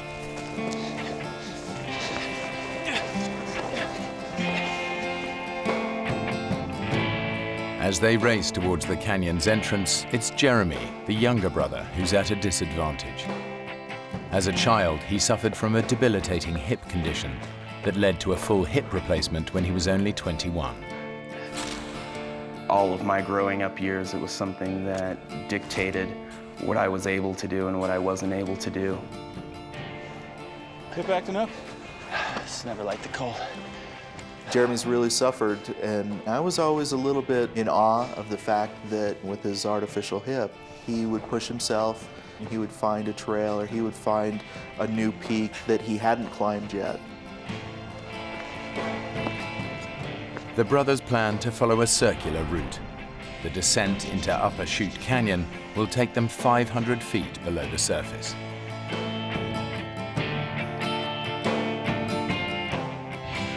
To get back out, they must look for the side canyon at Chute Junction. We were headed down ledges, and we were hopping from rock to rock and just kind of making our way. The trail notes say that the route should take about 8 hours. The brothers know they need to complete it well before dark. The dangerous terrain and possibility of flash floods make a slot canyon no place to spend a night. Are we waiting? What? Are we waiting or what? The water looks way too cold. There's a technique where you put your back against one side of the wall and your feet against the other side of the wall, and you kind of edge your way over the pools down below. As the canyon got a little bit more technical, it started taking us longer and longer to cover the ground that we needed to cover.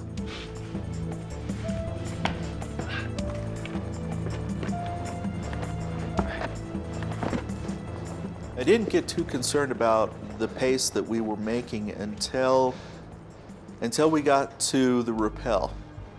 Is this it? That's it. The drop is too steep just to scramble down. They'll need to use ropes.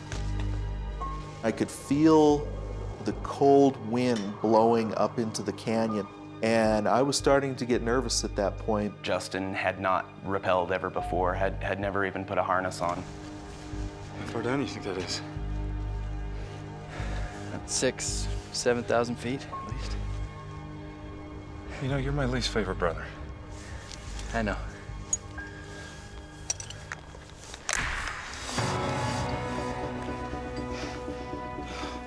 It was a good drop. It wasn't something that you would survive if you fell from. See? There's nothing to worry about. I'm not worried. A little terrified, maybe. Not worried. You'll be fine.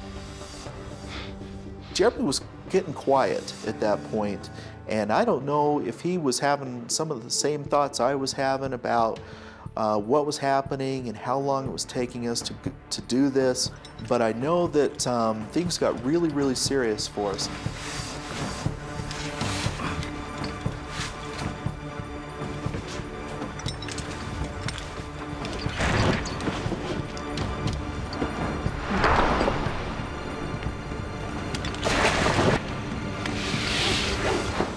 When my feet hit the bottom, it was like huge relief. I thought, hey, that really wasn't too bad.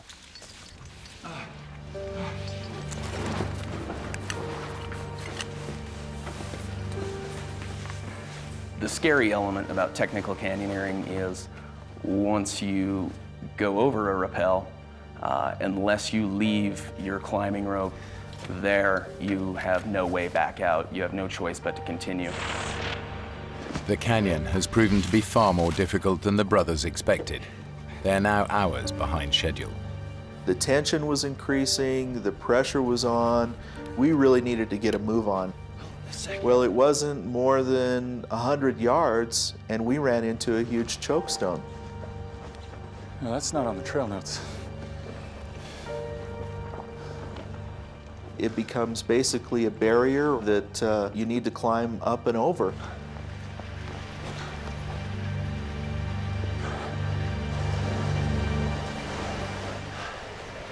Got some water.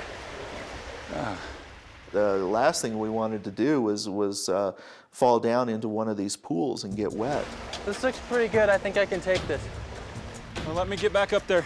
I was confident that we could down climb it and not have any problem. Jeremy, wait! Ah! Jeremy! Jeremy!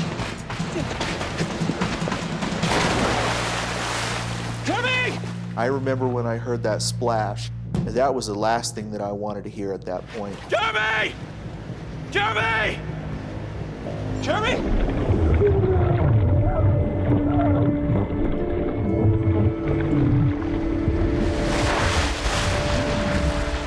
Jeremy! Are you okay? Are you okay? I can't believe I just did that. Hold on, Jim, I'm coming. Both hypothermia and frostbite were a major concern. It's the end of November and it's in Utah. I don't know exactly what the temperature was during the day, but it was well below freezing. Freezing? There's no way we're climbing out of here. Just double time the rest of the canyon. Get back to camp. Dusk is just 3 hours away and the temperature's dropping fast. Justin and Jeremy will have to move even quicker now if they're to have any chance of getting out of the canyon before dark. More fire. Hot cut. It's real good right now. I think we were even in a bigger hurry after that happened. I know I definitely was. All right.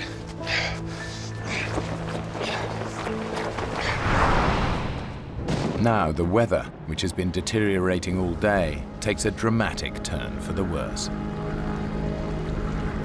It probably wasn't 10, 15 minutes before there was maybe an inch of snow. It was very cold. And then we hit another big chokestone. I remember looking down over the back of it and looking at that pool and thinking, oh, great, water again. You think this canyon has something against us, do you? Yeah, I think it might just. It was a very tricky down climb, even though it wasn't far. There were very few handholds and very few places to stand on the way down. And footing was a little slippery because of the snow. I'm slipping. I'm glad you were there. And I remember just holding on to his hand because that was the firmest thing that I had to hold on to. Okay. I remember feeling a shift in his movement and believing he was going to jump to the floor because it really wasn't that far. I let go.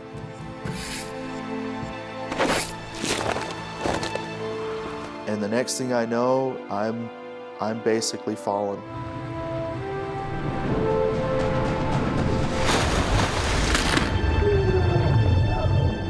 Justin! I knew without a doubt I had just broken my leg, and all I could do was scream. It was the worst pain I'd ever felt in my life. Just stop screaming! You gotta calm down! I had never quite heard someone scream in pain like that. It was a really helpless feeling to hear him scream like that in pain and not be able to do anything for him. Just take it easy, bro!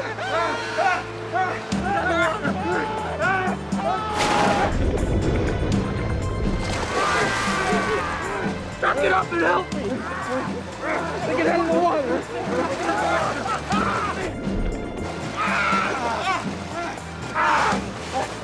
Come on!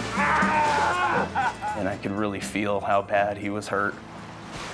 It was very obvious that that there were things in places where they shouldn't be. It's really bad, Justin. Justin's shin bone is shattered in 6 places. Internal bleeding is already restricting blood flow to other parts of his body. They don't know it, but this injury could kill him. Okay. What time is it? I remember thinking that my brother has an artificial hip. He can't carry me out. I can't walk out. I can't crawl out, and I'm stuck here. We're gonna get through this. You think? We can make it. If I was gonna get out of there, it was gonna be up to Jeremy. That was really hard to be the one to take charge, because forever before, he was the person that I would look to when I didn't know what to do. 4 or 5 hour trek back to the car. When I looked in Jeremy's eyes, I could tell just how scared he was. Really bad. You got maybe an hour of light. I was gonna leave him there and hike out, which is really hard to do for the fact that, 1, it's my brother that I know and love very much, and 2, that real soon I'm gonna be by myself. Okay, you're gonna have to move me. Up against the wall, out of the wind. You ready? Okay, just do it, do it! I think both of us knew just how serious of a situation we were in. Justin's in real danger. Between his injured leg and the freezing temperatures, his chances of survival decrease with every passing hour. Jeremy needs to move on. It's another 4 miles to the side canyon exit, and the light is fading fast. That's the side canyon there, right? I'll just crow's nest it up here. Double time it back to the car. Call for help. Just take it one step at a time. How you feeling? Good. Considering I've never been this scared. When we started divvying things out and going through the backpack, we came across my camera. And one of the last things that we did was take a picture of each other, because I remember saying, well, we better take a picture of each other if we don't ever see each other again. I thought that maybe I might never see him again. And those things, yeah, those things go through your head. Remember what I was saying about you being my least favorite brother?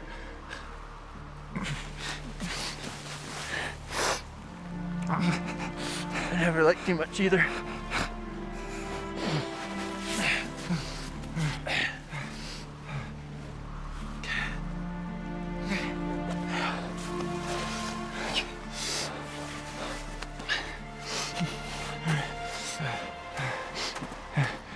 Hey, chair.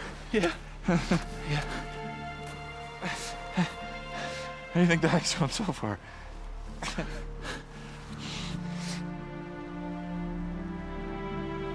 Be careful. Okay.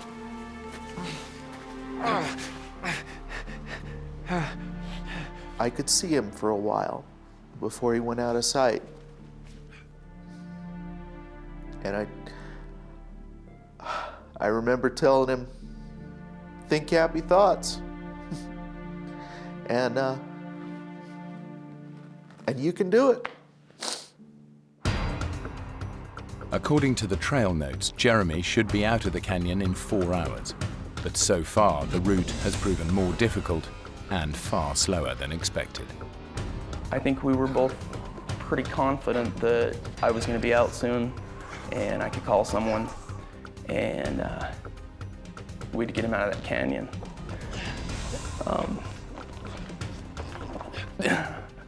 Had no idea what was really going to happen. But Jeremy can't find the side turning that will lead him back out of the canyon to the car. And he's running out of daylight. When it went from light to dark, it was so hard to conceive how far I'd gone, but I kept thinking that I had gone too far. And I ran into pools.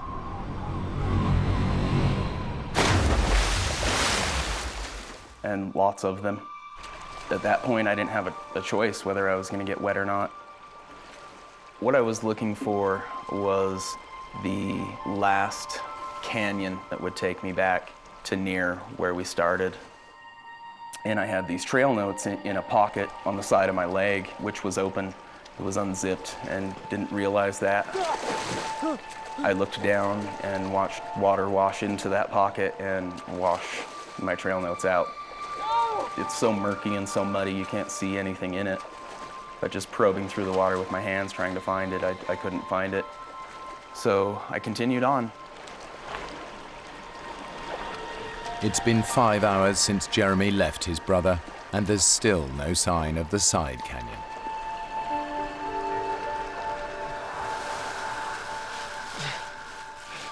The sense of time was kind of messed up for me. But as I'm sitting there freezing to death and trying to stay alive, you can't help but think that we may have been a lot better off going golfing that weekend. And then I hear little scratching noises, what sounds like something's fidgeting around. And it's completely dark and I can't see anything.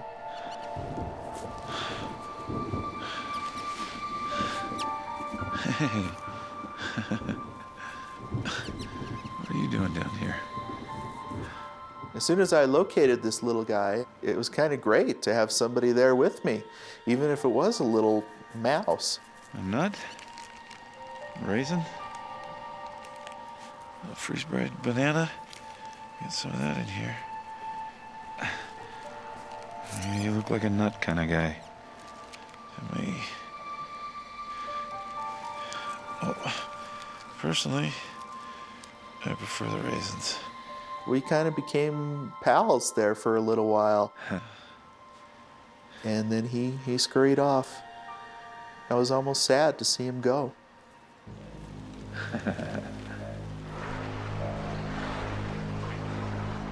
Jeremy has now been searching for the side canyon exit for more than 9 hours. When you're in a pool of water that's that cold and you're having to put out that much energy, it's exhausting. He is disoriented by the darkness, wet and freezing cold. The physical and mental punishment is becoming unbearable. The whole time it had seemed as if it cannot get worse than this. And it just continued to get worse and worse and worse.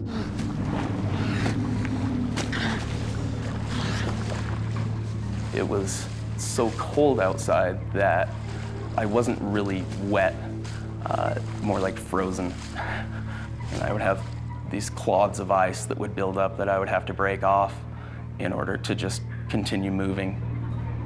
Jeremy is close to collapse. He desperately needs to rest and dry out. I decided it was time to rest. And there was driftwood that looked dry,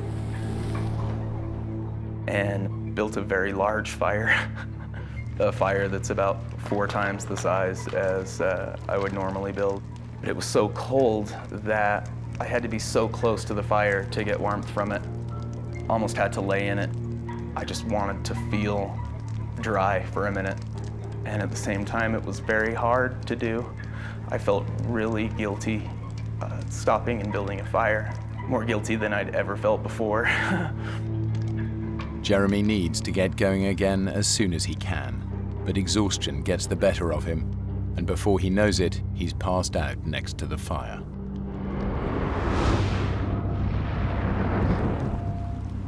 Deep in the canyon, Justin is beginning to realize just how badly his leg is hurt.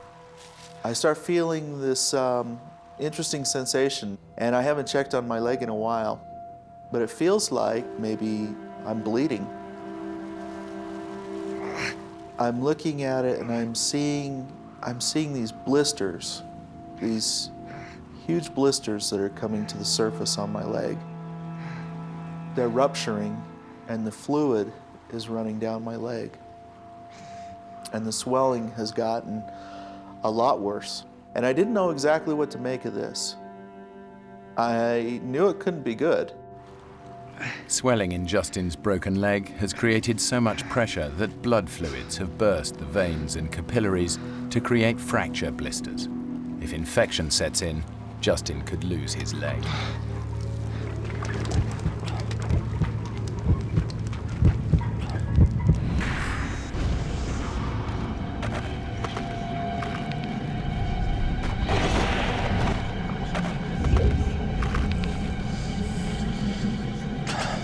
Hey, little brother.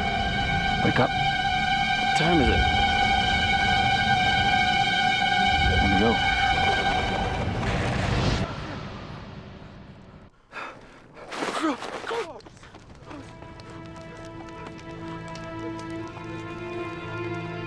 I burnt almost everything. Burnt my pants and burnt my jacket, but thankfully didn't start on fire myself. So I put myself together and headed back to where I'd left off. Jeremy should have been out of the canyon by now, but in the dark and without trail notes, he has missed the side canyon exit. Now his every step takes him further away from civilization and any hope of rescue for his brother. Justin is starting to succumb to the effects of immobility and bitter cold. He can feel himself slipping into unconsciousness. I know that if I fall asleep, if I get too comfortable, I might not wake up. And I'm thinking, I have to come up with something that's going to keep me sharp, that's going to keep me from going into shock. And so I'm sitting there and I'm thinking about my family, my wife, and my 4 children. And the thought comes to me, just repeat over and over again their names and their birth dates. Madison Patricia Harris. April 5th, 2000. Tanner Justin Harris. July 28th, 1996. Mackenzie Susan Harris. Mackenzie Susan Harris. May 1st, 1995. And my oldest boy, Skylar Christopher Harris. Skylar Christopher Harris, December 3rd. And I knew if I can do this 100 times and I don't get anything wrong and I don't forget what I'm doing, that I'm doing okay.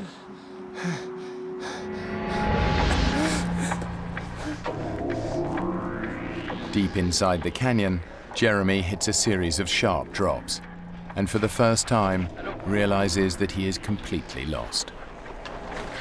I'm going the wrong way.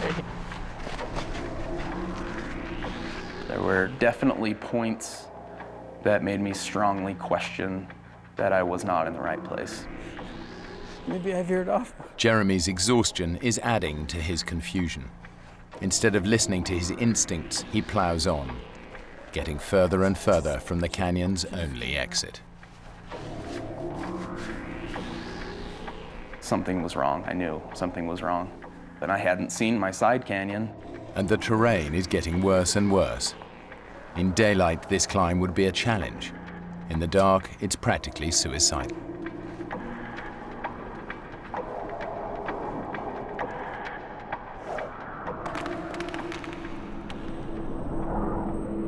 Patricia Harris. April 5th, 2000. Mackenzie Susan Harris. Mackenzie Susan Harris. May 1st, 1995. Skylar Christopher Harris. December 3rd. Patricia Harris. I got stuck. And all of a sudden I realized that one of my worst fears is happening, that I might be starting to lose grip on the situation. And that really scared me. And so as painful as it was, I pretty much forced myself to stand up and endure some pain to try and get my system in check.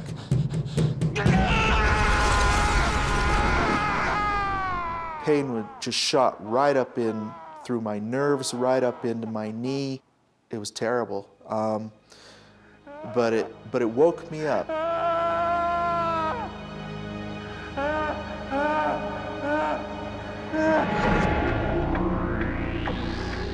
The way I'm going, that's the way. The state of mind that I was in was really insane. How do you know that? Really emotional. Don't. I didn't feel like I was talking to God. You sure this is the right way? But I had to talk to somebody. I'm going the wrong way. You know, I'd have moments consumed by negative thoughts. What if Justin hasn't made it? You know, why is he sitting there and not me? I'm out there, and it seems like it's been forever since Jeremy's left. And ever so subtly, I start to see changes in the light. And high above me, it looks maybe a little bit differently. And unless I'm hallucinating at this point, unless I'm starting to see things, I've probably made it through the night. And it was almost like a new awakening. It was a new day, and I was never so glad to see the sun come up. Jeremy has somehow survived the series of perilous climbs. But tragically, he still hasn't realized he's been going in the wrong direction for almost half the night. And I came to another area that was a choke in the canyon and walked up on top of it, and it was about 60 feet to the bottom. I didn't have a rope or a harness, and my thought was, jump in. Good idea.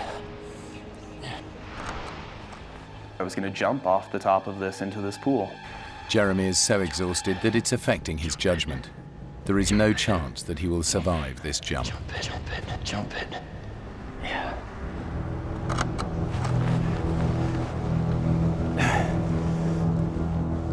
And I picked up this rock and threw it off. I remember watching that rock fall through the air and hit the pool. I instantly, my mind switched. I was like, no, what are you thinking? That's impossible. That's ridiculous. I don't know how much more this I can take. Immediately, my thoughts reversed, and my plan changed to go back to Justin. It's a dead end. All that Jeremy wants to do now is get back to his brother. Ironically, for the first time in almost 12 hours, he's going the right way. And then I realized what it was going to take to get back there. He's got to climb back up the cliffs that last night he risked his life scrambling down. It was literally having to do the impossible.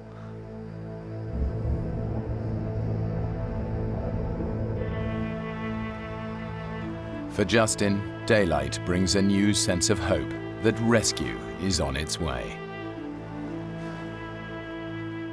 I could see the sunlight on the cliffs above me changing, and it's getting closer to me. And it's warming up a little bit. For the first time since I had been out there, it was almost bearable. And I'm sitting there, going through the hours and the calculations in my mind, and I'm feeling really good about where I'm at, and I'm feeling great about where Jeremy's at. I'm thinking in my mind that he's probably back to camp, and he's got help coming, and I'm gonna get out of here, and I'm gonna have one heck of a story to tell. And hopefully my wife won't kill me when I get home. And I'm laying there, and I'm just about as relaxed as I've been the whole time. And then the sun goes away.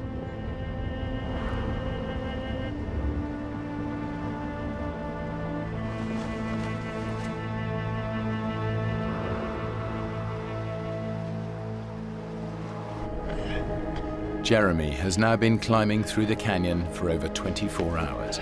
He's exhausted, but driven on by a single thought: to get back to his brother.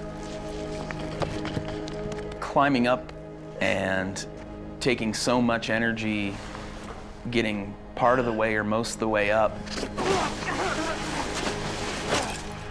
I had never felt so drained.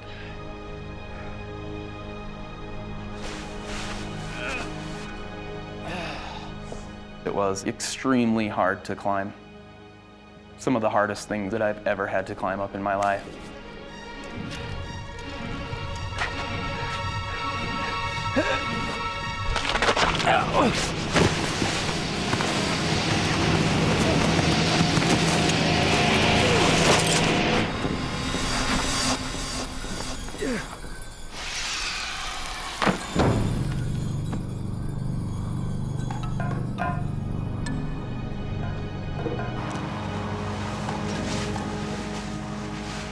I'm thinking that by now I should have seen somebody.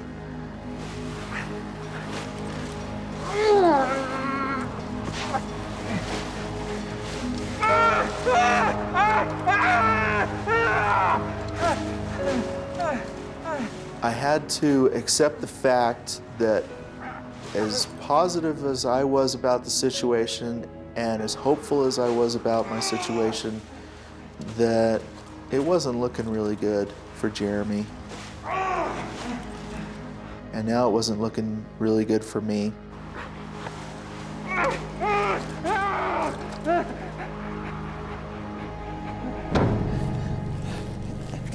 Looking back on it, climbing up these pour-offs, what I remember of it, maybe faced with knowing that it was impossible, I was able to find strength inside me somewhere and abilities that I didn't believe I had or existed. It's strange to think about, and I truly don't know how, but I made it.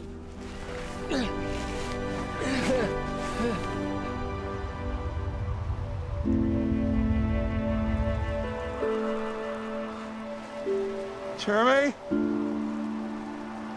Jeremy! I'm thinking about my brother out there somewhere, and I'm picturing him frozen somewhere because it's too cold and he just can't make it. And I'm starting to lose hope. And I started to think that maybe he was dead.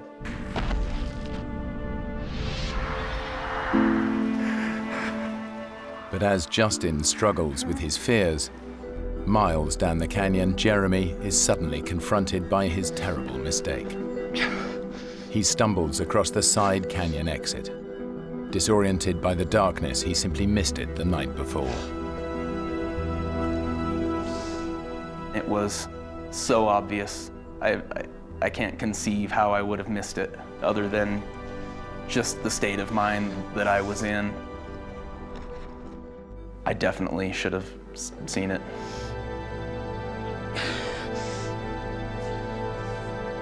Finally, Jeremy has a chance of escaping from the canyon and getting help for his brother.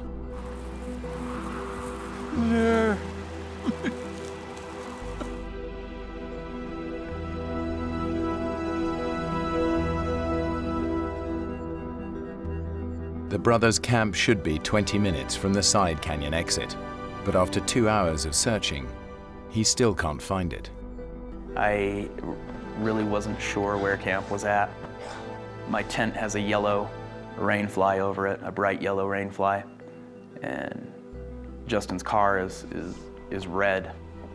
And off in the distance, I saw red and yellow, and I saw it as clear as day. And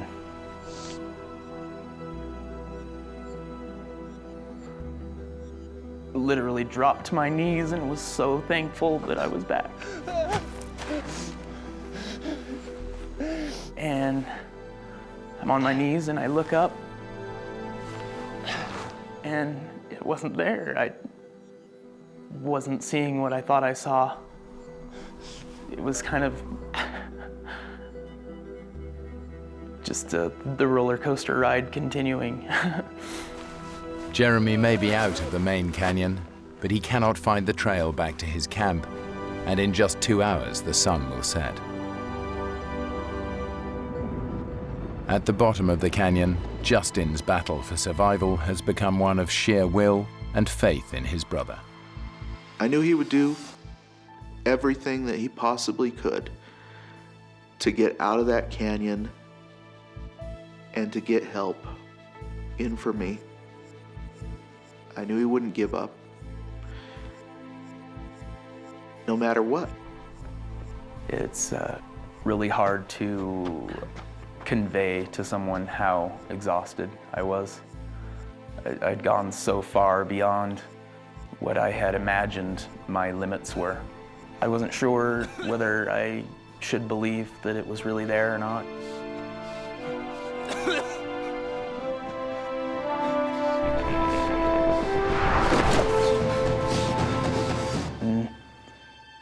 I approached it, and it really was. I hadn't really even thought about my own physical condition. I was a wreck, and kind of amazed at the fact that I was even alive. It should have taken Jeremy just 5 hours to reach their camp. Getting lost means it's taken over 26.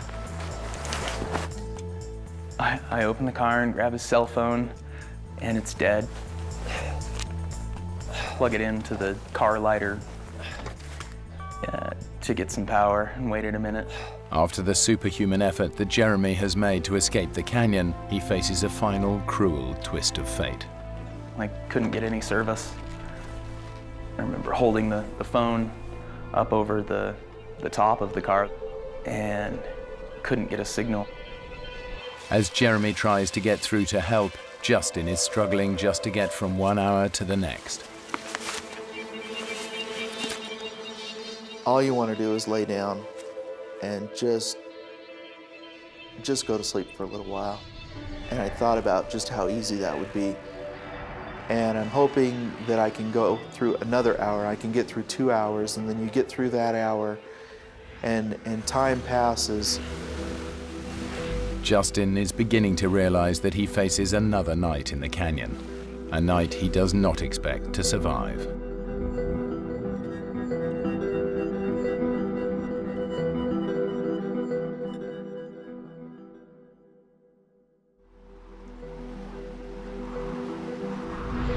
As the sun rises after a second night exposed to sub-zero temperatures, and with no idea if his brother is alive or dead, Justin knows he cannot survive much longer. Hello? Oh. Oh. Hey. And then all of a sudden, out of the corner of my eye, I see a face pop around this boulder. And I think we were probably both pretty surprised to see each other. Justin, we see you. He's right over there. Base, we found him. And it was like, you know, they're here. They made it. They made it down. It was wonderful. So how are you feeling? When I first got to Justin, just looking at him, I thought, boy, he's doing pretty good. Well, aside from that shivering, I think I'm okay. Shivering, it means that he is maintaining his core temperature on his own, so that was a good sign to me. My brother Jeremy, where's he? He needed some medical attention. Why, what happened? No, he just got into a little disagreement with the canyon over who was tougher. But he's gonna be okay. I was overcome with emotion. For the first time, I knew that you know, he was out for sure, and I'm getting out of here now. Right. Let's take a look at that leg. I cut up his pant leg just enough to expose the injury where his leg was, and it just totally took me by surprise. As soon as I saw his leg, I knew that we had a very serious situation. Although Justin seems okay, toxins and poisons have built up in his shattered leg to such a degree that moving him risks releasing them into his system.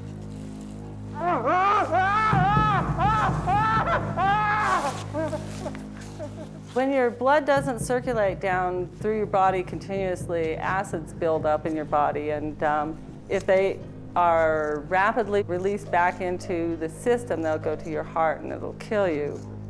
I really thought at that time, he has a really high potential of losing his leg, but even more so of losing his life. How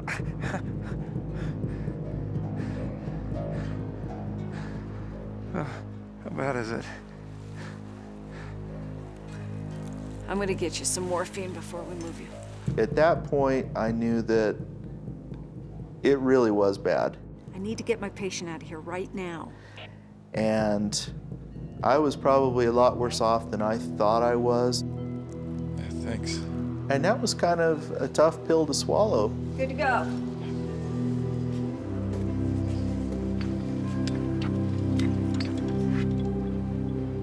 I'm laying flat on my back, and you know, for the first time, I'm getting a pretty good view of the canyon that we came down to see, and so I'm kind of looking around, and it's a nice canyon.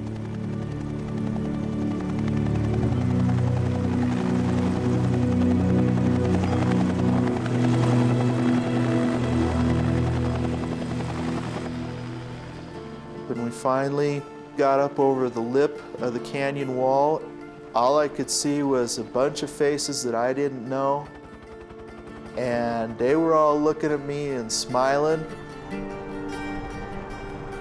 Thank you. Okay. Thanks. You do great. Thank you, guys. Hey, Justin, would you like to speak to your wife? I says, yeah, I want to talk to her. Trish? And Tricia says, hey, are you okay? And I says, yeah, I'm alive. I love you, and I'm alive.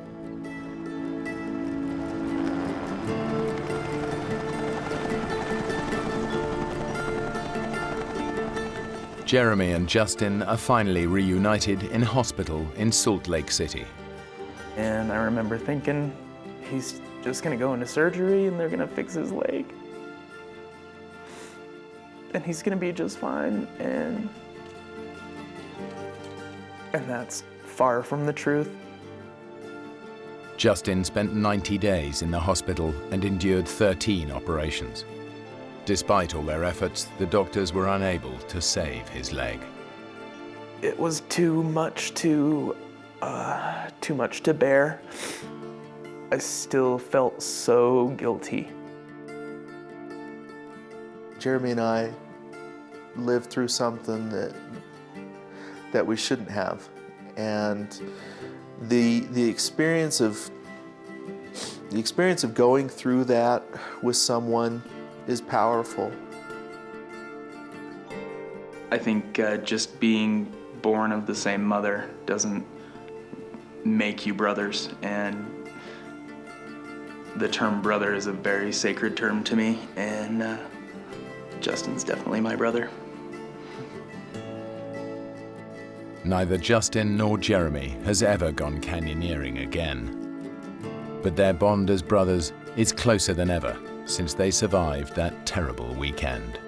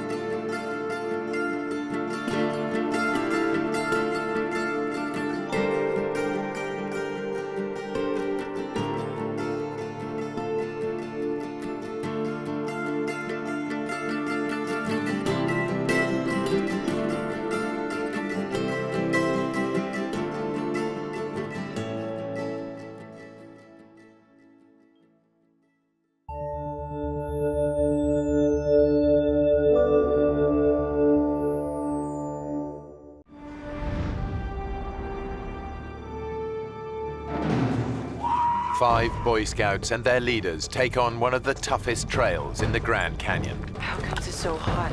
But they're soon at the mercy of a freak heat wave. And as their water runs out, what started out as a fun adventure quickly turns into a fight for survival. Three 15-year-old boys risk their lives in a desperate race to find water.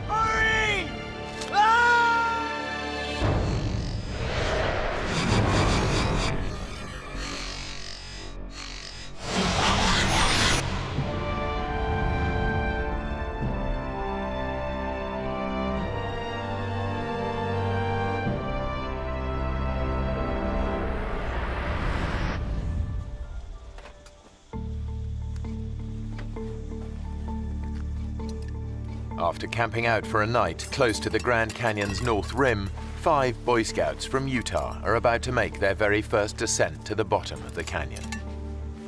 3 of the boys are close friends. Is that bacon? Yeah.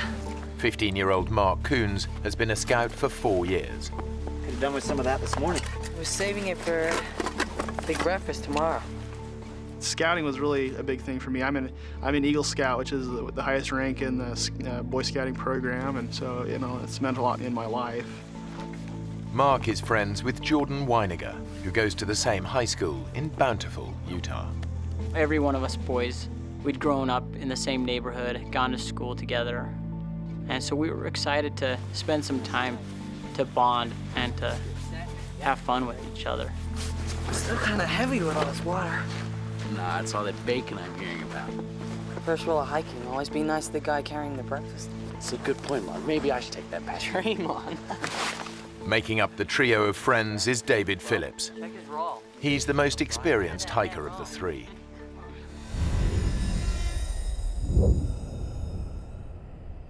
It's June, and the day is shaping up to be blisteringly hot. The leaders are following the first rule of Grand Canyon hiking. Take water and plenty of it. Okay, boys, don't leave anything behind. It's a real deal today. We're going over the rim. Guy Davis is the Scouts' leader. Most of the boys that went, I knew very well. They were about as high as kites. They were excited for the experience. I I still remember my first time in the canyon. Veteran hiker Lauren Pace is in charge of navigation. Peril. He's also brought his brother Earl along. They're having a good time. Yeah, why not? Time of their lives. After a couple of hours hiking, the boys reach the canyon's north rim. When you walk around that corner and you see a huge panoramic view of cliffs, that go a mile down, there's nothing like it.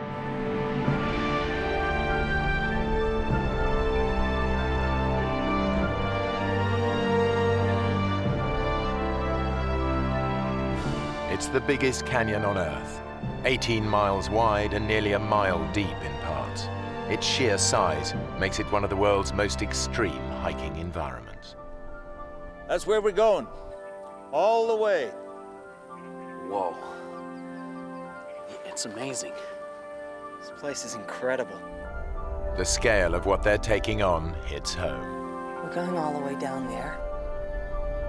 If you get bored of hiking, there's always the fast way down.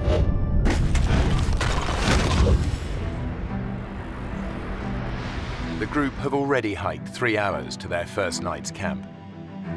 Now they'll make their descent, following the unmarked Little Nankoweap Creek bed. It's a tough hike with steep descents that drops 4,000 feet down to the Colorado River. There they'll fill up on water and take an easier route back up. The whole trip should take around 7 days.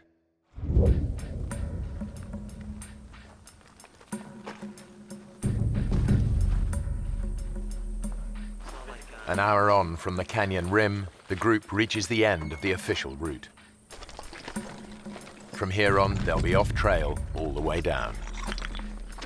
The trail ended, and then it got very rocky. That's when we saw the difficulty of what the hike was going to be. Jordan is right to be wary. Every year, some 300 hikers get into trouble here, and about 200 of them have to be airlifted out by rescue services. Around 10 more aren't so lucky and die here. And going off-trail in the canyon intensifies the risk.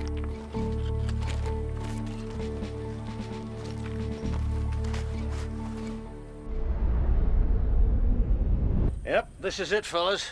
The big chute. The chute is a rocky gully over a mile long, an extreme descent over boulders, loose rock, and gravel. Jordan immediately sees how tough this will be. It was turning into a hike that, was getting a little more dangerous. They have no radio, and they're out of mobile phone range. If anyone gets hurt, they're on their own. It was really steep.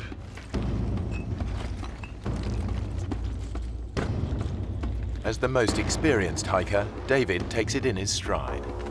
Pack's off, guys. Mark is a little more cautious. You'd have to climb down a big rock and hand packs down to other people. I got it.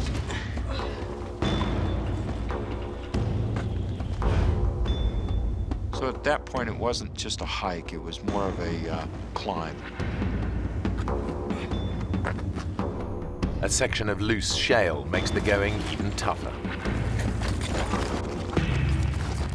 If you did put your foot wrong or something, you definitely could take a nasty fall, maybe not stop until you go all the way down to the bottom of the Grand Canyon. After an hour of hot and exhausting scrambling, even Scout leader Guy is struggling. It's very difficult to keep your footing as you were sliding down.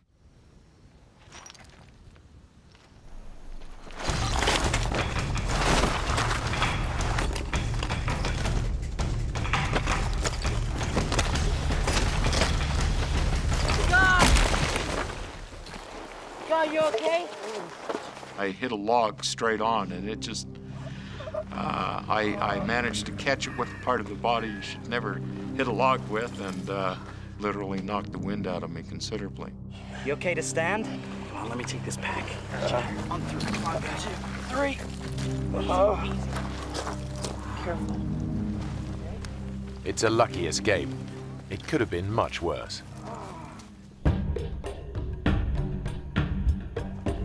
2 hours after starting down the chute, the exhausted group reaches the bottom. They've descended over 1,000 feet.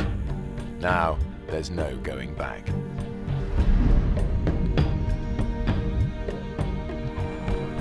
The temperature has been climbing all day. It's touching 100 degrees Fahrenheit.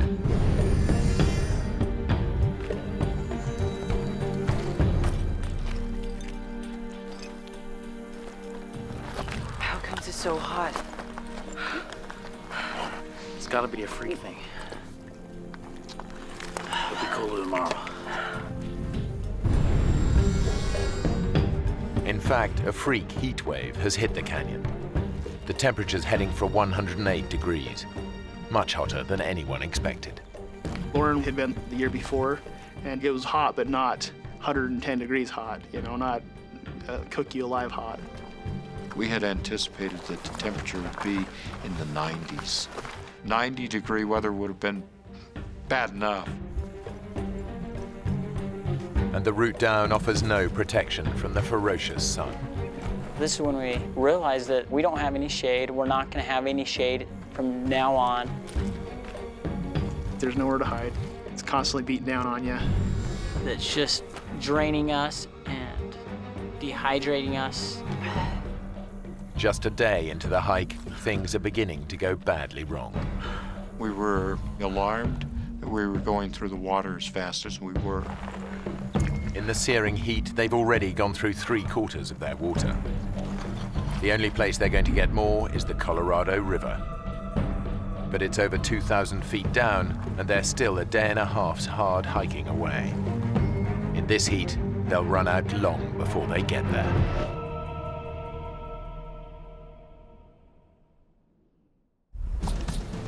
As we were hiking, that's all we could think about was the river, of getting to the river. But the boys are about to find out that blistering heat isn't the only hazard they face. Dave, don't move. You got a scorpion on your back. One sting could immobilize David. Hold still. Careful.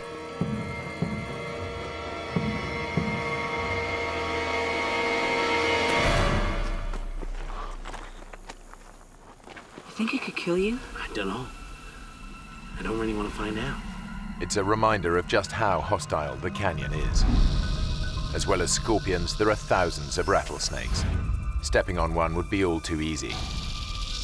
And getting bitten out here miles from medical help could be fatal. Come on, let's go.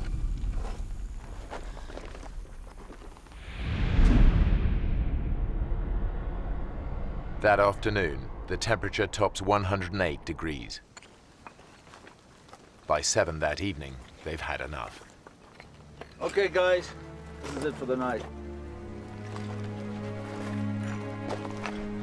We were really exhausted. We were just grateful to be off of our feet. We were grateful to have the sun down off of us. David does his best to keep his friends' morale up. Hey, guys! Guys, come here. You can see the river. It's miles away, Dave. When I first saw the river, all I could think was, that is still very, very far away. So it was really worrisome to me that it was so hot and that I was running low on water. Just think about running in that river and drinking pints of icy water. A couple of hours in the morning and we'll be there.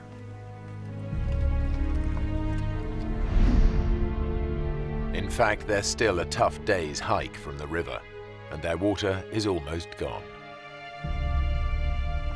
We begin to say, gee whiz, am I going to be able to make it down to the river tomorrow?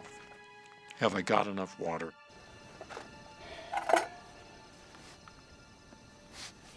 Their obsession with every drop of water is becoming overwhelming.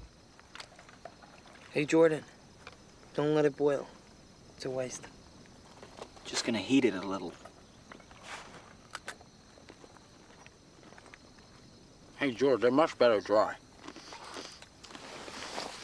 They're nutritious and delicious.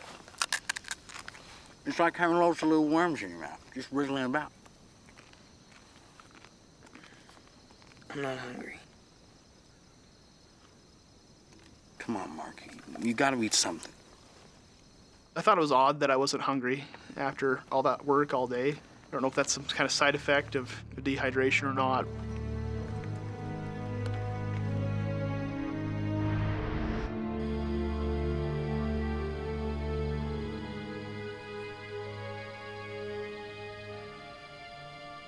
Definitely that night I was starting to feel a little shocked and surprised that something I thought would be so fun was starting to turn into something that was so scary and so worrisome to me. And I felt like I had started to lose control of the situation that I was in. Dave? Yeah? Are we gonna get through this? Come on. We'll get up early before the sun gets down on us. And by the afternoon, we'll be at the river.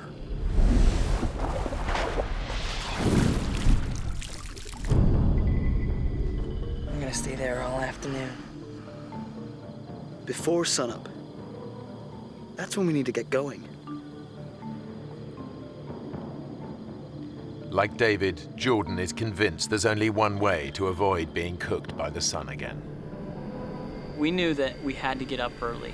We knew that we had to beat the sun, that if we didn't, we knew that we would be in trouble.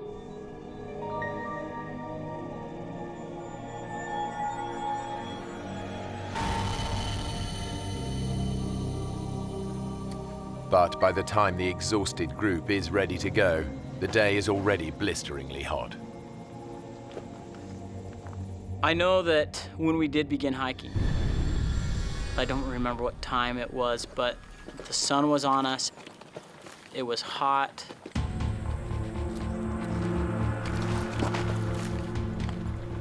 We could feel our bodies were dehydrating. We could feel the heat. They're sweating up to 4 pints of water an hour and dehydrating fast. They face exhaustion, hallucinations, and as their blood pressure drops, collapse.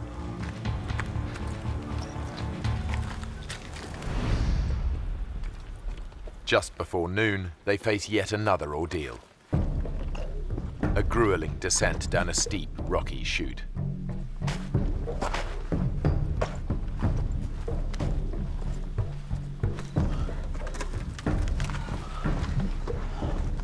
The few hours the boys hoped it would take to reach the river have long passed, and they're not even close. And now, the water situation is critical.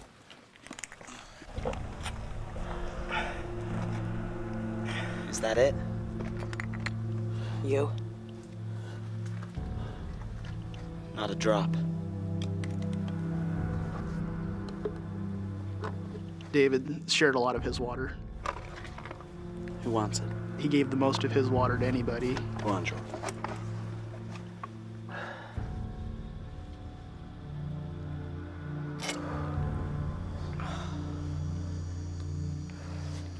Thanks.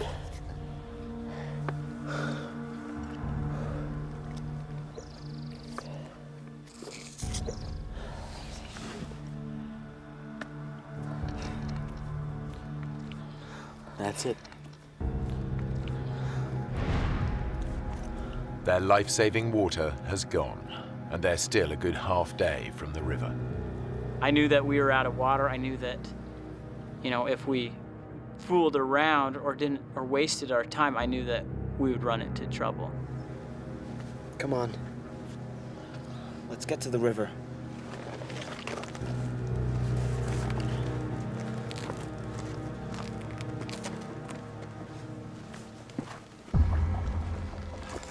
Guy is struggling most in the unrelenting heat. He's fallen behind the rest of the group. It was like being in an oven. I was physically exhausted. Severe dehydration is putting Guy's body under intolerable pressure. Finally, it just gives out.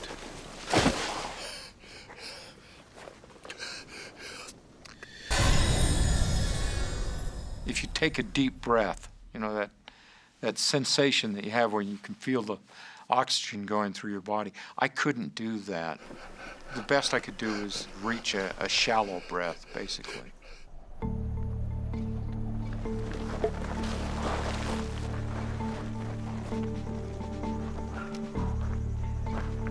Hey, where's Guy? By the time the group realize he's not with them, they're hundreds of feet further down the chute. Guy! I need some help up here! Can't you get down?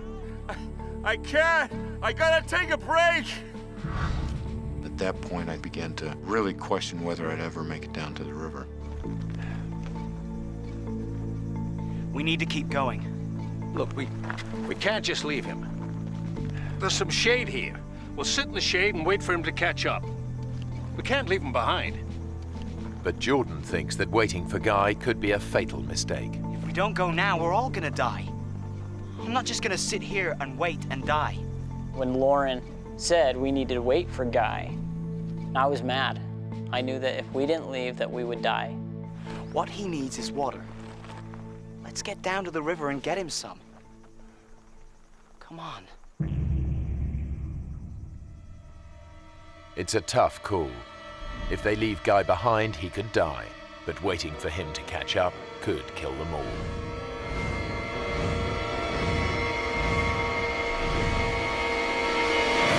Okay. Guy! We gotta get down! Get some water!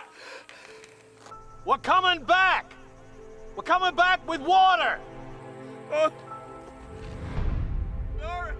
I'll look after the boys! I had never heard a tone like that in anyone's voice before. That kind of fear or anything like that ever in my life. Just, it changes you when you hear something like that. It's difficult to leave somebody behind, but when it's your own life, you need to do what you need to do.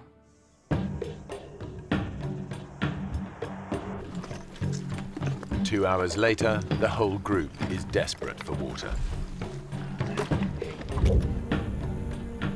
Anybody got any water left? No, I'm out. Then Lauren remembers something that might just save their lives. Hey, wait a minute. Wait a minute. There's a creek runs up there. Half a mile along the ridge. There was water in that creek last June. I'll go. Give me some cans. See trees along the creek bank, okay? In these conditions, the extra hour of hiking puts a huge strain on David's dehydrated body. But if he finds water, it'll be worth it.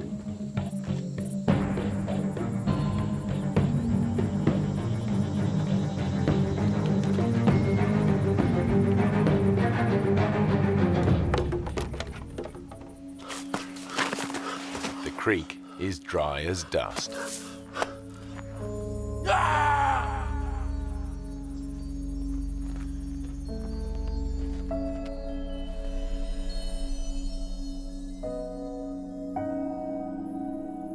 Hey, Mark. Mark, wake up. Wake up. There was nothing there. Just an empty riverbed. It was very difficult. We had no idea where water was, how we were gonna get there, when we'd get there, or how much longer we'd last.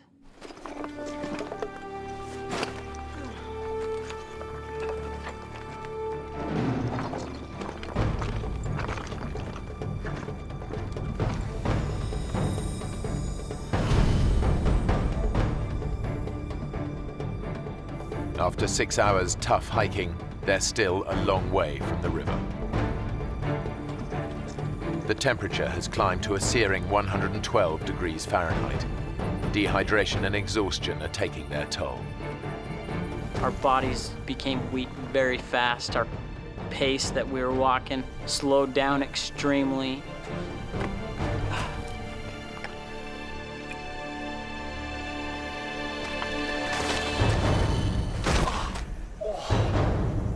For 71-year-old Lauren Pace, enough is enough. Lauren, you okay? Don't fuss. I'm okay. I'm okay. Listen. Guys, the sun is a killer. There's some shade here. We should wait till it's dark.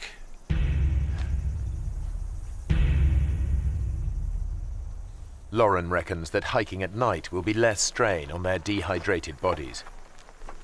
But the boys think that if they stay here, it could be the last thing they ever do. There's no easy answer.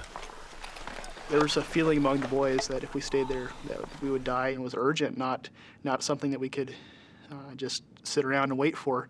It's hours till sunset. We stay here till night, we're all dead. Well, Lauren knows where to go. Right, so he can tell us where to go. Come on. You want to just sit here, or do you want to do something? Let's do it. Mark? Okay. Going against their leader's advice is a big decision for the boys. Lauren, we need to go on. You shouldn't travel in this heat. We're going. When we left Lauren and Earl under that rock in the shade, it didn't feel like even a decision at all. It was more like, we have to. Armed with directions, the boys head out. They're determined to reach the river and bring water back for the others.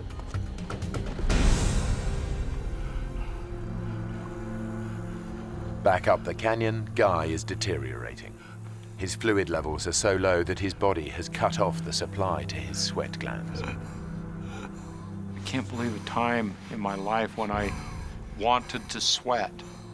I knew that if I could sweat, that it would cool down my body. And I physically tried to will myself to do that, and I couldn't do it. Without cooling sweat, any physical exertion could send his temperature spiraling out of control. If it reaches 108 degrees Fahrenheit, his brain will begin to die. Guy is trapped. If he tries to hike out, it could kill him. Come on, guys. Let's go. Further down the canyon, Lauren is worried about the three boys hiking alone and sends his brother and the other scouts after them. But the three boys are making good progress, and they're now way ahead. They're less than a mile from the river. They just need to make the final descent.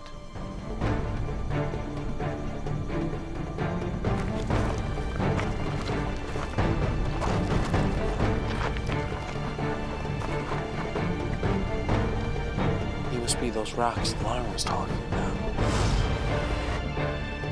But somewhere they've gone horribly wrong. Instead of the safe route down they were expecting, they've reached a sheer 200-foot drop.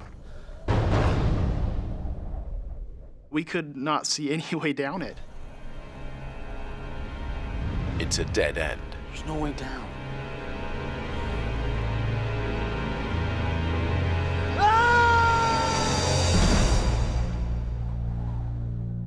Their water has run out, their leader has collapsed, and the three 15-year-old boys are on their own. Their desperate bid to reach the Colorado River is over. It's the final straw. They've run into a dead end, a sheer 200-foot drop. What do we do? I don't know, Mark. Nothing, I guess.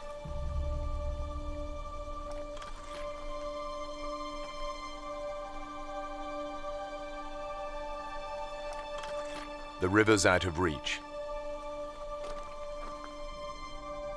And with the group not expected back for 6 more days, there's no hope of anyone sending out a search party in time.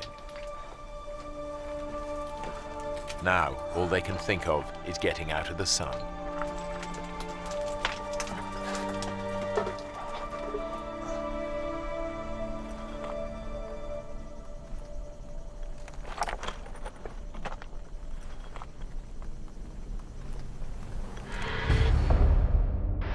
Back up the canyon, scout leader Guy is also losing hope. Out of sheer desperation, he comes up with a plan to make himself visible to any passing planes. As I laid there, I knew that it would be hard for someone to see me because I was down below level. I took out a emergency blanket.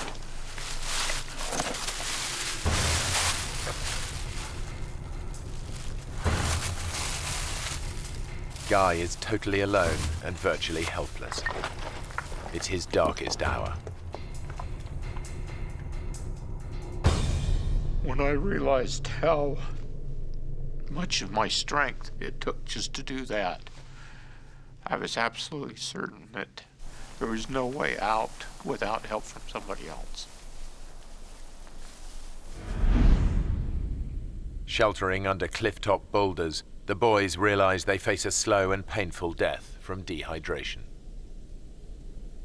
In my mind, I knew we were gonna die.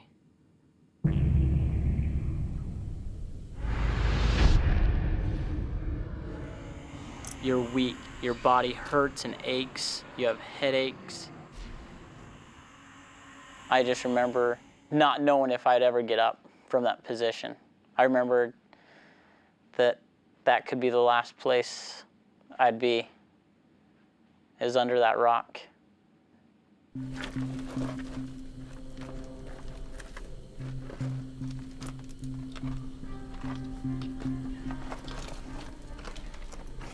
It was a pretty sad situation there, you know. And I was almost turned 16. I wasn't gonna get to drive or anything. You know, you think about your family, that you're not gonna see your mom again or your dad, and it's really sad.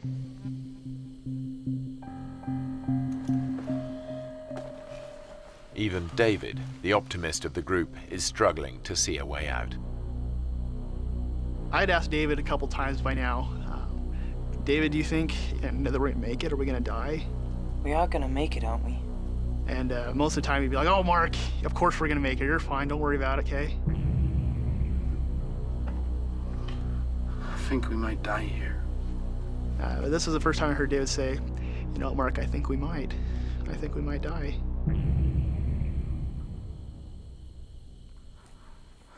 Hey, Jordan, can you get me a pen?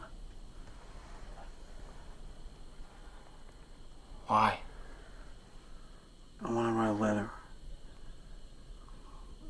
to my mom and dad, you know. Say goodbye.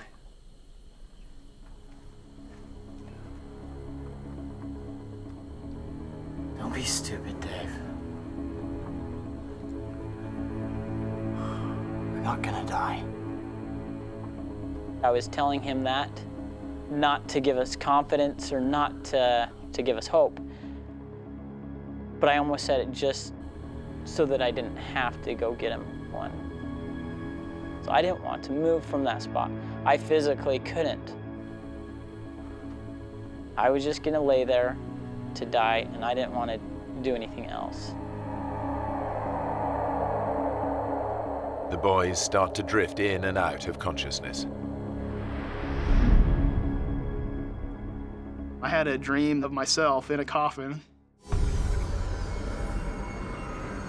You know, my family walked by, but my littlest brother just broke down in tears, covered his eyes.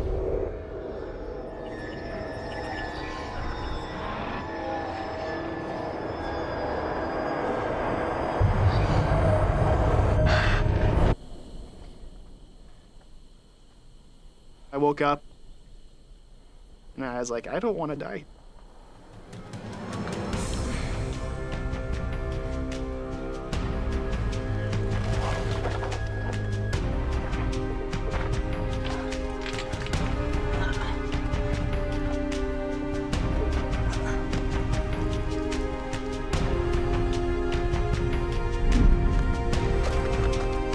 I had no idea where I was going, and I'm not a mountaineer or anything like that, but I decided we can't stay here.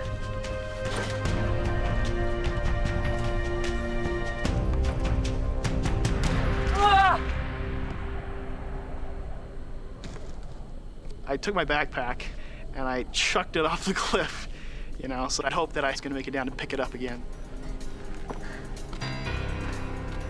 Mark threw his backpack over and said, you know, this is what we need to do. Trying to climb down the sheer cliff in his weakened state is near suicidal. But Mark's made his mind up. He's going to get down or die trying. Come on, guys. We gotta do it.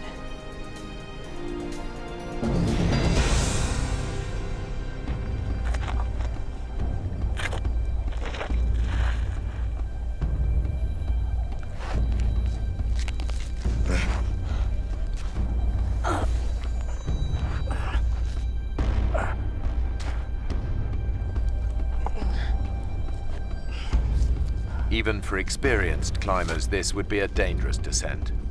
But Mark has no ropes and has never rock climbed in his life.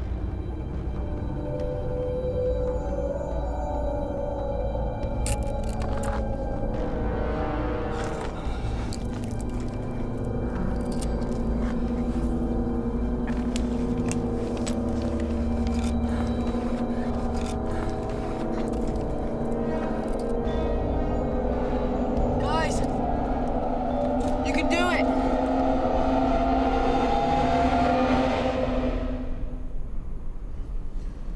Come on. I thought we were gonna die anyways. To me, death was gonna happen. And so it seemed like anything would be better, even if it was a ridiculous plan.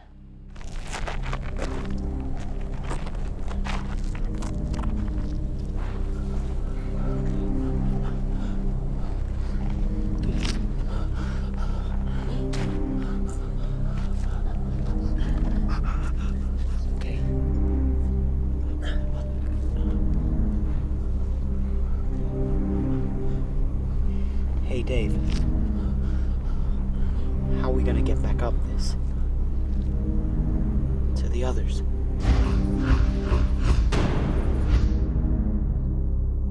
We knew that it would be too difficult to get back to the top of that. And at that time we knew that there's no way we'd be able to make it back to them with water.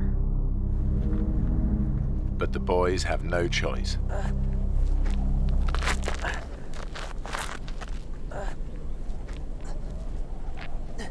We climbed down that cliff, which was very frightening to me, because I knew that if any of us fell, we would die.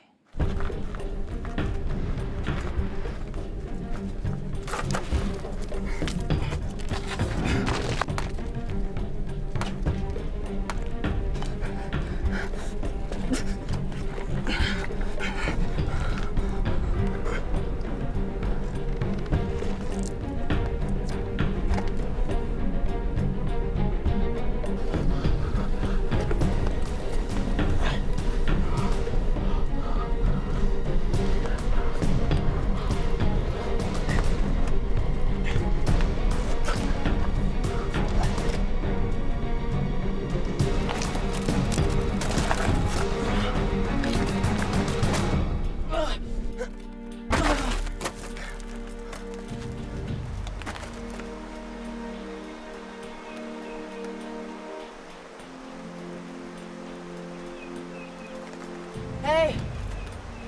I can hear it! The river!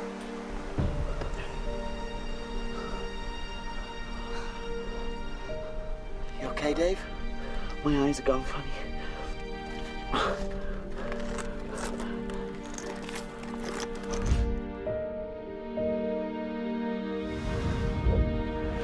It's a terrifying climb, but David and Jordan finally make it down as well.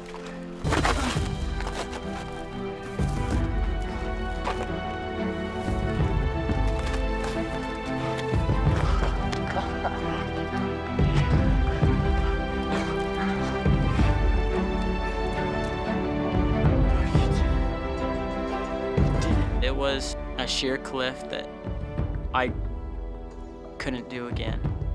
I think we were all amazed that we were still alive, I guess. But David is in trouble. You okay, Dave? He's showing early symptoms of heat stroke.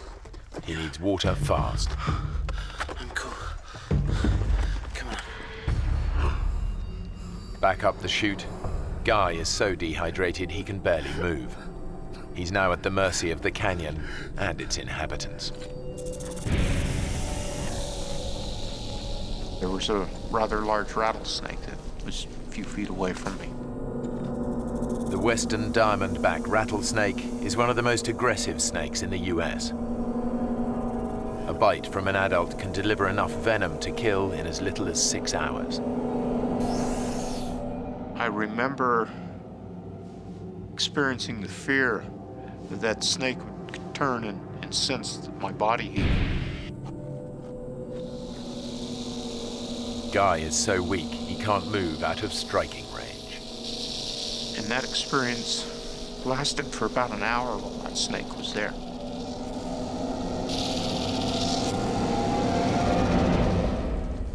At last, the snake moves away.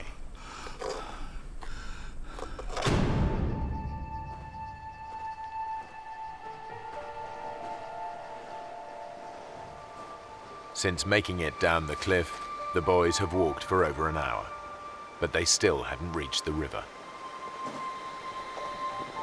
We could hear the water, and it seemed so close. But as we go around one corner, and then the next corner, and then the next corner, you know, each corner we thought it was the next one, and it wasn't.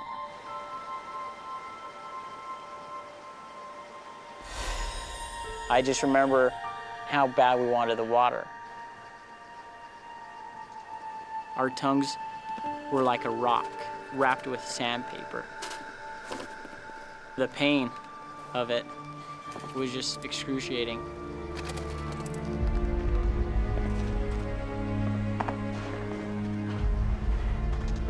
I remember Dave complaining about his vision. Come on, Dave. You're nearly there. And he was shaking. All of us were.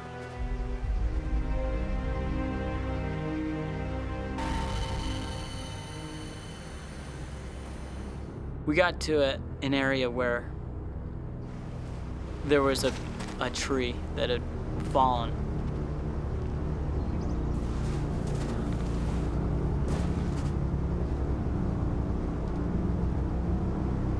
David was leaning against a tree, and I was like, hey, we're almost there, guys. And at that point, David collapsed. David? Dave? You okay?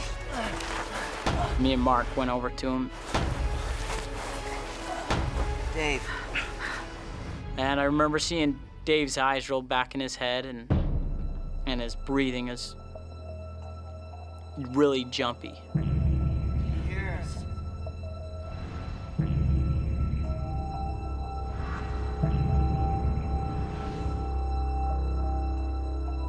And I just knew that we were in trouble. The three boys are in a remote part of the canyon, and dehydration has finally made 15-year-old David collapse with heat stroke. With little chance of help, the situation is desperate. Say something, David. I'd taken first aid merit badge, as a scout. David? They train you for extreme situations like this. I knew it was very serious. Hey, Jordan. You guys get to the river. Bring back water. We're gonna get you some water, all right?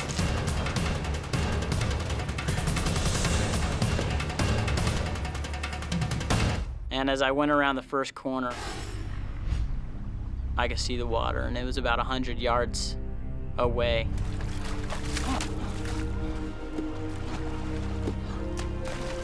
And I remember getting to the water and just being so grateful. I just knew I needed a drink. I wanted it so bad. And so I took a drink out of the water, but I knew that there was a higher priority, that Dave needed the water.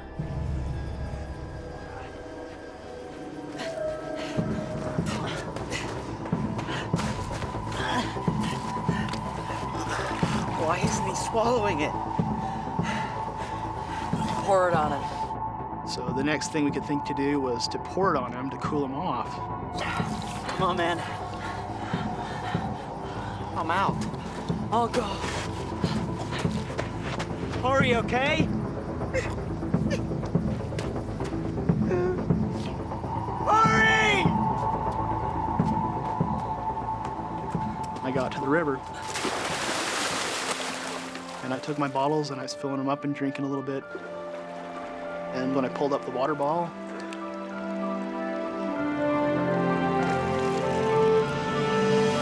I could not believe it. I saw 2 big yellow rafts coming around the corner. Hey! Hey, over here, help! Hey! My friend is dying! Help me! The next thing I knew is I hear Mark yelling help from the distance, and I was just hoping for something. It's an incredible stroke of luck. A minute earlier or later, and the rafters would have passed by without finding the boys. David. David, can you hear me? What's more, the rafting party is made up of off-duty doctors and paramedics.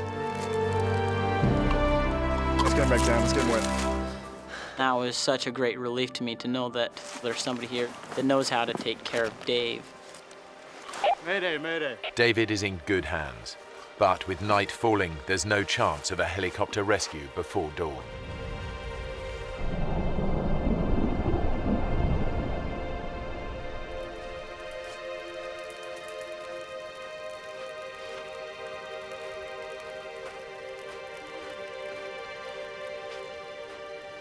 Seemed forever that they were working on him, not knowing if he's gonna make it, not knowing if he'll die. He's still hypothermic.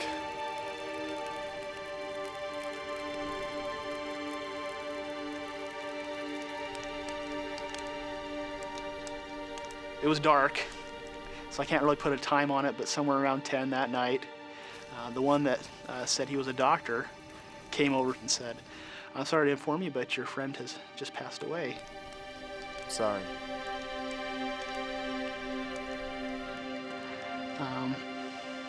And it was a hard experience.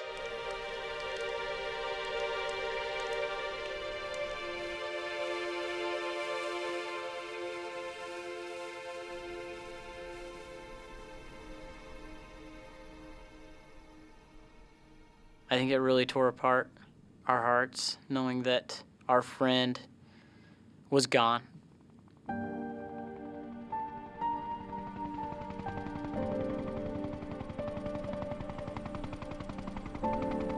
By the time rescue helicopters arrive the next morning, Earl and the other boys have made it down to the river.